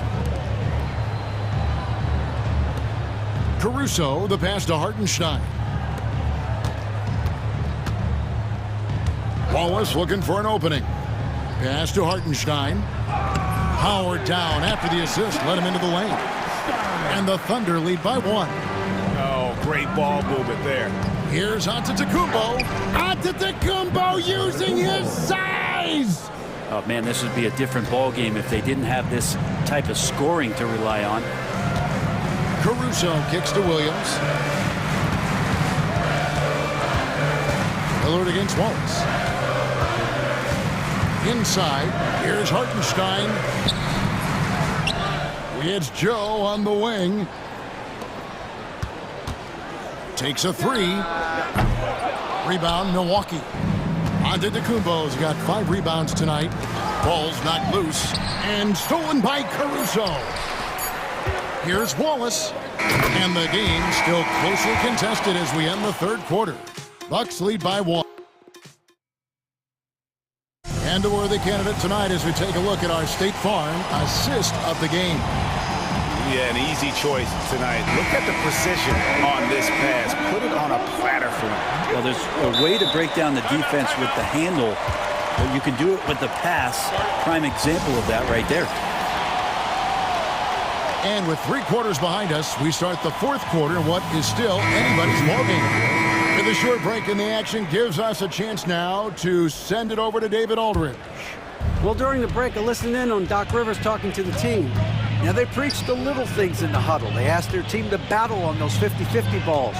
1 extra possession could be all the difference. Back to you, Kevin. Thanks, David. On the floor for Milwaukee starting the fourth quarter. The post pair, the longtime duo of Antetokounmpo and Lopez. Out on the wings for him, we'll see Trent Jr. and Middleton. And it's Lillard in at the 1. You know, Shai Gilgeous-Alexander has so many of the qualities that you want in a leader. He fights, he's energetic, he's a team-first guy, and he just looks for ways to get his guys fired up.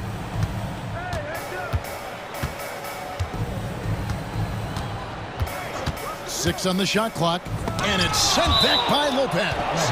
Excellent off-ball awareness as Brook was able to get over there and swat it away. A clear look for Williams. Just couldn't take the lid off. They had their chances, but came up empty. Here's Antetokounmpo. Antetokounmpo with the finish. And boy, he's really in a groove. Dominant performance last game. Same thing this time out. Seems to be nobody standing in his way. No roadblocks for him to get to his spot, capitalize, and continue to be aggressive. Holmgren the screen. Joe can't get it to go. And so it's Trent with it. He brings it up for Milwaukee. They'll be off to Charlotte for a game against the Hornets. That'll be the second of this 2-game road trip. Down it goes. Nice one there from Antetokounmpo. And they are attacking the rim and getting great results. Williams, a screen on Trent. Gilgeous-Alexander finds Williams. And a great assist by Gilgeous-Alexander as that one goes in. Gilgeous-Alexander's got 3 assists now in this one. Lopez outside. And here's Trent outside. And he's good on the 3 ball. And the Bucks lead by 5. Part of playing with Trent is you got to set him up. He's so good shooting it off the catch. Williams, a screen on Trent. Williams passes to Dort. Back to Williams. And it's slammed in by Williams. Again, it's Jalen Williams. He is in a groove, playing with confidence. Just keep finding him. Giannis outside. Out of bounds. Oklahoma City takes possession.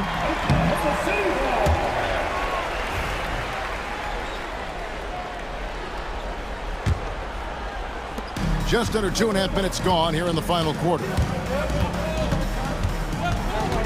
Gilgeous-Alexander with it. Outguarded by Giannis. Here's Joe.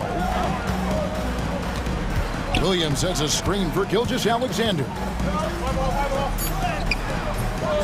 And the rebound goes to Lopez. Milwaukee leading by 3. Giannis dishes to Lillard. Pass to Lopez. Kicks it out to Lillard. Back to Lopez. And it's good. Assisting on the play was Lillard. Wow, Lopez stepping up. What confidence from the big fella. Outside for Gilgeous-Alexander. Holmgren with a screen on Middleton. And here's the fast break. Gilgeous-Alexander with the steal. And Williams with the clear path to the hoop. I will tell you what, Jalen Williams is cold-blooded. Big points there. Antetokounmpo inside. Defended by Dort. They get the rebound. And the flush by Antetokounmpo! So exciting to see the growth of the Greek Freak. There are shots that stars sink, and that's a momentum changer right there. Gilgeous-Alexander against Trent. Pass to Williams.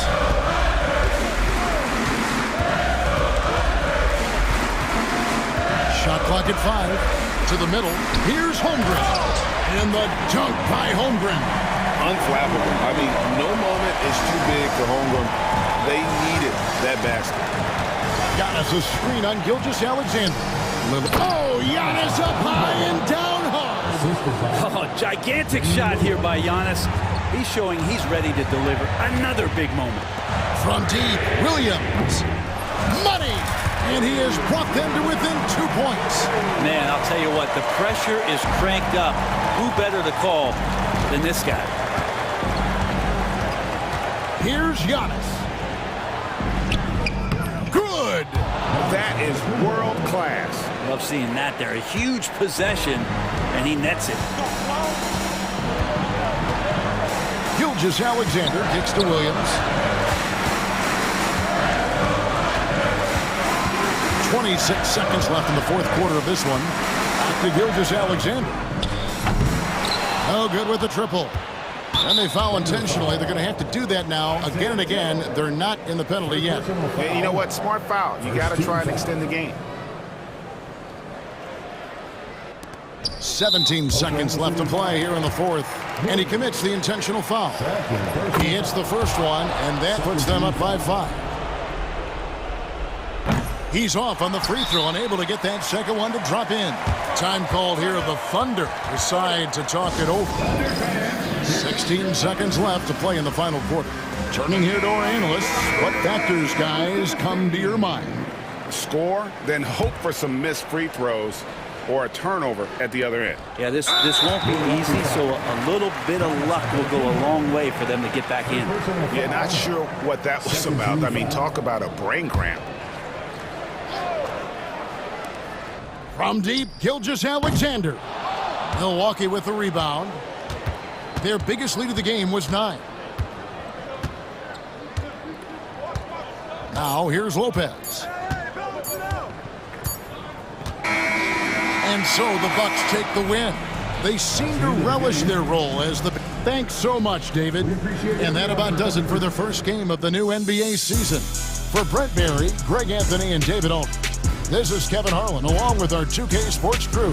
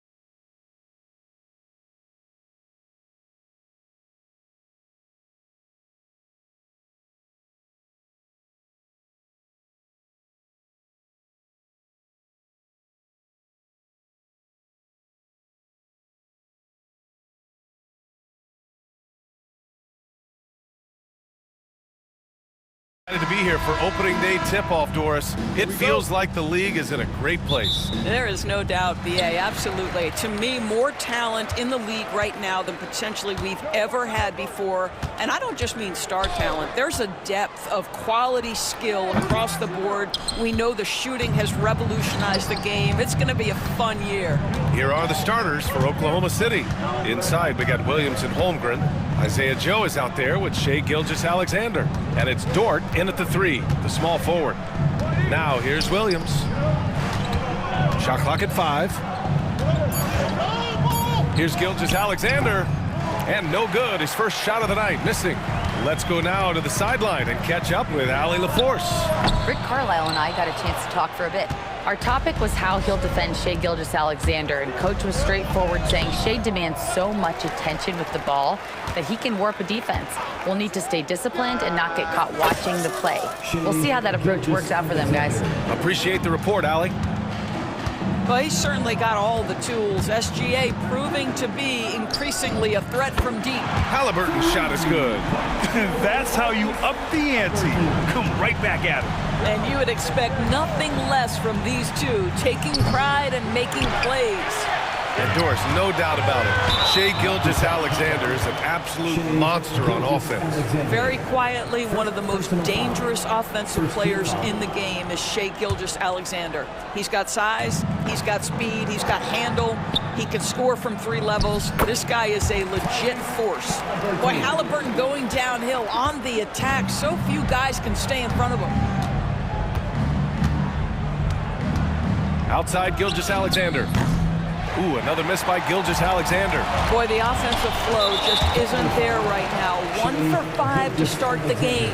That's already this guy's second foul now. He's either going to have to sit or play a bit more conservatively. Three-pointer, Halliburton. Counted from distance.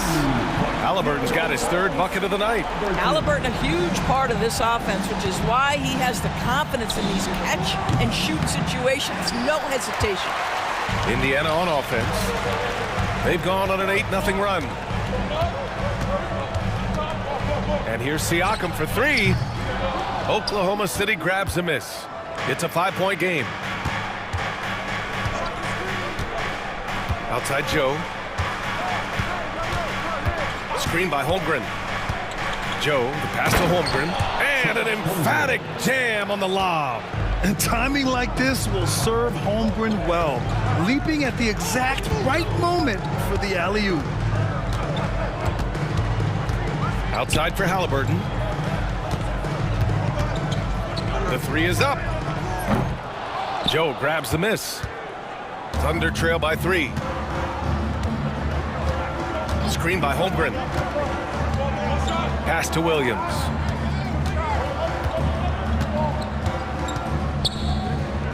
Now Holmgren. Turner covers. Back to Williams. Shoots over Matherin. Oh, and Turner with a block. How about Turner's ability to anticipate when the shooter's going to release? Couldn't be better at timing his rejections. And there's just 1 foul now away from the penalty.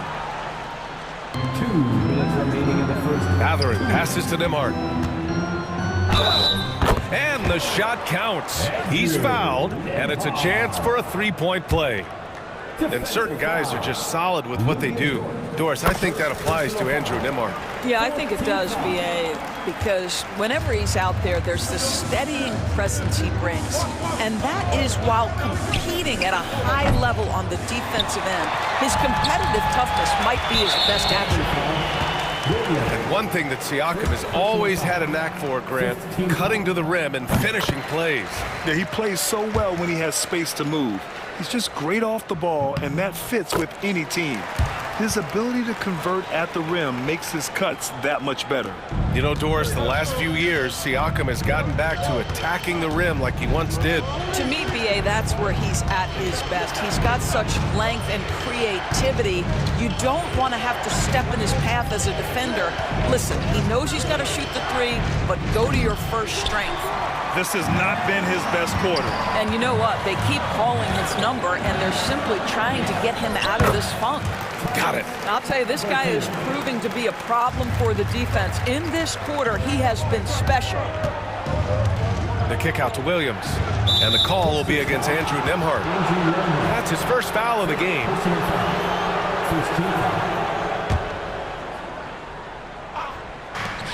1:10 left in the first quarter.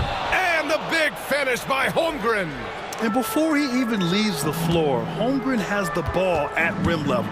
A chance here to catch up with Allie from the sideline. Hey, Brian, the Thunder have some grit. Coach Mark Daignault said we compete, and on nights we aren't, we get back to that very quickly. The competition level and the willingness to do it together is the foundational piece. Brian? All right, Allie, good stuff there. Thank you. Now here's Gilgeous-Alexander. We saw him with 29 points in his last game. Clock at 6. Drains the triple. Gilgeous-Alexander's got 6. Well, that's an opportunistic three-point shot from Shai Gilgeous-Alexander. He liked the look of it. Halliburton, the pass to Nembhard. Back to Halliburton. Siakam outside. Over Williams. That's good from Siakam on the assist from Halliburton. This guy a tough cover for any defender. Creative and assertive scoring the ball. Williams passes to Joe. Off target from outside. Nembhard outside. Over Gilgeous-Alexander. Can't hit the free throw line jumper. And that does it for the first quarter. Indiana ahead. They lead by 7.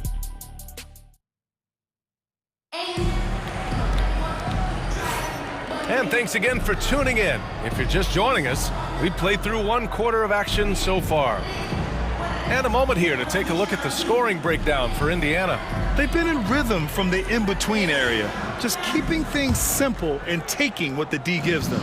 Yeah, and what an excellent display of passing in the early stages of this game. A good deal of their points coming directly off quality passes. Taking a look at the Thunder.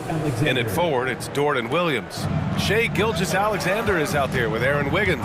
And it's Hartenstein in at the center position, locking down the middle. Siakam gets it to drop. Now 2 of 4. Yeah, Pascal Siakam now with a tighter handle, now can manipulate the defense as that guy dictating action in pick and roll play. Grant, how about the rise of OKC? In just 2 years, transforming from a 24-win team to the top seed. Incredible, B.A. The Thunder drafted well and gave those picks lots of playing time. Plus, they made some fantastic trades. And of course, don't forget, OKC still has a boatload of picks. And here's the fast break. Walker passes to Siakam. Over Williams. And the shot no good, a bit short. Thunder trail by 7. And a fast break now for the Thunder.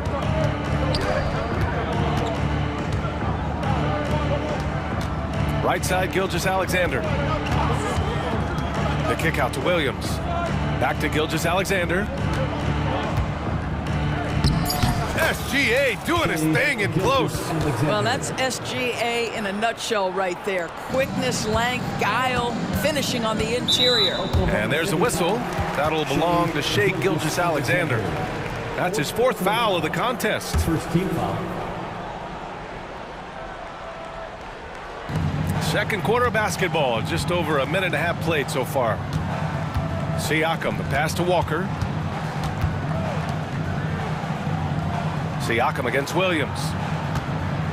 Tries the spin move. Here's Wiseman. It's good. And give the assist to Siakam. And the Pacers lead by 7. Boy, we have seen Pascal Siakam really elevate his passing skills. What an outstanding distribution right there. From deep, Gilgeous-Alexander. Dort against Mathurin. Just 5 on the clock. To the middle. Second chance shot. Williams misses. Pacers leading by 7.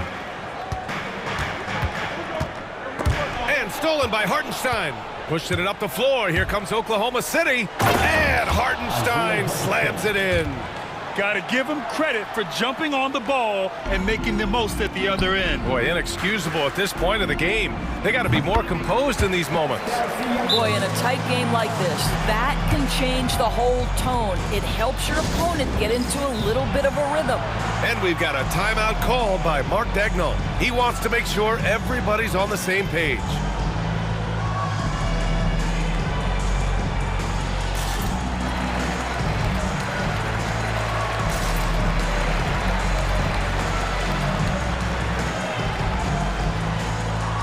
Indiana with some changes. Toppin, he's checked in for Pascal Siakam.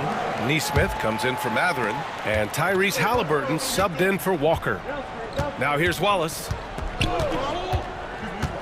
Throws it up high. Pass to Williams. And stolen by McConnell. Poke loose. Toppin outside. Offensive board. Neesmith on the wing. Spins. Second shot opportunity. It's wide right. Hits off the rim. And so it's Holmgren with it. He brings it up for the Oklahoma City Thunder.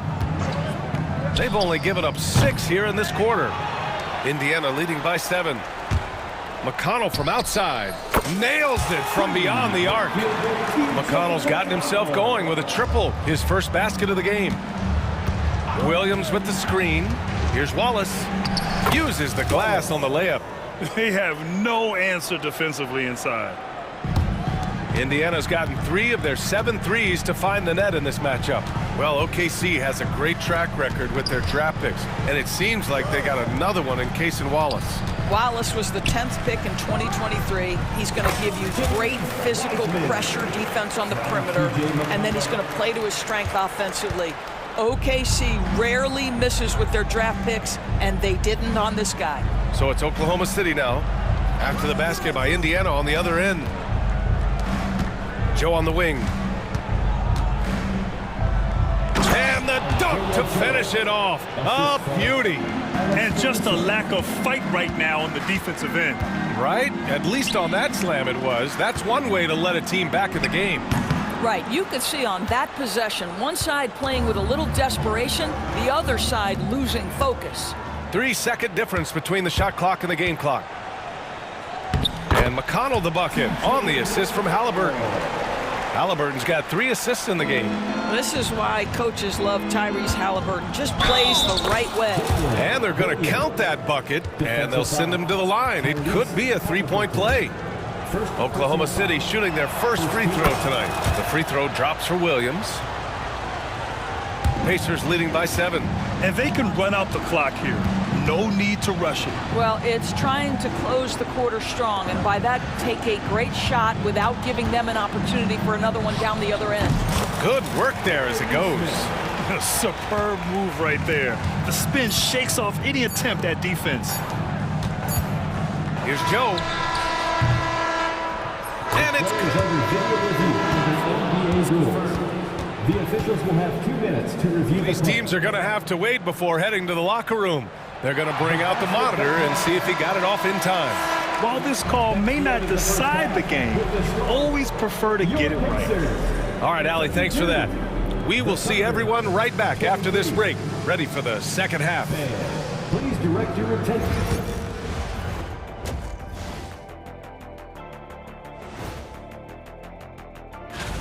They're moving well on offense. Great teamwork. Maybe not as strong as our teamwork, but whose is? How about your old Lakers team? All right, fellas. And that'll do it for us.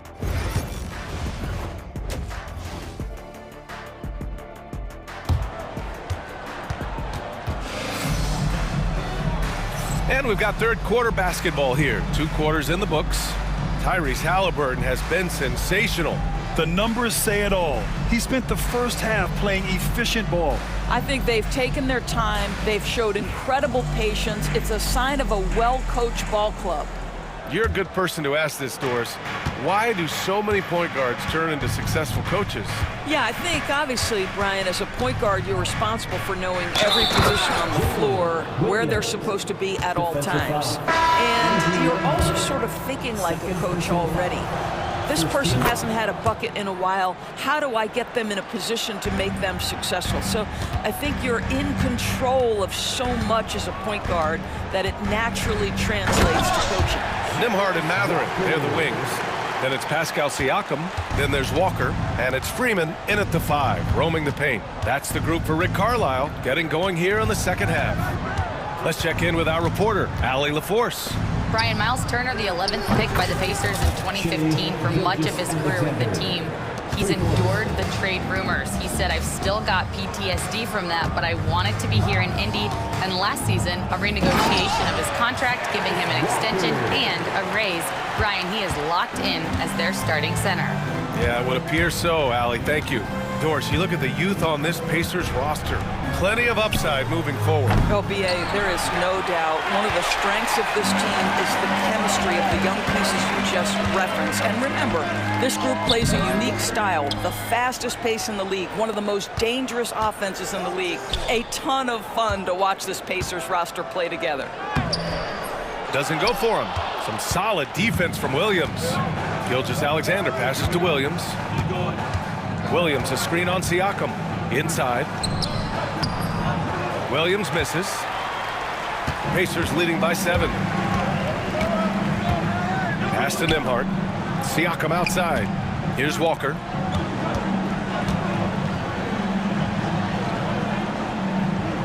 On the wing, Nembhard. And here's Turner. Williams defending. Just 5 to shoot. Here's Nembhard. From out on the wing, he knocks it down. And now it's a 9-point Indiana lead. You know the coaches hated that shot, but guess what? Some of them go in. Here's Joe. Knocks it down from distance. Joe's got 5 points. Their defense has to do a better job of smothering those shooters. Up top, Walker. Over Gilgeous-Alexander. Walker's shot is off. Well, this is the kind of shot we've come to expect him to make. He's got to be upset with that one. And we've got a timeout called by Mark Daigneault. He'll take the opportunity to regroup.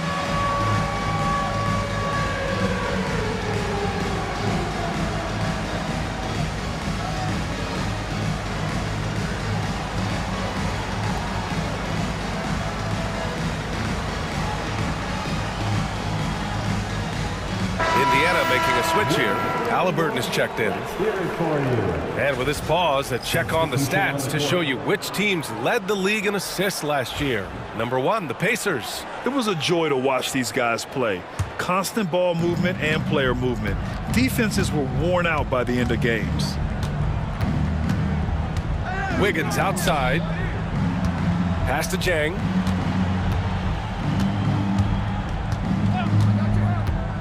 Now here's Wallace. Oh, stolen by Turner.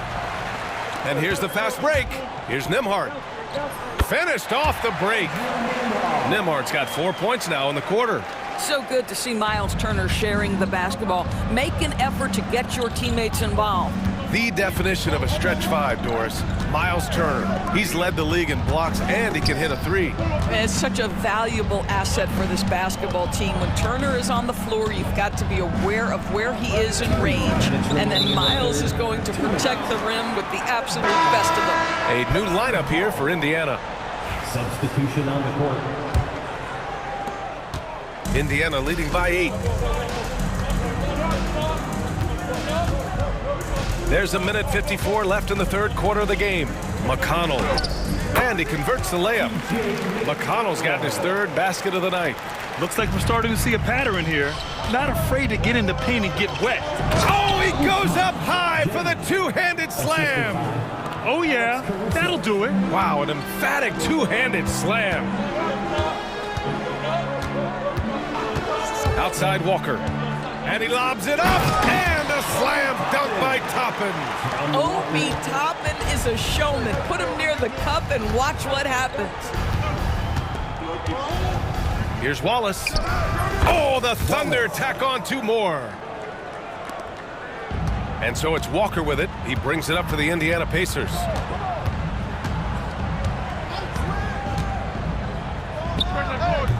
And it's Holmgren with a rebound.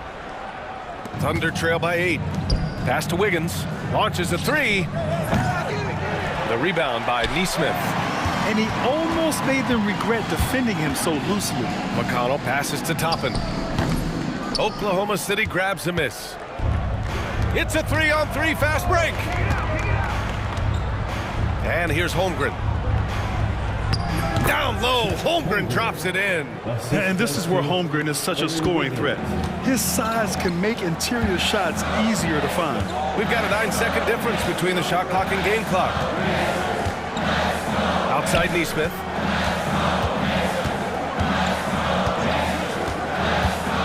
Back to Toppin. 5 on the clock. Walker passes to Toppin. Shoots over Wiggins. And Indiana misses again. It's Wiggins on the wing. Back to Caruso. Up in time. The third quarter comes to a close. Indiana ahead. They lead by 6. And we're coming right back. Rick Carlisle had some advice for his team. Look, you can score, or we're getting so good. And it's been a very competitive game so far as we get rolling here in quarter number 4. And that's an intentional foul. You don't want to stop the clock right there. I'm not quite sure what he was thinking. A big group substitution here for Oklahoma City. Williams is checked in for Jang. Dort comes in for Caruso. Joe's checked in for Wiggins. And Shai Gilgeous-Alexander is subbed in for Wallace. And Oklahoma City looking at who they've got to start the fourth. Inside, we got Williams and Holmgren. Isaiah Joe is out there with Shai Gilgeous-Alexander. And it's Dort in at the small forward position. Second personal foul. First team foul. And that one goes out of bounds. Last touch by Dort. Listen, turnovers happen. You've got to move on to the next play. Knocked loose. Halliburton for 3. And it's Holmgren with a rebound. Holmgren's got 4 rebounds now. From deep, Gilgeous-Alexander. And that basket makes him 6 for 11, shooting a good percentage. They're having a good half offensively, shooting over 50% from the field now, trying to close the gap. And the bucket is good. And from the mid-range area, they've been the more effective team. Gilgeous-Alexander feeling it out a bit. 3-pointer. Joe on the wing. Williams with the screen. Shot clock at 6. That 3's off the mark. Indiana leading by 7. Nembhard, the pass to Turner. Back to Nembhard. There's the triple. Williams grabs the board. The Thunder have gotten just 1 shot to fall out of 3 attempts in the fourth. To the paint. Pass to Joe. Outside, Williams. Here's Gilgeous-Alexander. He's covered by Siakam. The kick out to Williams. Shoots over Turner. Williams misses. Indiana's gone 0 for 2 from outside here in the fourth quarter. Here's Siakam. Soft touch off the glass. And now it's a 9-point Indiana lead. Strong pass there to set up the basket. For 3. Williams misses. No matter what he's tried, it hasn't worked. Unfortunately, the team is suffering from that. From about 19, and he tries it off the glass, but it's no good. Well, the defense flat out awful right there, and he couldn't punish them for their mistake. And another miss by Oklahoma City. I'll tell you, this has not been his game, and he's making it worse with shot selection like that. Here's Matherin. Ooh, the turnaround jumper, count it. And the Pacers lead by 11. One thing you have to love is Benedict Matherin's confidence. I don't care where he is on the floor, this guy will rise and fire. The Pacers have gone 4 of 7 from the field in the fourth quarter. Nembhard, down it goes, and a great assist by Halliburton. Halliburton's got 6 assists in the game. Outside Gilgeous-Alexander. Can they get it? Outside Joe. It's Dort on the wing. To the inside. Holmgren, the pass to Dort. Outside Joe. Oklahoma City's got to hurry. They got to get up a shot. And there's a whistle. That's going to go on Lou Dort. That'll be a second foul of the game.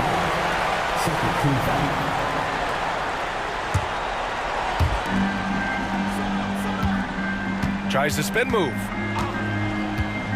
Here's Halliburton. The Thunder pull it in. Holmgren's got 6 rebounds now in the game. Outside Joe. 1:33 left to play in the fourth. From deep, Gilgeous-Alexander.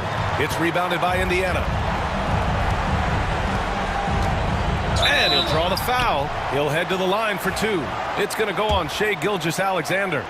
Yeah, and I can't help but remember Tyrese Halliburton in the 2024 All-Star Game. A spectacular performance from him in that one. And the icing on the cake, him dropping the shot that took the East point total to over 200 points. And the distance between the point totals for these teams tells the whole story. Just a fantastic effort, and you have to give it up for the Pacers. And they got a huge boost from their reserves tonight. Yeah, the point differential between the two benches was a deciding factor in this game. And so this win marks their first victory of the new year. Always good to start a season series off with a W. They showed tonight they take this team seriously, and the next 2 matchups between these two should be fun. And one player just stole the show tonight, doing everything for his team. A monster night for Tyrese Halliburton. This guy putting on a passing clinic. If you want to know how to run an offense, roll back the tape from this evening. No good there, off the double clutch. 36 seconds left in the fourth quarter here. Mathurin with a steal. Now here's Siakam, covered by Joe. We've got 22 seconds left in the fourth quarter. And here's Siakam for 3. The rebound by Shai Gilgeous-Alexander. Joe, the pass to Gilgeous-Alexander.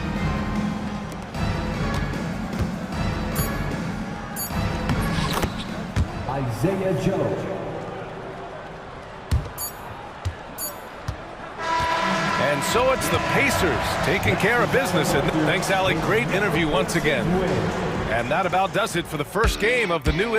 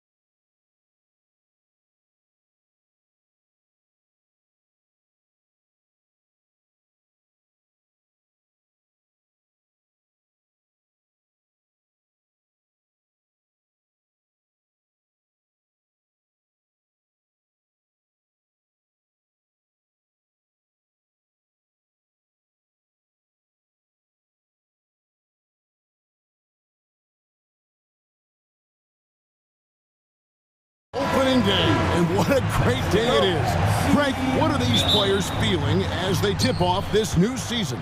It is always exciting to start a new season. Players are just filled with hope and optimism, especially after putting in all that off-season work. Now look at Memphis's starting group.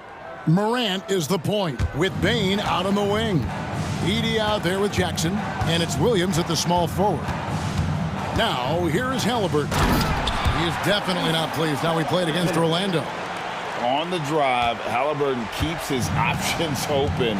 If the defense doesn't commit, he just takes it to the rim. Up top, Morant. He's covered by Halliburton. Outside for Jackson. Back to Morant. Jackson, a screen on Halliburton. 4 on the clock. Here's Morant. Good D by Siakam. Look, the defense was locked in on him there. They know how dangerous he can be, and they guarded him perfectly. You gotta love this guy's confidence. Mathurin wasting no time firing away. And you look at the Grizzlies' defense the last few years, RJ extremely disruptive. Yeah, they've been top of the league in steals and blocks. That's just a part of the DNA in Memphis. It can be exhausting playing against guys like this. And once he got to the 10, I think he was surprised to find himself that wide open. Easy possessions like that literally are just a gift. You just dream of them. He'll gladly take those. Now here's Morant. Following the miss by Pascal Siakam. Jackson has the open look.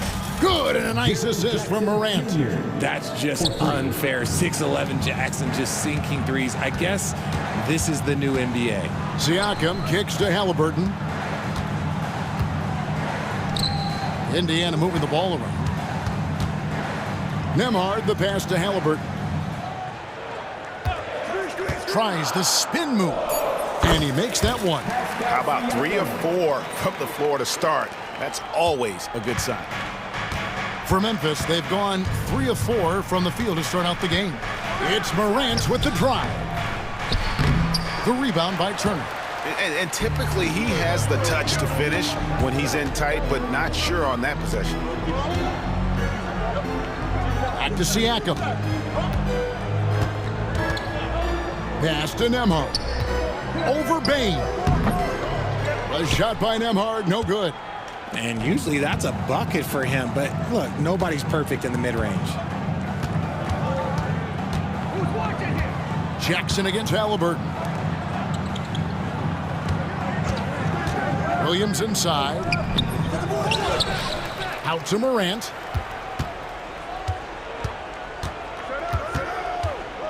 And the layup's good off the glass. Morant's got his 3rd bucket of the night. Man, he's having quite the quarter, converting at a really high percentage. Halliburton passes to Siakam. Outside Mathurin. A 3-ball. Rebounded by Jackson. And they had some botched coverage that turned into no coverage. Here's Morant. A kick out to Bain. Back to Morant.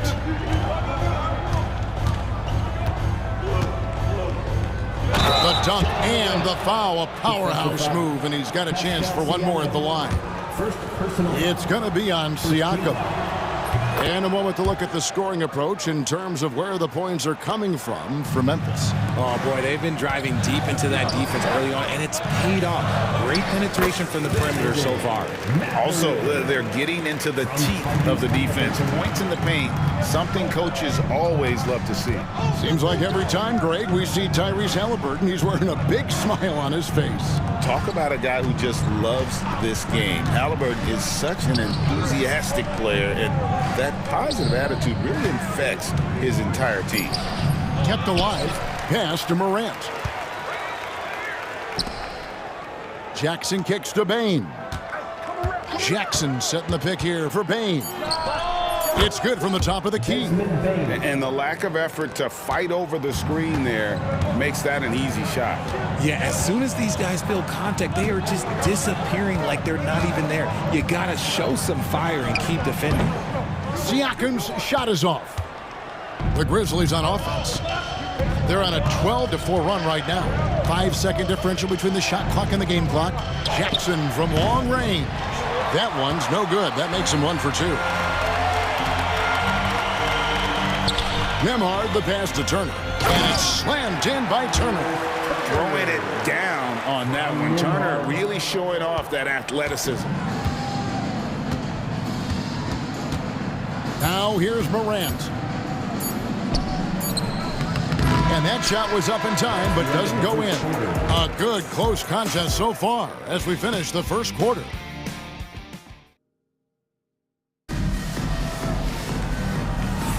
And getting going again here in the second quarter. Fairly close game so far.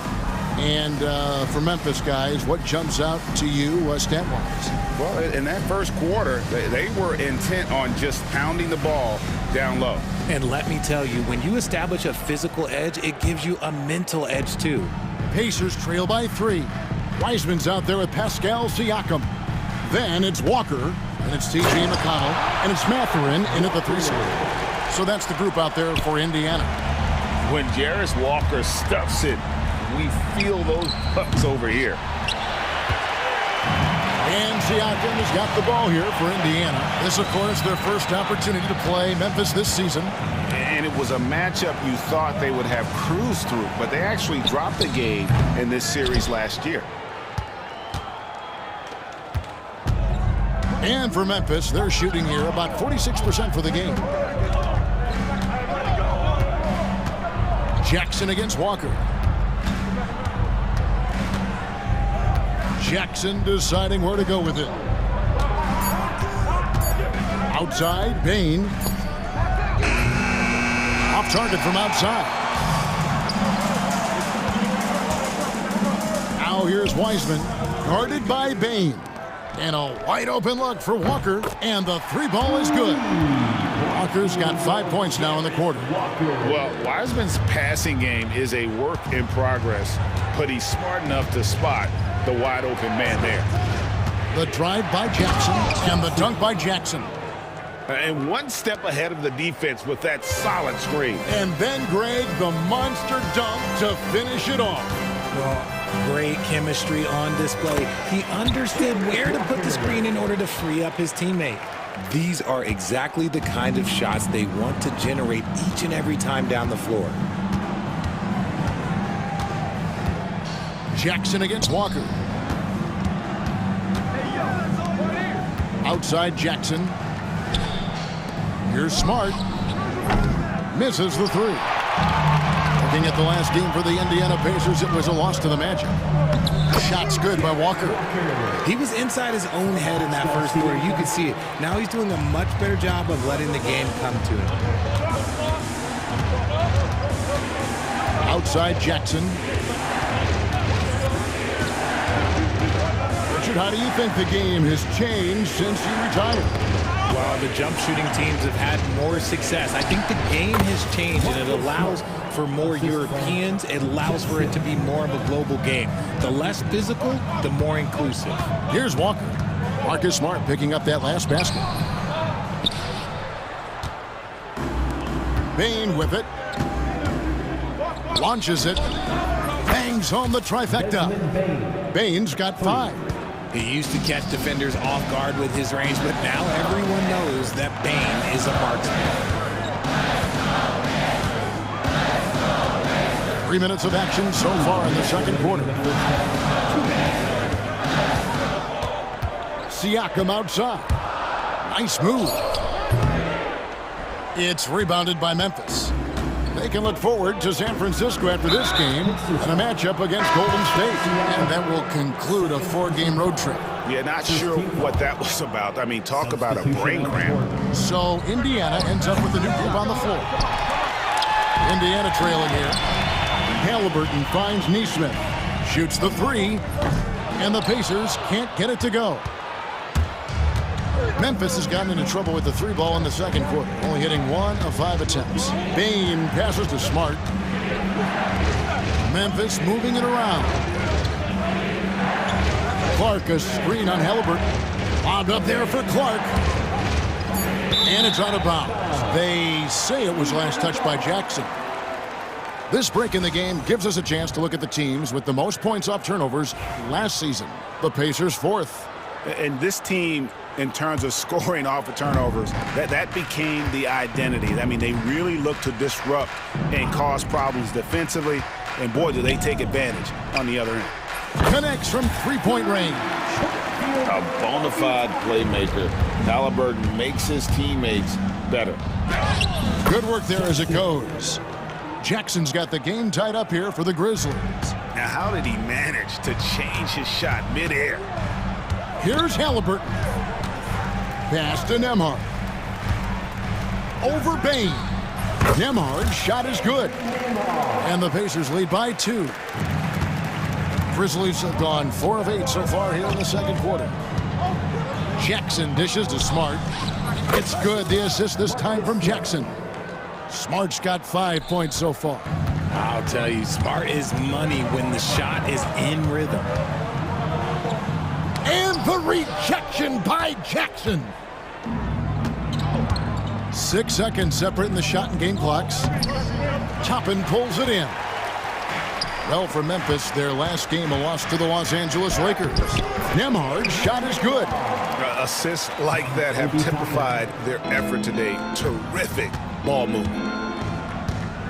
Here's Jackson, and Jackson throws it down hard. Just focusing on the task at hand, that's all you can do. Yeah, when the game is up for grabs like this one has been, it's all about the attention to detail. And a close game so far through the first 2 quarters as we reach halftime. Grizzlies lead by 1. Stay with us, folks. We'll get back just after halftime to start the third quarter.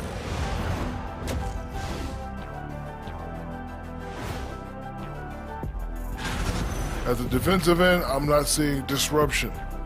I don't mean just forcing turnovers. I mean taking the offense out of the rhythm. All right, now let's... And that's a halftime.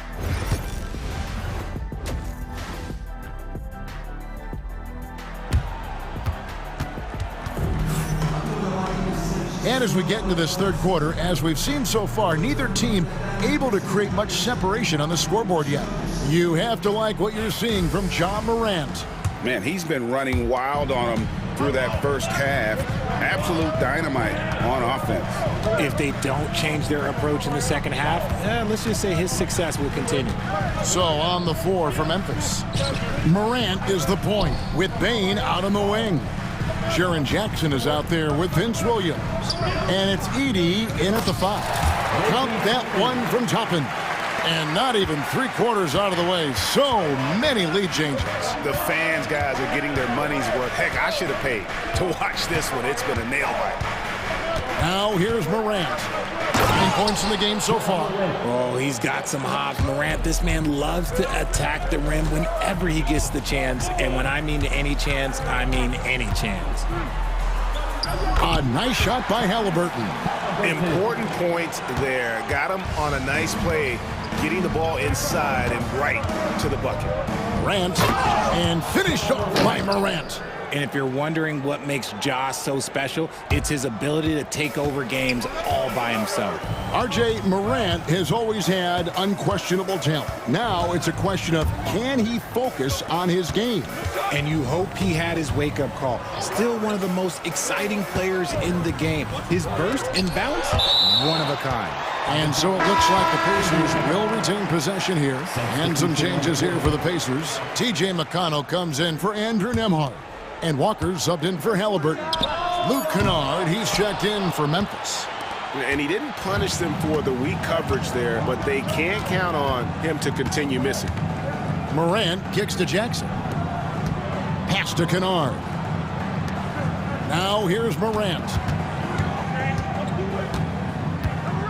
Outside Williams. Over Nesmith. They get it again. Here's Edey. And here's Kennard. Lets the 3 fly. No good that time.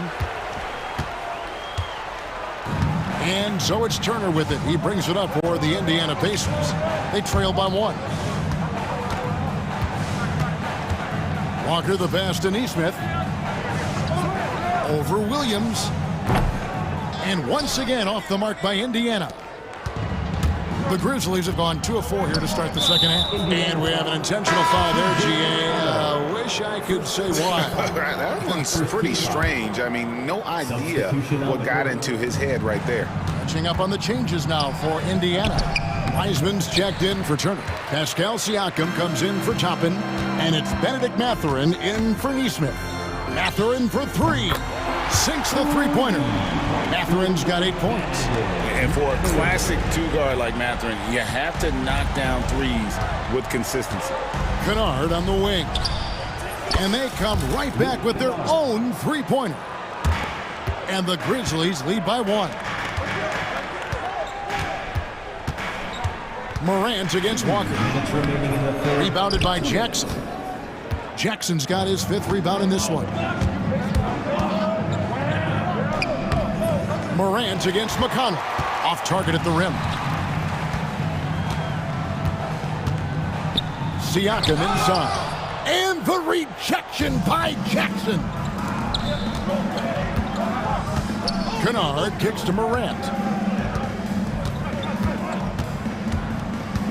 1:32 left to play here in the third. And Morant throws it down. What I love about Morant is that he understands his strengths on offense, which is why he is so efficient. That's a 2-pointer from Walker. Shooting foul as the whistle blows. He'll shoot 2 free throws. That's on Jaren Jackson. And I like the fact that the defense is looking to protect the rim at all costs. And Indiana making a change here. Neesmith is checked in. Memphis also making some changes. Brandon Clark, he's checked in for Edey. Santi Aldama comes in for Jackson.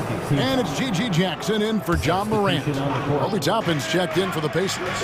And the Grizzlies also with the sub. Marcus Smart's checked in for Williams. Now, here's Clark. Still yet to score, and the basket is good. And guys, we talk all the time about making the extra pass. Clark there proving how important that concept is. Walker against Jackson. Walker the pass to Toppin. Indiana moving the ball around. Down low, lets it fly. The shot's good on the assist by Walker. And it's 7 points for Obi Toppin. No, it's just ridiculous. He is just an absolute surgeon when he has the ball. This man is surgical. There is no way to slow him down when he wants to score. Now here's Jackson. 6 points for him.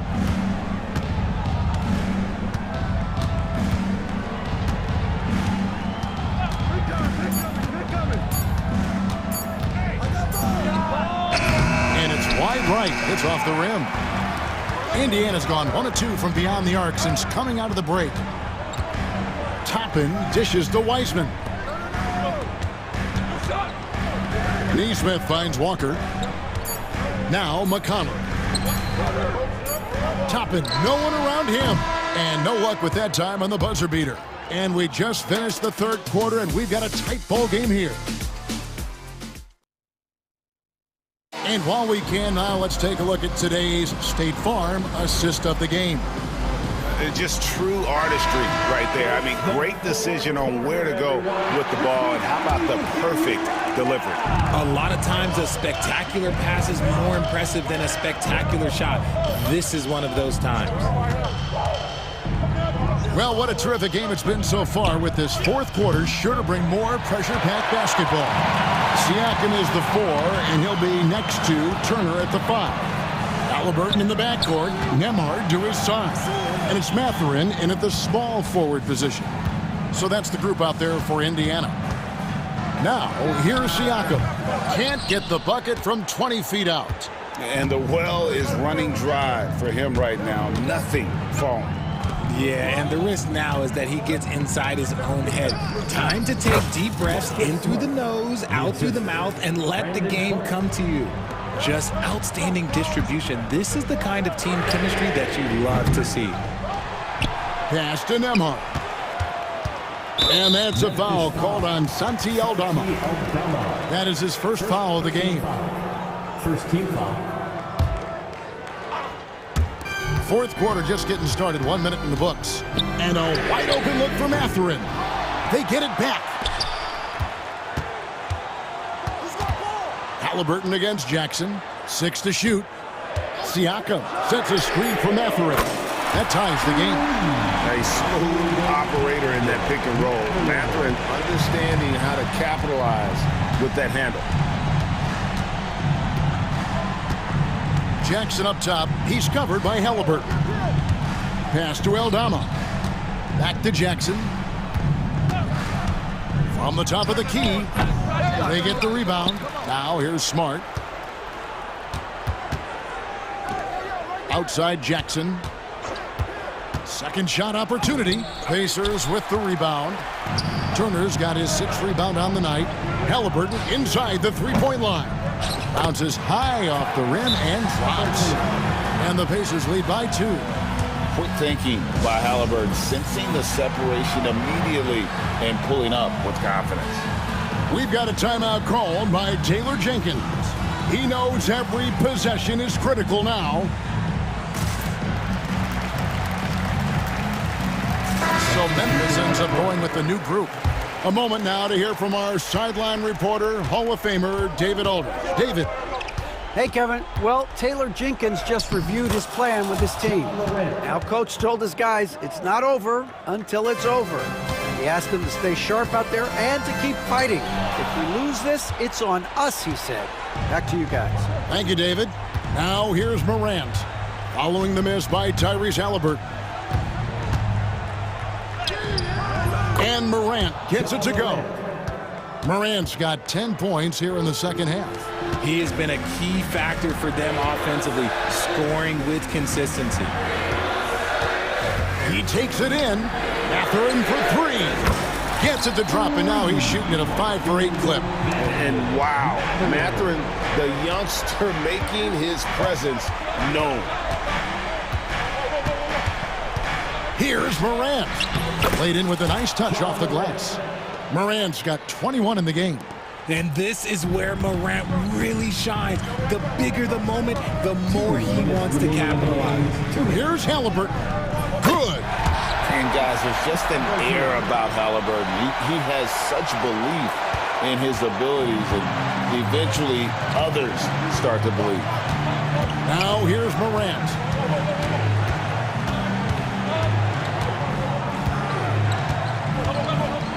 And then Morant slams it in. Oh, wow. Okay, Ja turning it loose. Someone throw that man some water. Halliburton against Morant. Halliburton, that's good. Time running low, guys, and somebody has got to win this one. Yeah, well, who knows? We might need overtime in this one. It's been that kind of a game.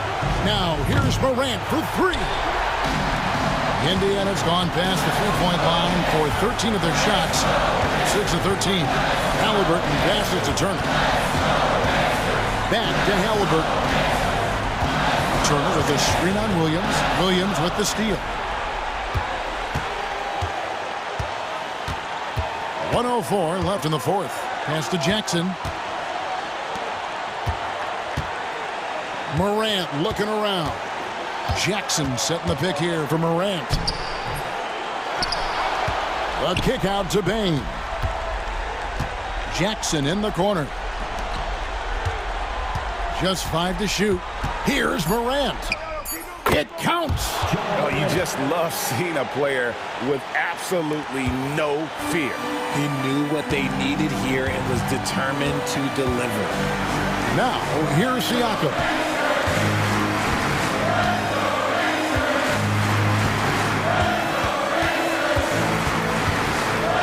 Outside for Halliburton. And contact on the shot, so he'll be shooting free throws here. First personal foul. And this is an advantage of having size in the backcourt. Halliburton using that length to cause trouble. And so making both free throws, that'll give them the lead here. In a tight game, he is exactly who you wanted at the line. Halliburton against Morant.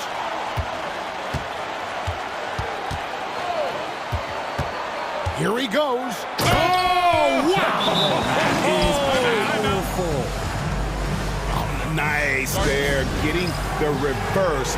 Love that. And the fans got a little bit of a show there. Guys, that one definitely had a little something extra on it. And so it's Rick Carlisle here calling timeout. No doubt he is feeling the importance of this moment right now. Guys, what are their best options now? And this is it, guys. Down one, they've got just enough time to work it around for a good shot, and it better be a good shot because it's the only shot they have. So a close game sees Memphis take this one. This win, such a tremendous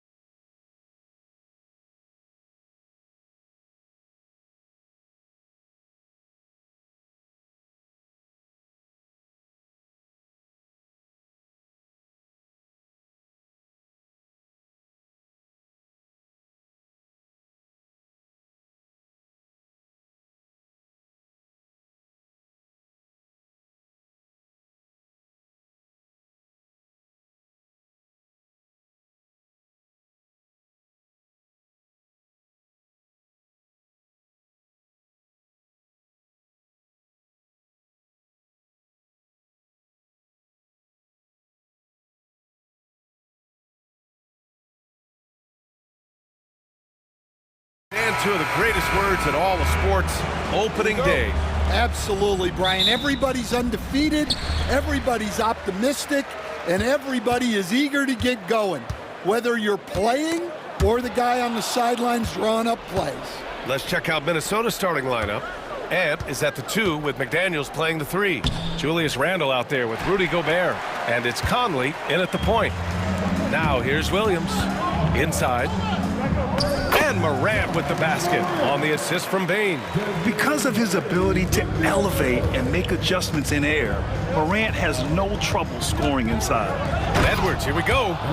There's a move for you. Wow, just showed great creativity on his way to the bucket. And it's Morant with the ball for Memphis. A moment to hear from Allie LaForce. Taylor Jenkins gave me a few minutes to catch up with him. I asked him about Julius Randle and why he's so hard to stop. Coach said it's the ball handling, the spin moves, and the ability to finish against length. They want to try to force him right and take him out of his rhythm. Something many teams have tried, but few have accomplished. Guys? As always, Allie, we thank you. You know, Coach, when you watch Ja Morant play, it's hard to think of anyone else as explosive as he is. Yeah, Brian, he can make a defender look like he's standing still. The burst that Morant has with his first step is unrivaled. Probably the best burst in the entire league. Truly is a human highlight reel in this modern day. Now here's Edwards. His last outing, he had 24 points. Wow. Missed the easy one right there, right at the rim, but came up empty. Williams with it. He's picked up by Conley. Morant surveying the floor. To the middle. Here's Jackson. McDaniels with the rebound. The Timberwolves have gone 1 for 3 so far. The shot by Conley, no good. Morant against Edwards. And then Morant with the dunk. You know why Morant makes those dunks look so easy? He's got a 44-inch vertical. That's unbelievable. Now here's Edwards. And the foul is called. He missed it, so he's got a couple of free throws coming his way. And Stan, while Edwards has pushed back, it hasn't stopped others from comparing him to his airness, Michael Jordan. And that talk is more about how his game reminds one of MJ and less about greatness. Edwards' career is just getting started.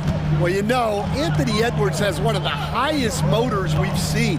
His relentlessness throughout the length of the game is just exceptional. He wears out the entire opposing team.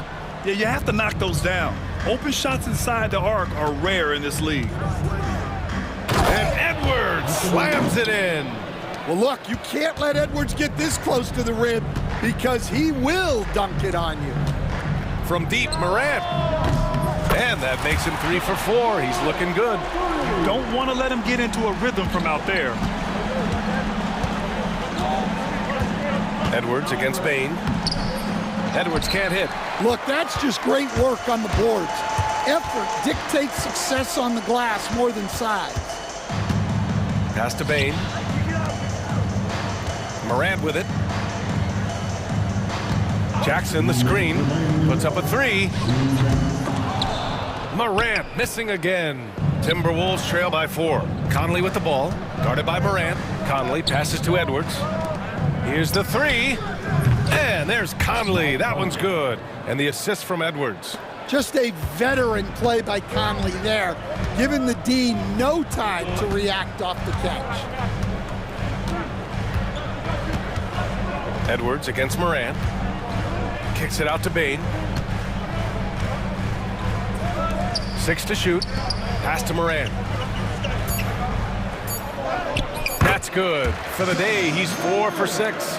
Well, he's had it going offensively, helping them build this lead. And the foul on Jaren Jackson.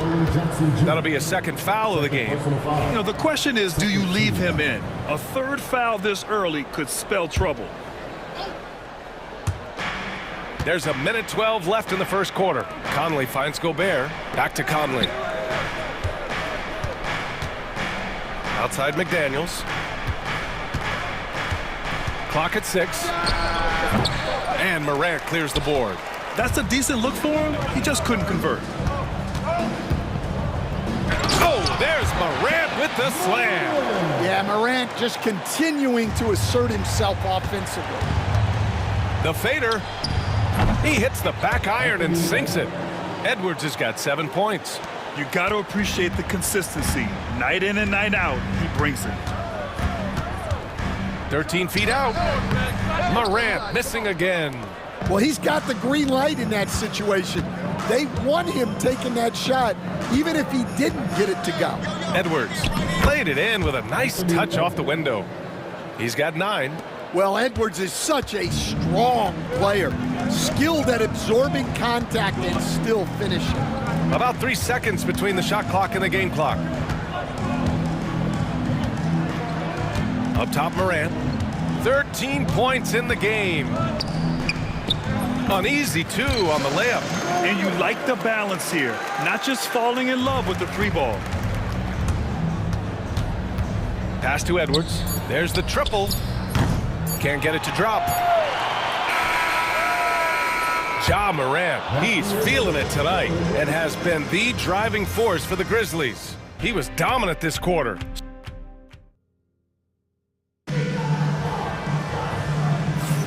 And this has been a fairly close game through the first quarter. We'll see what happens here in the second. What stands out to you from the Grizzlies in this one?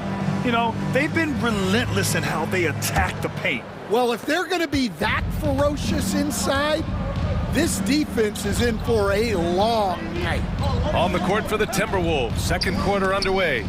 Naz Reid out there with Julius Randle.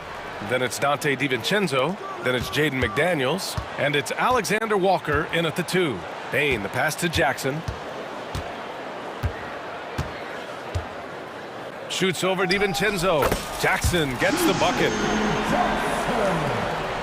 Timberwolves trail by 5. Randle with it. Guarded now by Smart. And there's the foul. It'll go on Julius Randle. That's his first foul of the game. And this kind of selflessness is great to see. Textbook positioning to draw the charge. Smart against McDaniels. There's Jackson with the 3.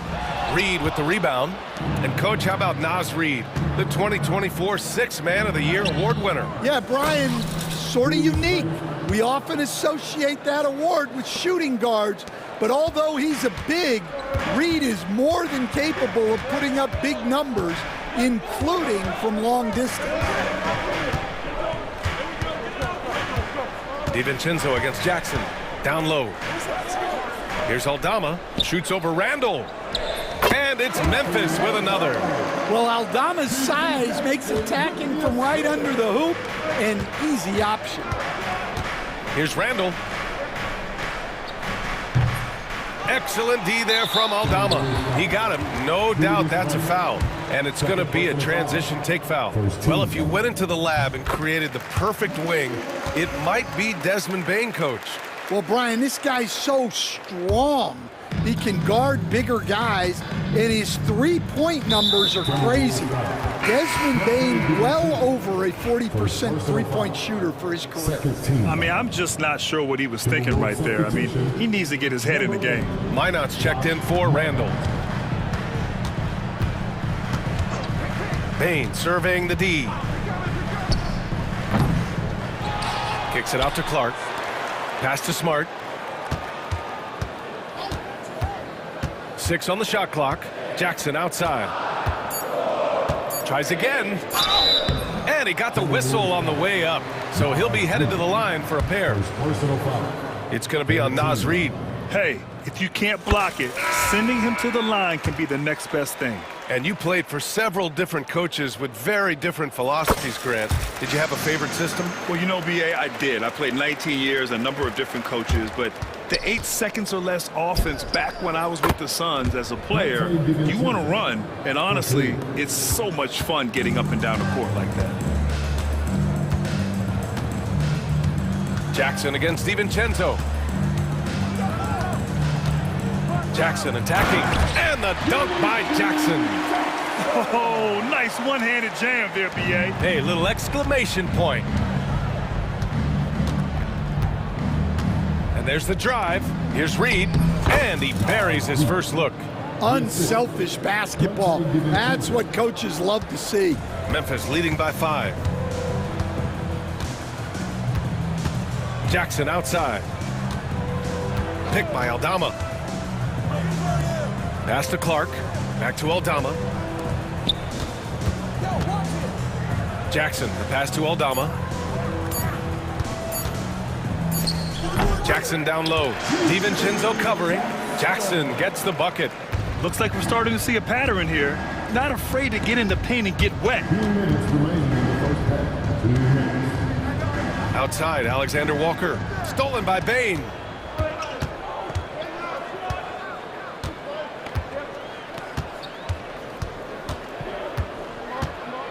Clark with a screen on DiVincenzo. The 3 from Bain. Clark. Well-timed pass, and he goes straight to the bucket for the layup. And now it's a 9-point Memphis lead.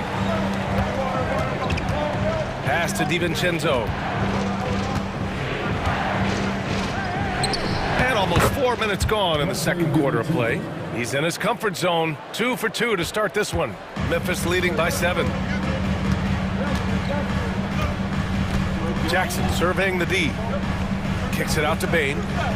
Clark with it. Outside Bain. Clock at 6. Memphis needs to get off a shot. Here's Clark.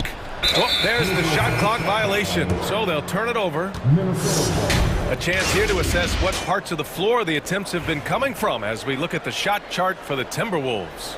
And they've mostly abandoned the corner 3 shot. But you can't blame them the way the defense has been closing them out down there. So they've had to find their points elsewhere on the floor. And now we have an intentional foul. I'm not sure why. Yeah, bizarre play, B.A. Not sure what got into him. And the Grizzlies with some changes. Kennard comes in for Bain, and it's Morant in for Jackson. Nice rebound. Trying to match the other team's intensity right now. Now here's Kennard, covered by Alexander Walker. Kennard can't get it to go. Timberwolves trail by 7. Here's Minot. No points so far. And they're on the run. There's the foul to try to stop the break. But that'll be a clear path foul. They'll get a free throw and possession here. Memphis shooting their 6th and 7th free throw attempts tonight. First one falls for him. Well, Morant is so athletic, and he finds himself at the free throw line a lot. And Morant drops them both. I love it. In attack mode, drawing foul calls this quarter and getting to the free throw line. Some changes for Minnesota. Anthony Edwards comes in for Alexander Walker. And Conley subbed in for DiVincenzo. Well, this is what they pay Kennard to do. He's led the league in three-point percentage multiple times. The Timberwolves again can't hit. Up top, Morant. He's guarded by Conley. That one's good for 2. Morant's got 4 points in the quarter. Well, look, if he misses that shot, coach might think of benching him. He's pretty fortunate he got that one to go. Edwards, that's good. Well, second chance points are all about a lack of effort defensively. Those buckets would drive me nuts. That'll do it for the first half. Memphis ahead, up by 12. We've got more in store for you right after this.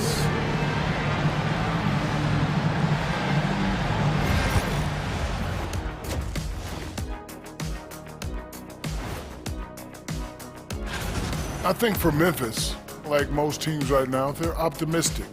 We'll see how they handle the first couple of games. Yeah, everyone start. And let's move on now to that first half. Obviously, a lot of work to do for the Minnesota Timberwolves. First thing, that does it for halftime.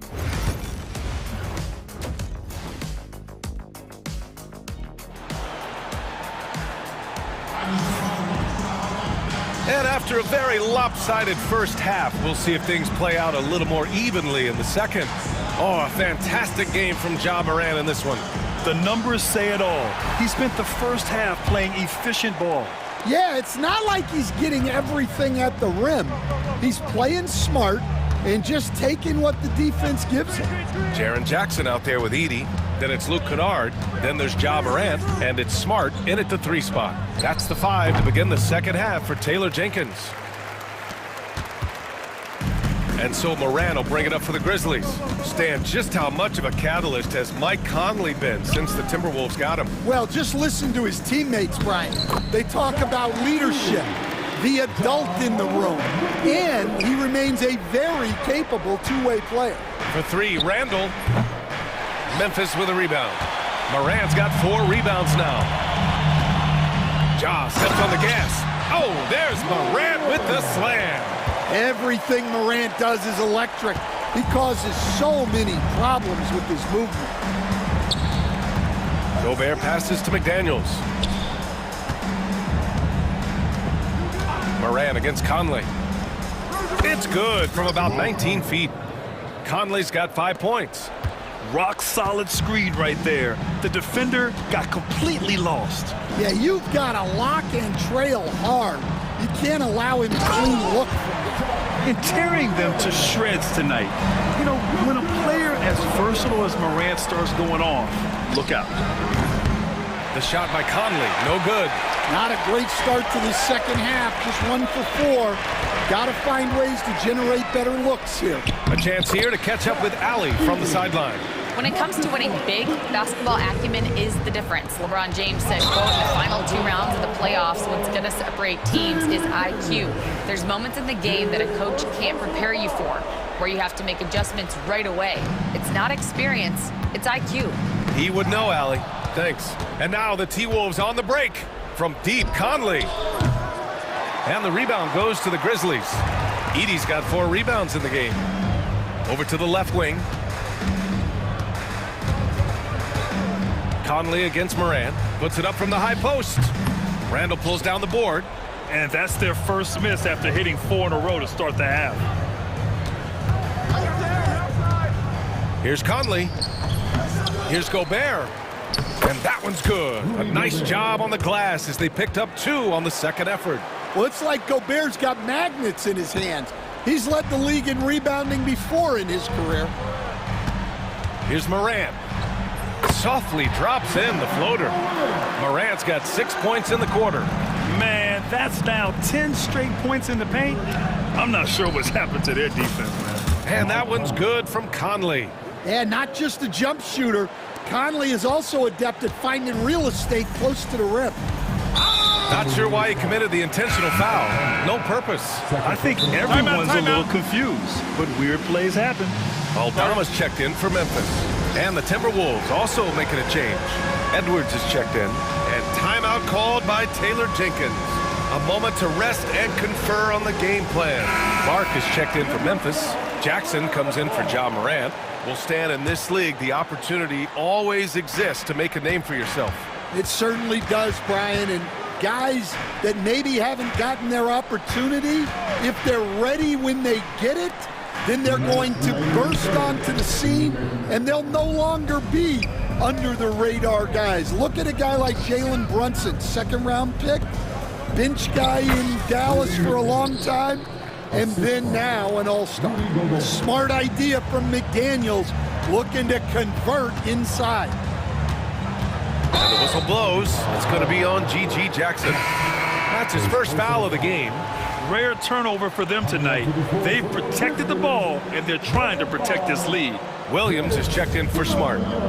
Edwards with it, and Kennard picks him up defensively. Shot is good by Edwards. Well, when Edwards gets this hot, all an opponent can hope to do is limit the damage. In the third quarter with just over 3.5 minutes off the clock, Jackson, the pass to Aldama. Yes, and a nice assist from Jackson. Very little resistance around the rim right now. That's the 5th straight bucket they've given up in the paint. Here's Edwards. The kick out to Conley. Randall outside. Pass to Edwards. 3-pointer. Gobert. Oh, Gobert! Right there on the putback. Yeah, Gobert showcasing that athleticism. Jackson with it. Give him 8 points now. Inside. Aldama, the pass to Jackson. Kennard for 3. sends it home from three-point land. Kennard's got 6 points. And Kennard's teammates and coaches encourage him to take these quick shots because they know how effective he is. And here's Edwards outside. Edwards can't get that one to fall. Grizzlies lead by 15. And Mike Conley picks up the foul. That's his 3rd foul of the game. Personal foul. Second team foul.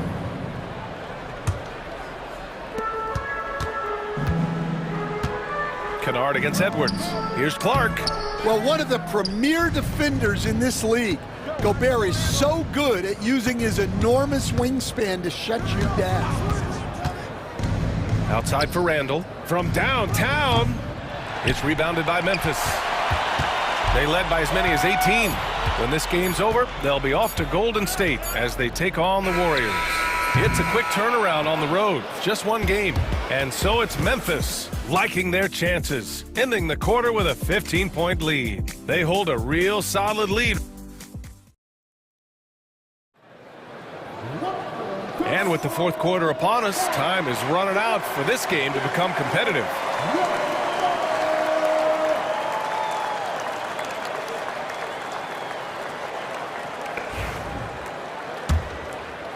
Here's Jackson. And a look now at the 5 for the Timberwolves to start the 4th quarter. Ant is at the 2 with McDaniels playing the 3. Rudy Gobert is out there with Naz Reid. And it's DiVincenzo in at the point. From outside the arc, on target from range. They're being put to the test, and he's doing everything he can to keep them in this game. DiVincenzo against Jackson. And there's the screen. On the wing, Bane. The 3 is up. And it's Gobert with a rebound. Gobert's got 7 rebounds in the game. DiVincenzo against Jackson. The rebound by Edey. Edey's got a rebound number 5 here tonight. Bane, the pass to Jackson. Jackson on the wing. Jackson with a screen on DiVincenzo. Jackson finds Jackson. 5 to shoot. The jump hook. And too long on the shot. Timberwolves trail by 12. And for some reason, he decided to foul there. Yeah, B.A., that's an odd move. Maybe there's something else behind it. Memphis making a switch here. Morant's checked in. And Minnesota with possession here. Here in the 4th quarter, their defense has been very strong. No baskets allowed. Second shot opportunity. 6 to shoot. And so he draws the foul, headed to the line to shoot a pair. Edwards brings so much power to his game inside. And a moment here to take a look at the scoring breakdown for the Grizzlies. Well, they've clearly been focused on getting the ball inside. And up to this point, the defense has not had an answer. And you have to talk about the passing, too. I mean, the ball has been zipping around on the offense, and they've kept the extra pass mentality the whole way. Smart's checked in for Memphis. And the Timberwolves also making a change. Conley's checked in. Here's Morant. And the bucket counts. And he is on his way to the line. He'll try to make it a 3-point play. And one thing that Morant has always been elite at, finding a seam in a defense and getting to the rim, Grant. Yeah, any crack allows him to get inside. And as good as anyone at splitting a double, which he sees a lot of. So once inside, he can finish with authority or kick it out to a shooter. Edwards, no good. Grizzlies lead by 14. Outside Morant. It's Jackson, high post. It's rebounded by Anthony Edwards. And it's Edwards with the ball for Minnesota. Reid passes to Edwards.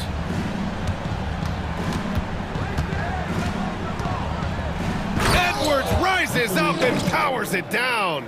Well, it might not be fair, but most nights we expect Edwards to put up big scoring numbers. That's what you ask of your stars. Here's Morant.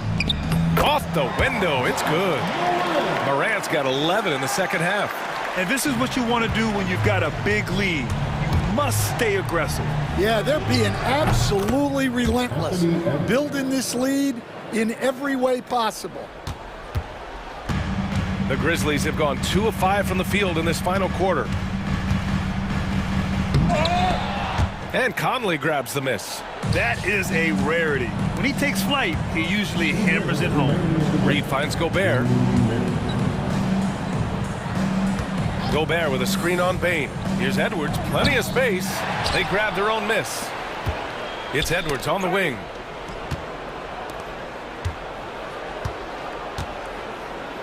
Pass to McDaniels. Over Smart. McDaniels, that's good. 1:39 left in the fourth. Memphis leading by 10. Here's Morant. And then Morant with the jam! Yeah, Morant's got to get himself in that dunk contest. I mean, look at that. Now Reed shoots over Jackson. Reed can't hit. The Grizzlies have gotten 3 of 7 attempts in this fourth quarter to fall. 1:10 left in the fourth quarter here. Oh, and Reed with a block. Well, Reed really gets after it on defense. He's a big man that loves coming up with blocks. And there's no way this margin gets closed down. Great execution of a game plan and a nice win here for the Grizzlies. Hey, if you get yourself to the line and cash in on those opportunities, you paint your opponent into a corner. Yeah, they were so successful with that all night. Aggressive, fearless, whatever you want to call it, they really pushed the action and got rewarded. And so this win marks their first victory of the new year. Yeah, this is far from the last word in the season series. Still 3 more meetings between them and plenty of motivation to square things up. And even the opposing fans can't deny this was a sensational game for Ja Morant. Anytime they needed a bucket, they'd put the ball in his hands and say, go make a play. It was impressive to watch.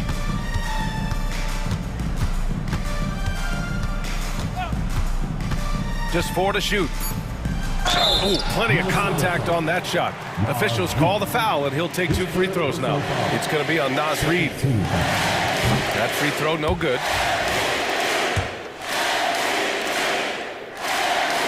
He hits the second from the line.